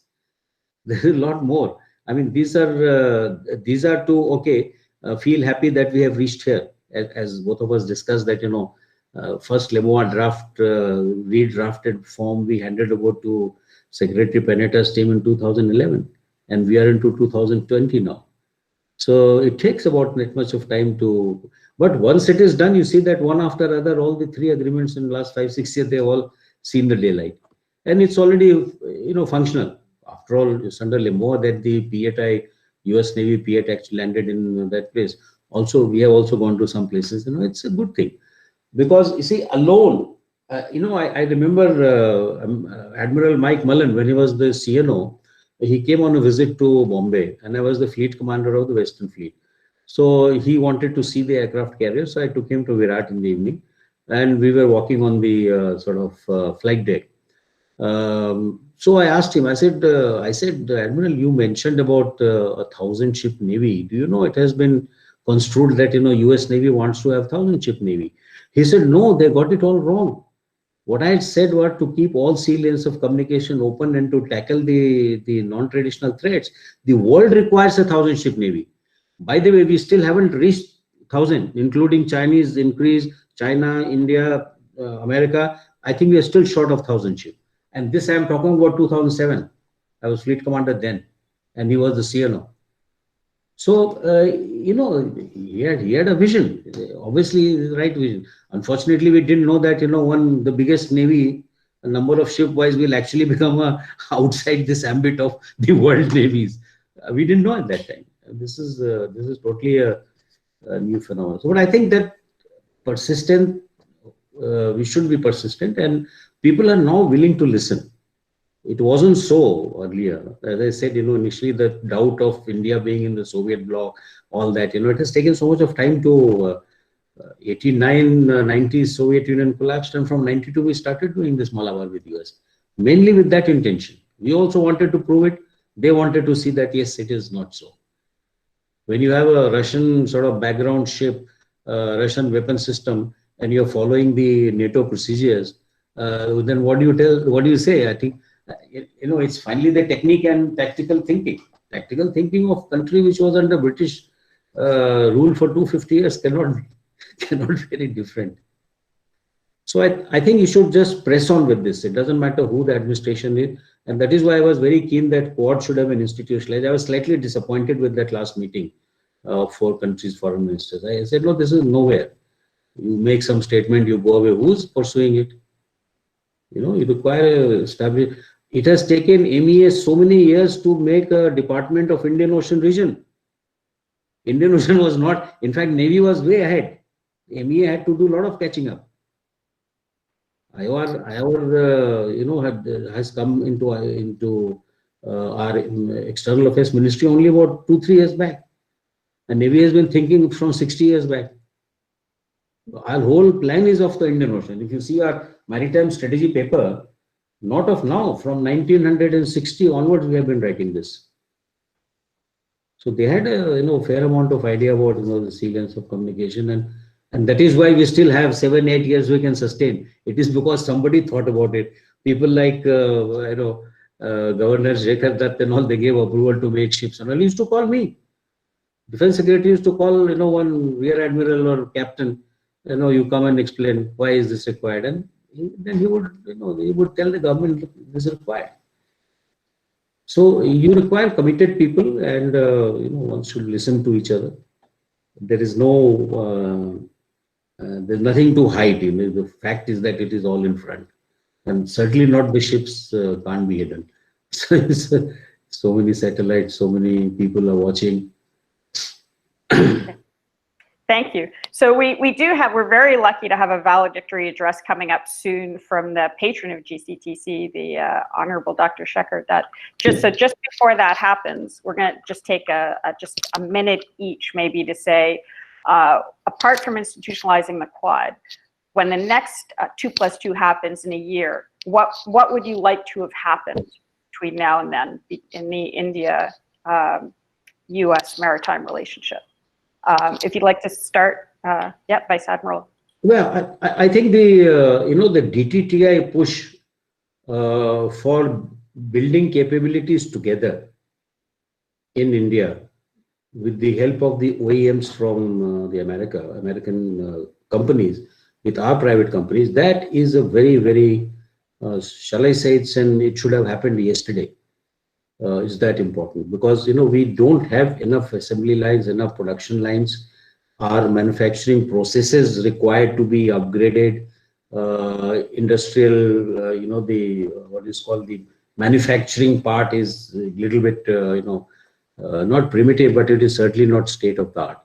And only then you will be able to match up with the provisions which have been made in the agreements which are already signed. I see that DTTI, my goodness, the extent that it has gone to is amazing. I'm sure the State Department and Pentagon also doesn't realize, only 2 navies realize this. So I think there is a need to, I would like to see that all this gets institutionalized, Quad gets institutionalized, the strategic partnership is absolutely firm.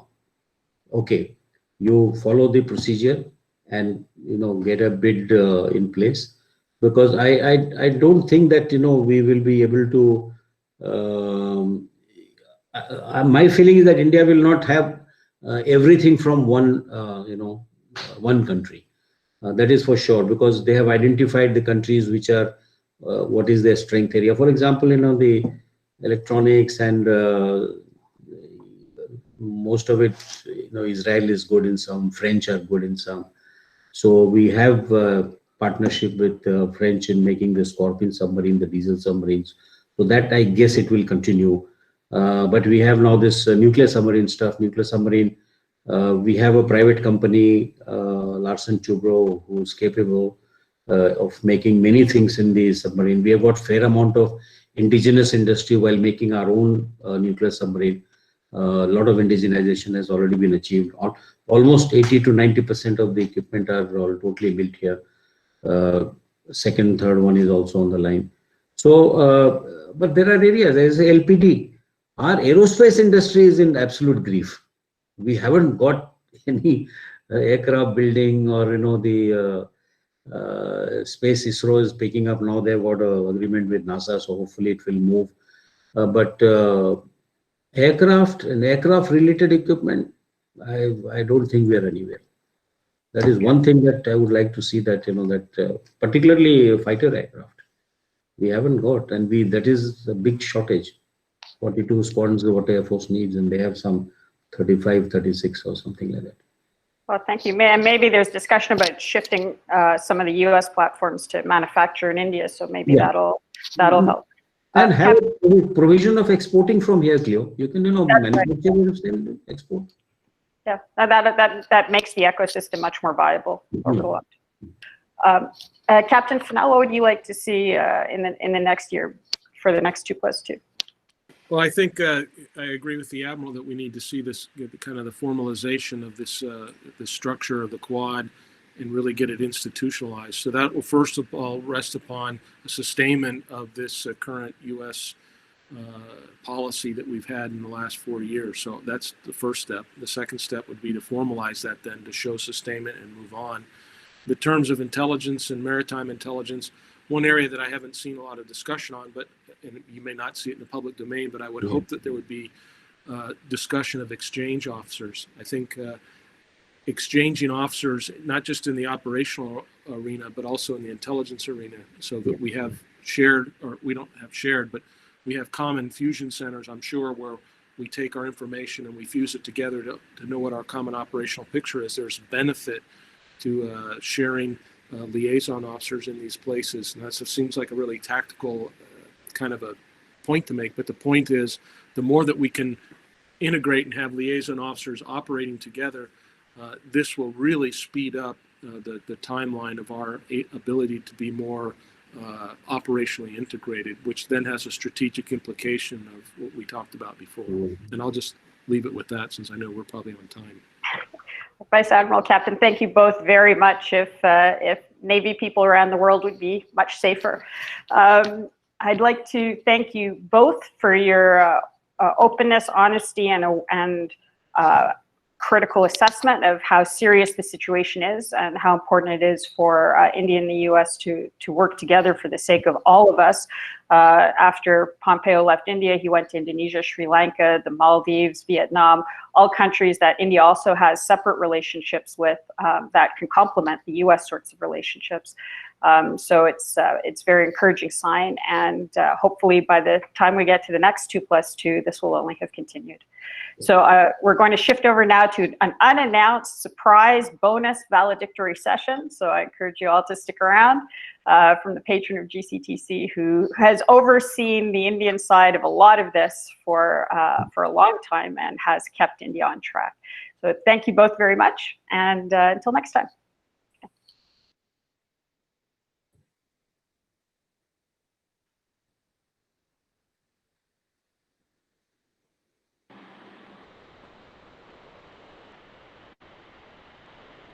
Thank you, Cleo ma'am, for hosting this session so graciously. I would also want to extend my sincere gratitude to our esteemed guest speakers, Captain James Fennell and Vice Admiral Shekhar Sinha, for sharing their perspectives on this matter. Very rarely do we have the opportunity to hear such detailed debates on topics which are so important. I'm sure that all the sessions today have enriched the knowledge of our audience. Now we have a very special guest with us who will deliver the valedictory address, and he is none other than GCTC's Honorable Patron, Shekhar Dutt, SM, who is a retired IAS officer. Shriman Dutt was the former governor of Chhattisgarh, having served there from 2010 to 2014. He had earlier served as the Defense Secretary and Deputy National Security Advisor. He retired as the Defense Secretary, Government of India in 2007. As Defense Secretary, he negotiated and brought into being the Indo-US Framework for Defense Cooperation, which has formed the basis for all the sessions that we have had today. Prior to that, he was the Secretary of Defense Production and Secretary to Ministry of Health, Government of India. So we are so glad to have him today with us. I invite Sir to make his wise comments as the last leg of the conference today. Thank you.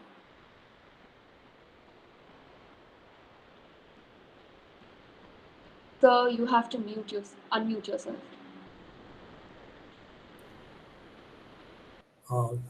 Okay. Good evening, everybody. I'm so happy that I could join when Admiral Sinha was talking, and I also heard Cleo and the other gentleman. So it was very good. In fact, it was something which impressed me greatly. And hello, Kemo. I'm Shekhar Dutt speaking, and it was good fun listening to both you and Admiral Sinha. And my memory goes back to many years, a few decades actually, and we had in fact laid down the foundation of Indo-US cooperation in the defense side. In fact, my dalliance with Indo-US cooperation in non-defense side starts from my childhood, because at the time when India became independent, India was a food deficit country. And the first thing which had to be tackled was to produce food and agriculture in a way that India remains not only a food surplus country, but continues to be so. And my father was entrusted with this issue, and he was a scientist. A number of agriculture universities were set up, and they all had sister agriculture universities in USA. And there was a tremendous cooperation between India and USA at that time. And in fact, I grew up in this atmosphere. And so what happened in the 50s and early 60s, that India from a food deficit country became a food surplus country. Now, from that time, and we have a big problem of storing food or food grains. So that's a kind of an outcome which happened primarily because of huge cooperation between the scientists of the two countries and a technical development on something different. Now that was 1960s and early 70s. Meanwhile, I was as a student, and then I joined the army, fought a war, and was undergoing something which is a very interesting thing, because we understood the requirement of the three services in any war, in any situation. Although we were fighting on the deserts, but we had our navy not many, a few hundred kilometers away, and a very close cooperation between the Air Force. My job was as a forward observation officer to bring in artillery fire or Air Force fire at whatever targets are within range. And I was doing what is known as uniform, or the theater, the entire theater. And that's the Rajasthan, Sindh. So we captured 2 districts of Pakistan and administered it for 1 year. That gave me an insight on the need for administration. And then the divisional commander and the person of 10 para commandos, Colonel Bhavani Singh, all of us decided that we will seek another vocation. And that's how I joined the administrative services. And then, lo and behold, came into Ministry of Defense and was Director Navy in the early 80s. From that time, my dalliance with Indian Navy has been like nothing else, it's fantastic. One of the first decisions which was taken during that period was to make India or Indian Navy a blue water navy. and it continues to be. Then I became Joint Secretary in charge of all the projects which had tremendous naval projects. So we've made three Delhi class destroyers in Mesgaon Dock, 4 Brahmaputra class frigates in GRSE, and maybe 10 or 11 missile boats and other ships, other warships in Goa shipyard during that period of 1991 to 96. And off and on, I used to shift into a shipbuilding yard to coordinate the things over there. I was also chairman of Goa shipyard for some time. It's very exciting, absolutely exciting. And therefore, when I became Defense Secretary, I would say that Providence made me play a role, and we negotiated with the US the framework for Indo-US Defense Cooperation Agreement. That opened all the gates which were somewhat closed or not opened, and we in fact became a partner of USA in sharing defense technology. The present foreign minister used to open an office at our present foreign minister was also in this whole team, and he used to open an office at the place where we were staying in USA, because we took it extremely seriously. And I would say that the kind of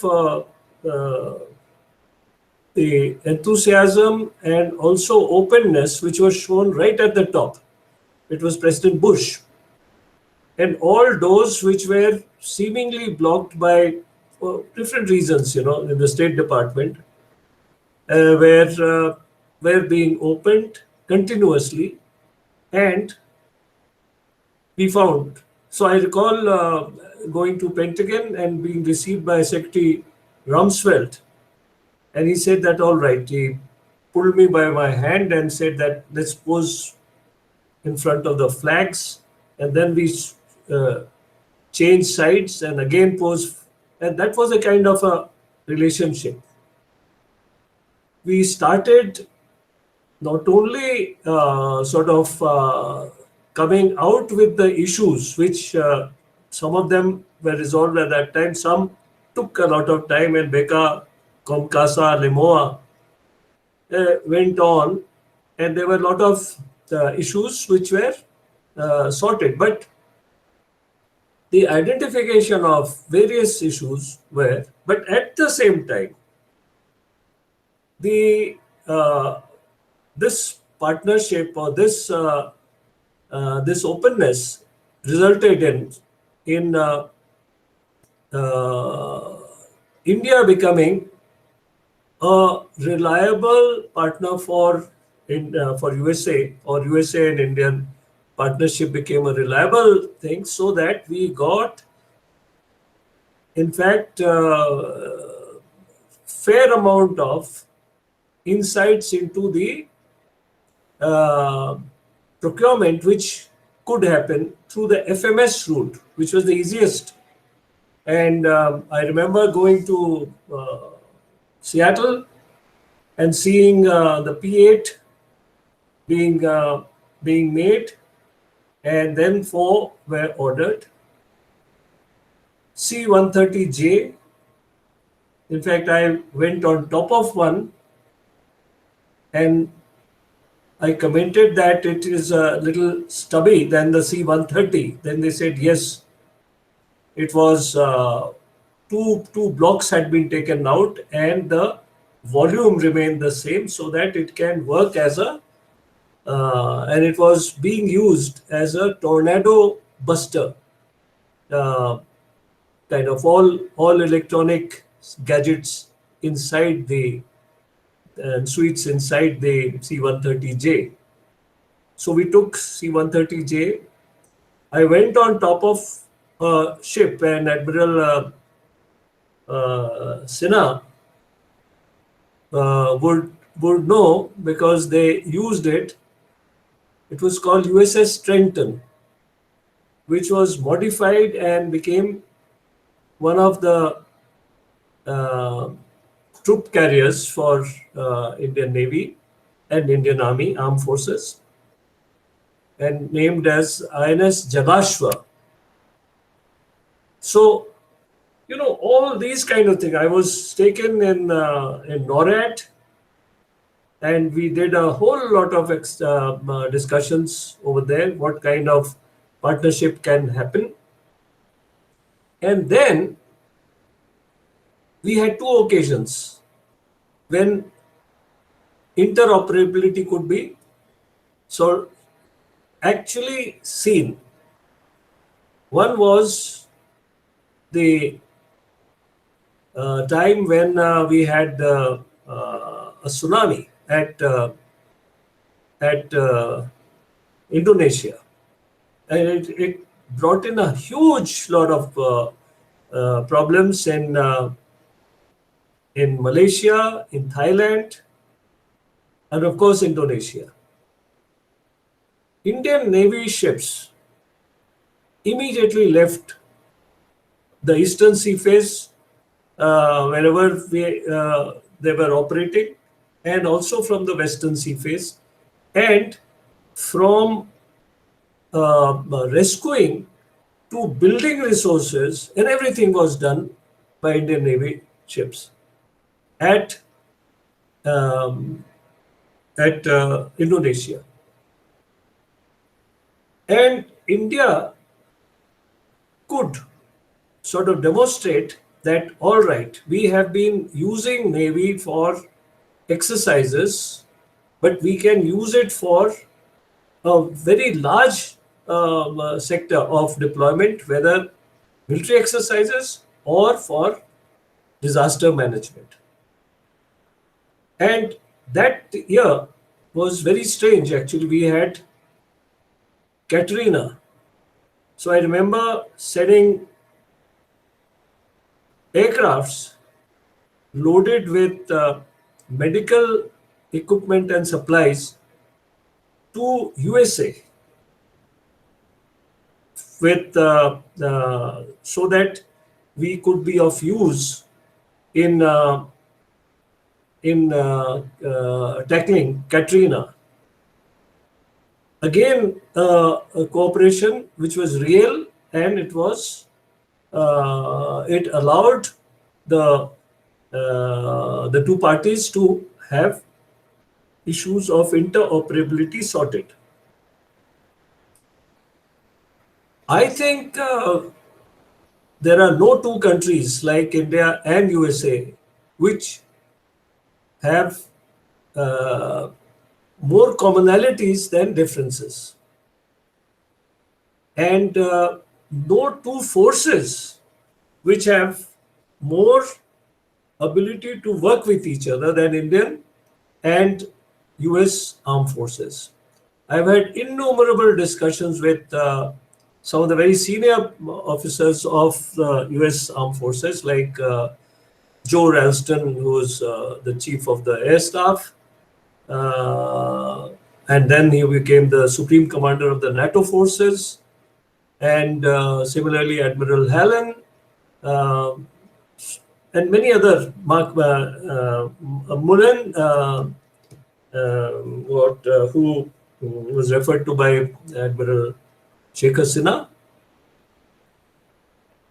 And we had enormous amount of discussions as to how operations could become easy and perhaps with less formalities. Yet there were a lot of it. There were a lot of things to straighten. I remember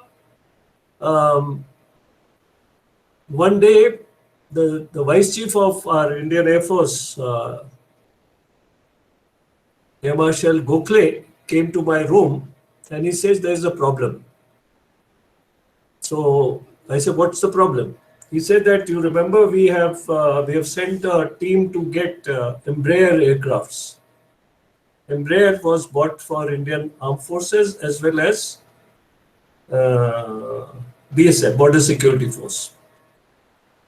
And our team of the Air Force had gone to pick up the Embraer from Brazil. But at that time, when the handing over was already done, but they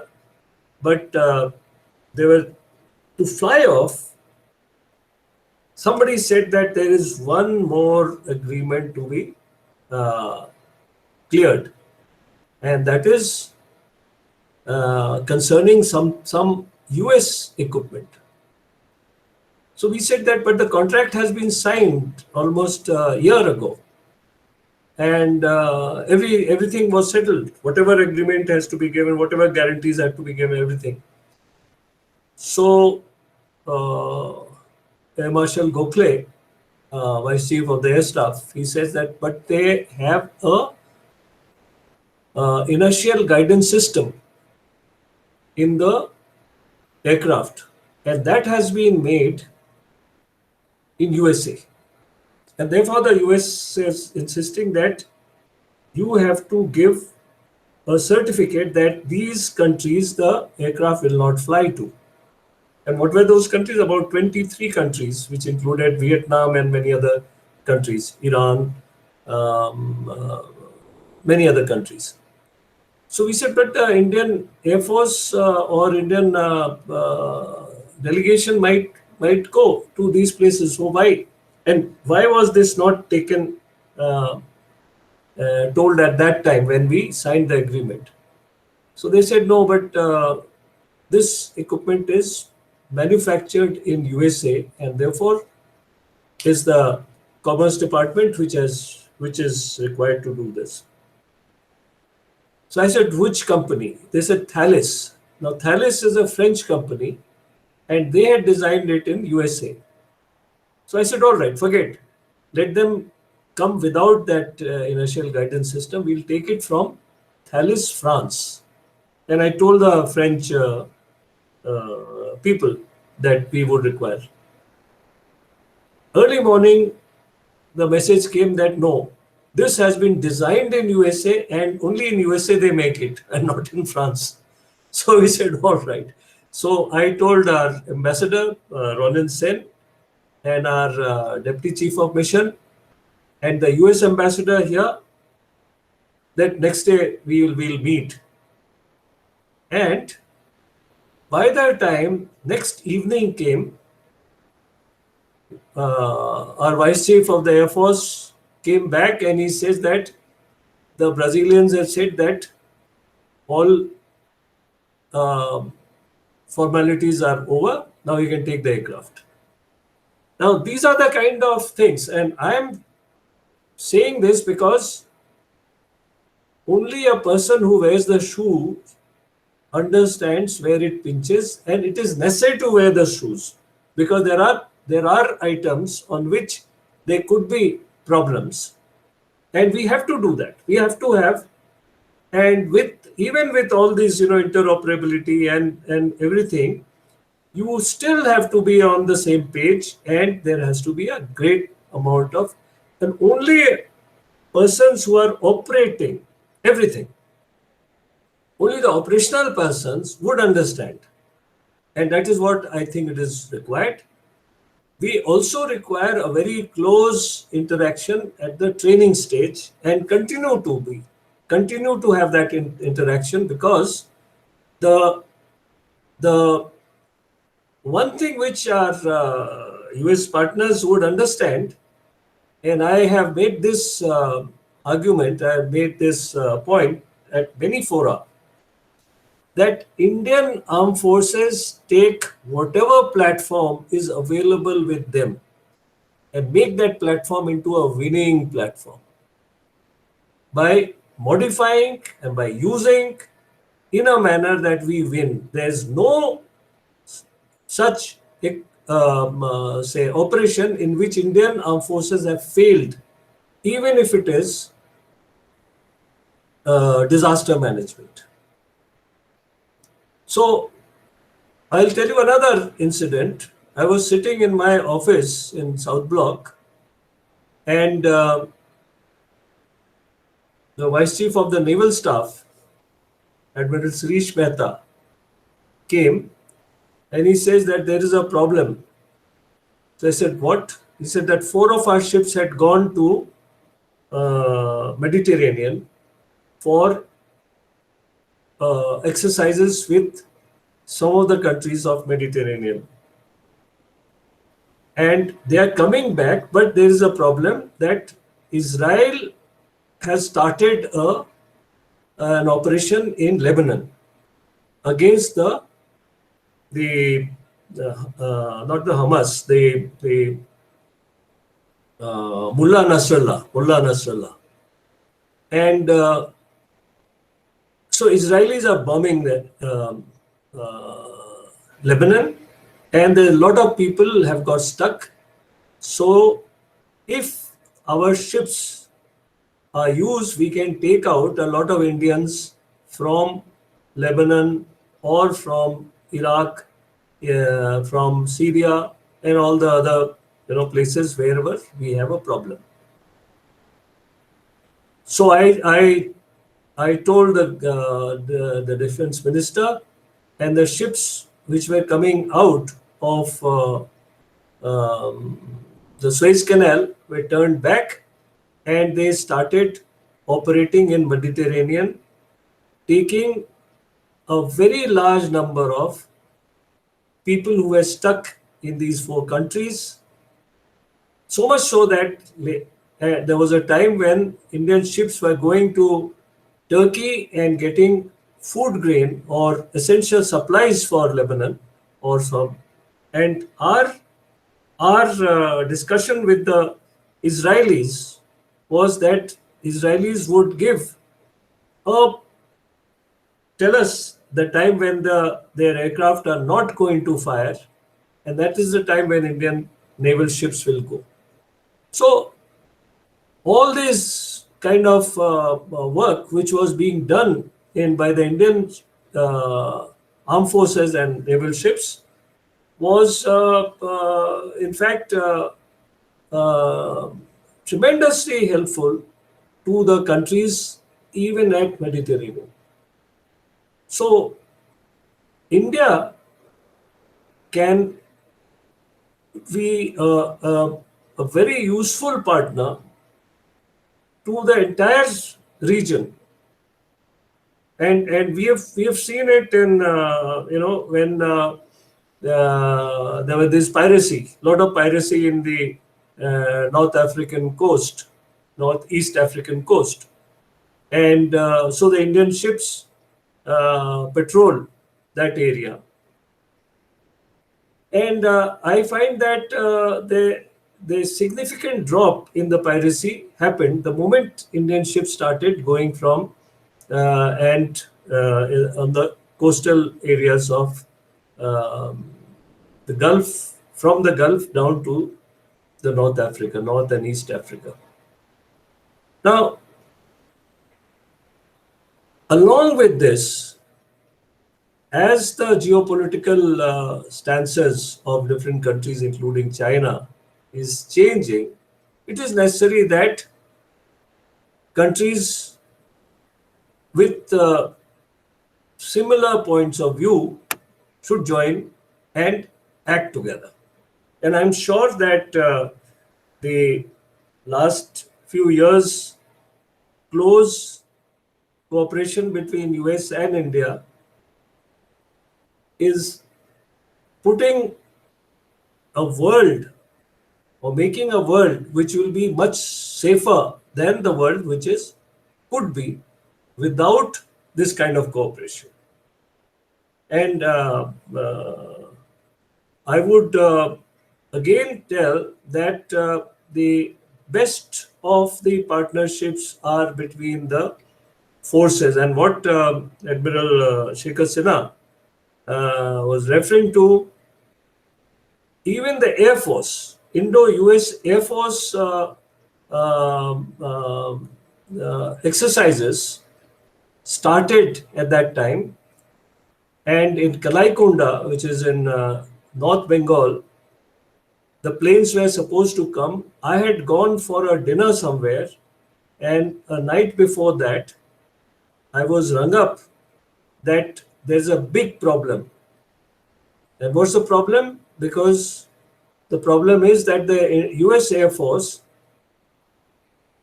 will be coming in that area, and there's a political opposition to this.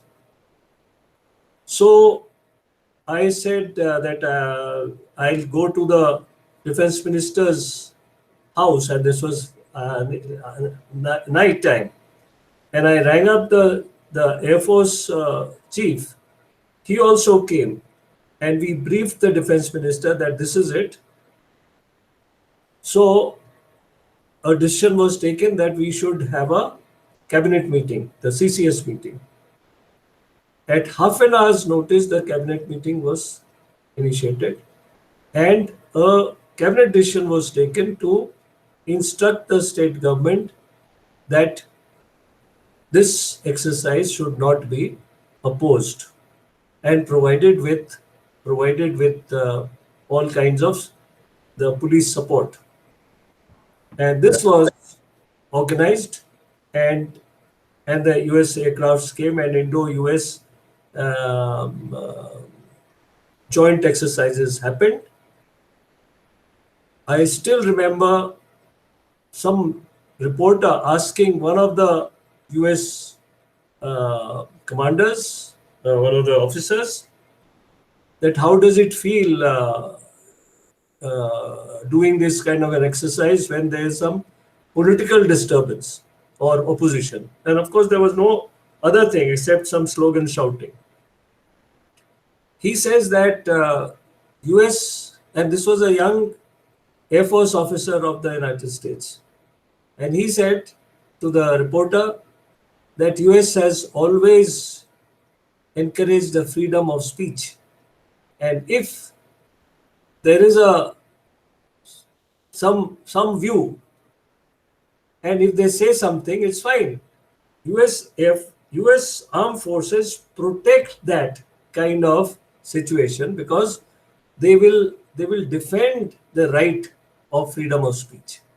And I thought that this was a fantastic answer given by a young officer. The tenets of the basic democracy, which is supported by the US armed forces, and the same thing which is done by the Indian armed forces. So huge activities can happen in all the length and breadth of the cooperation areas. Quad and all other exercises should be formalized, and and there should be huge sort of understanding between the three forces working together. I mean, and off and on, and it should not be one-off that once a year this happens. It should be for different kind of exercises, different kind of objective.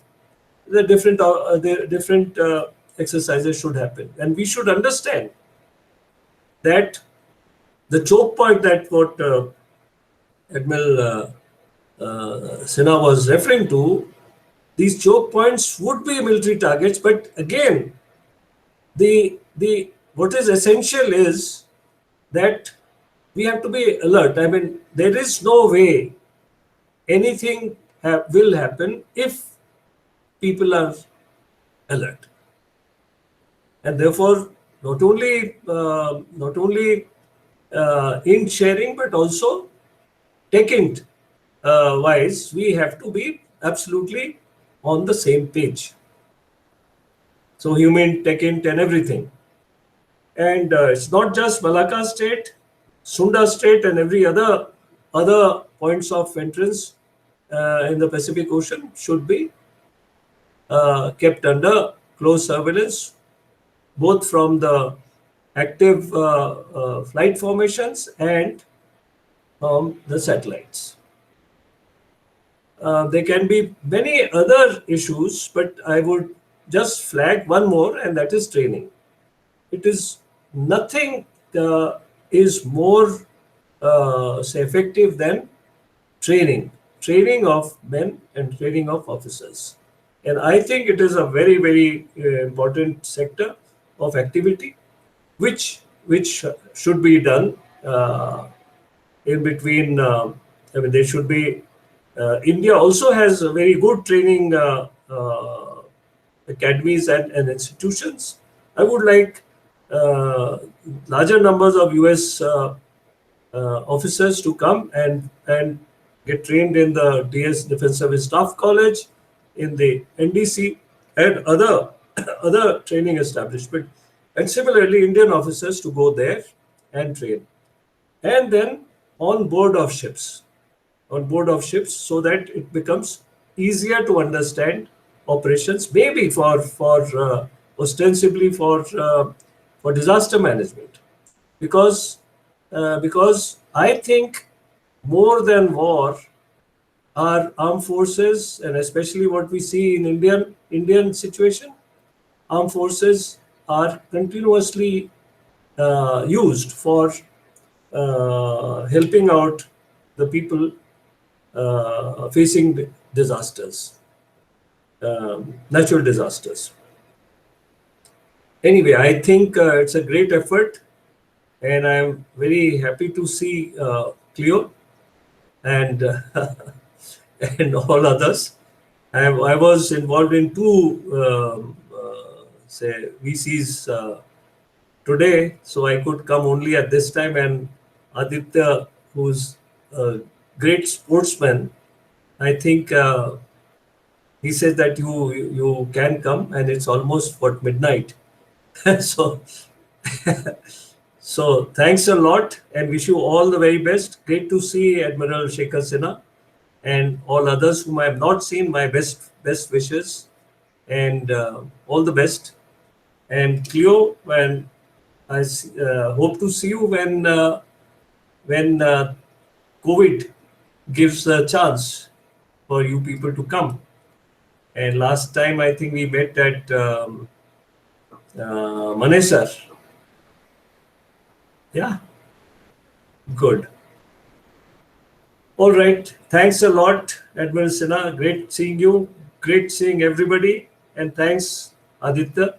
And thank you, all of you young people, because there are a hell of a lot of interesting anecdotes, and I've enjoyed my discussions with my US counterparts. Wonderful, absolutely, and they're very, very fine people. All the best. Good night.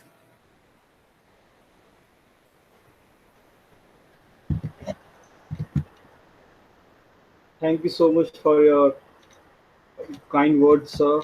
And so with that, we come to an end of our fifth and the final session of the conference. It has been an incredible session, and we are provided with lots of facts, information to think about and to take into consideration as well for our research work.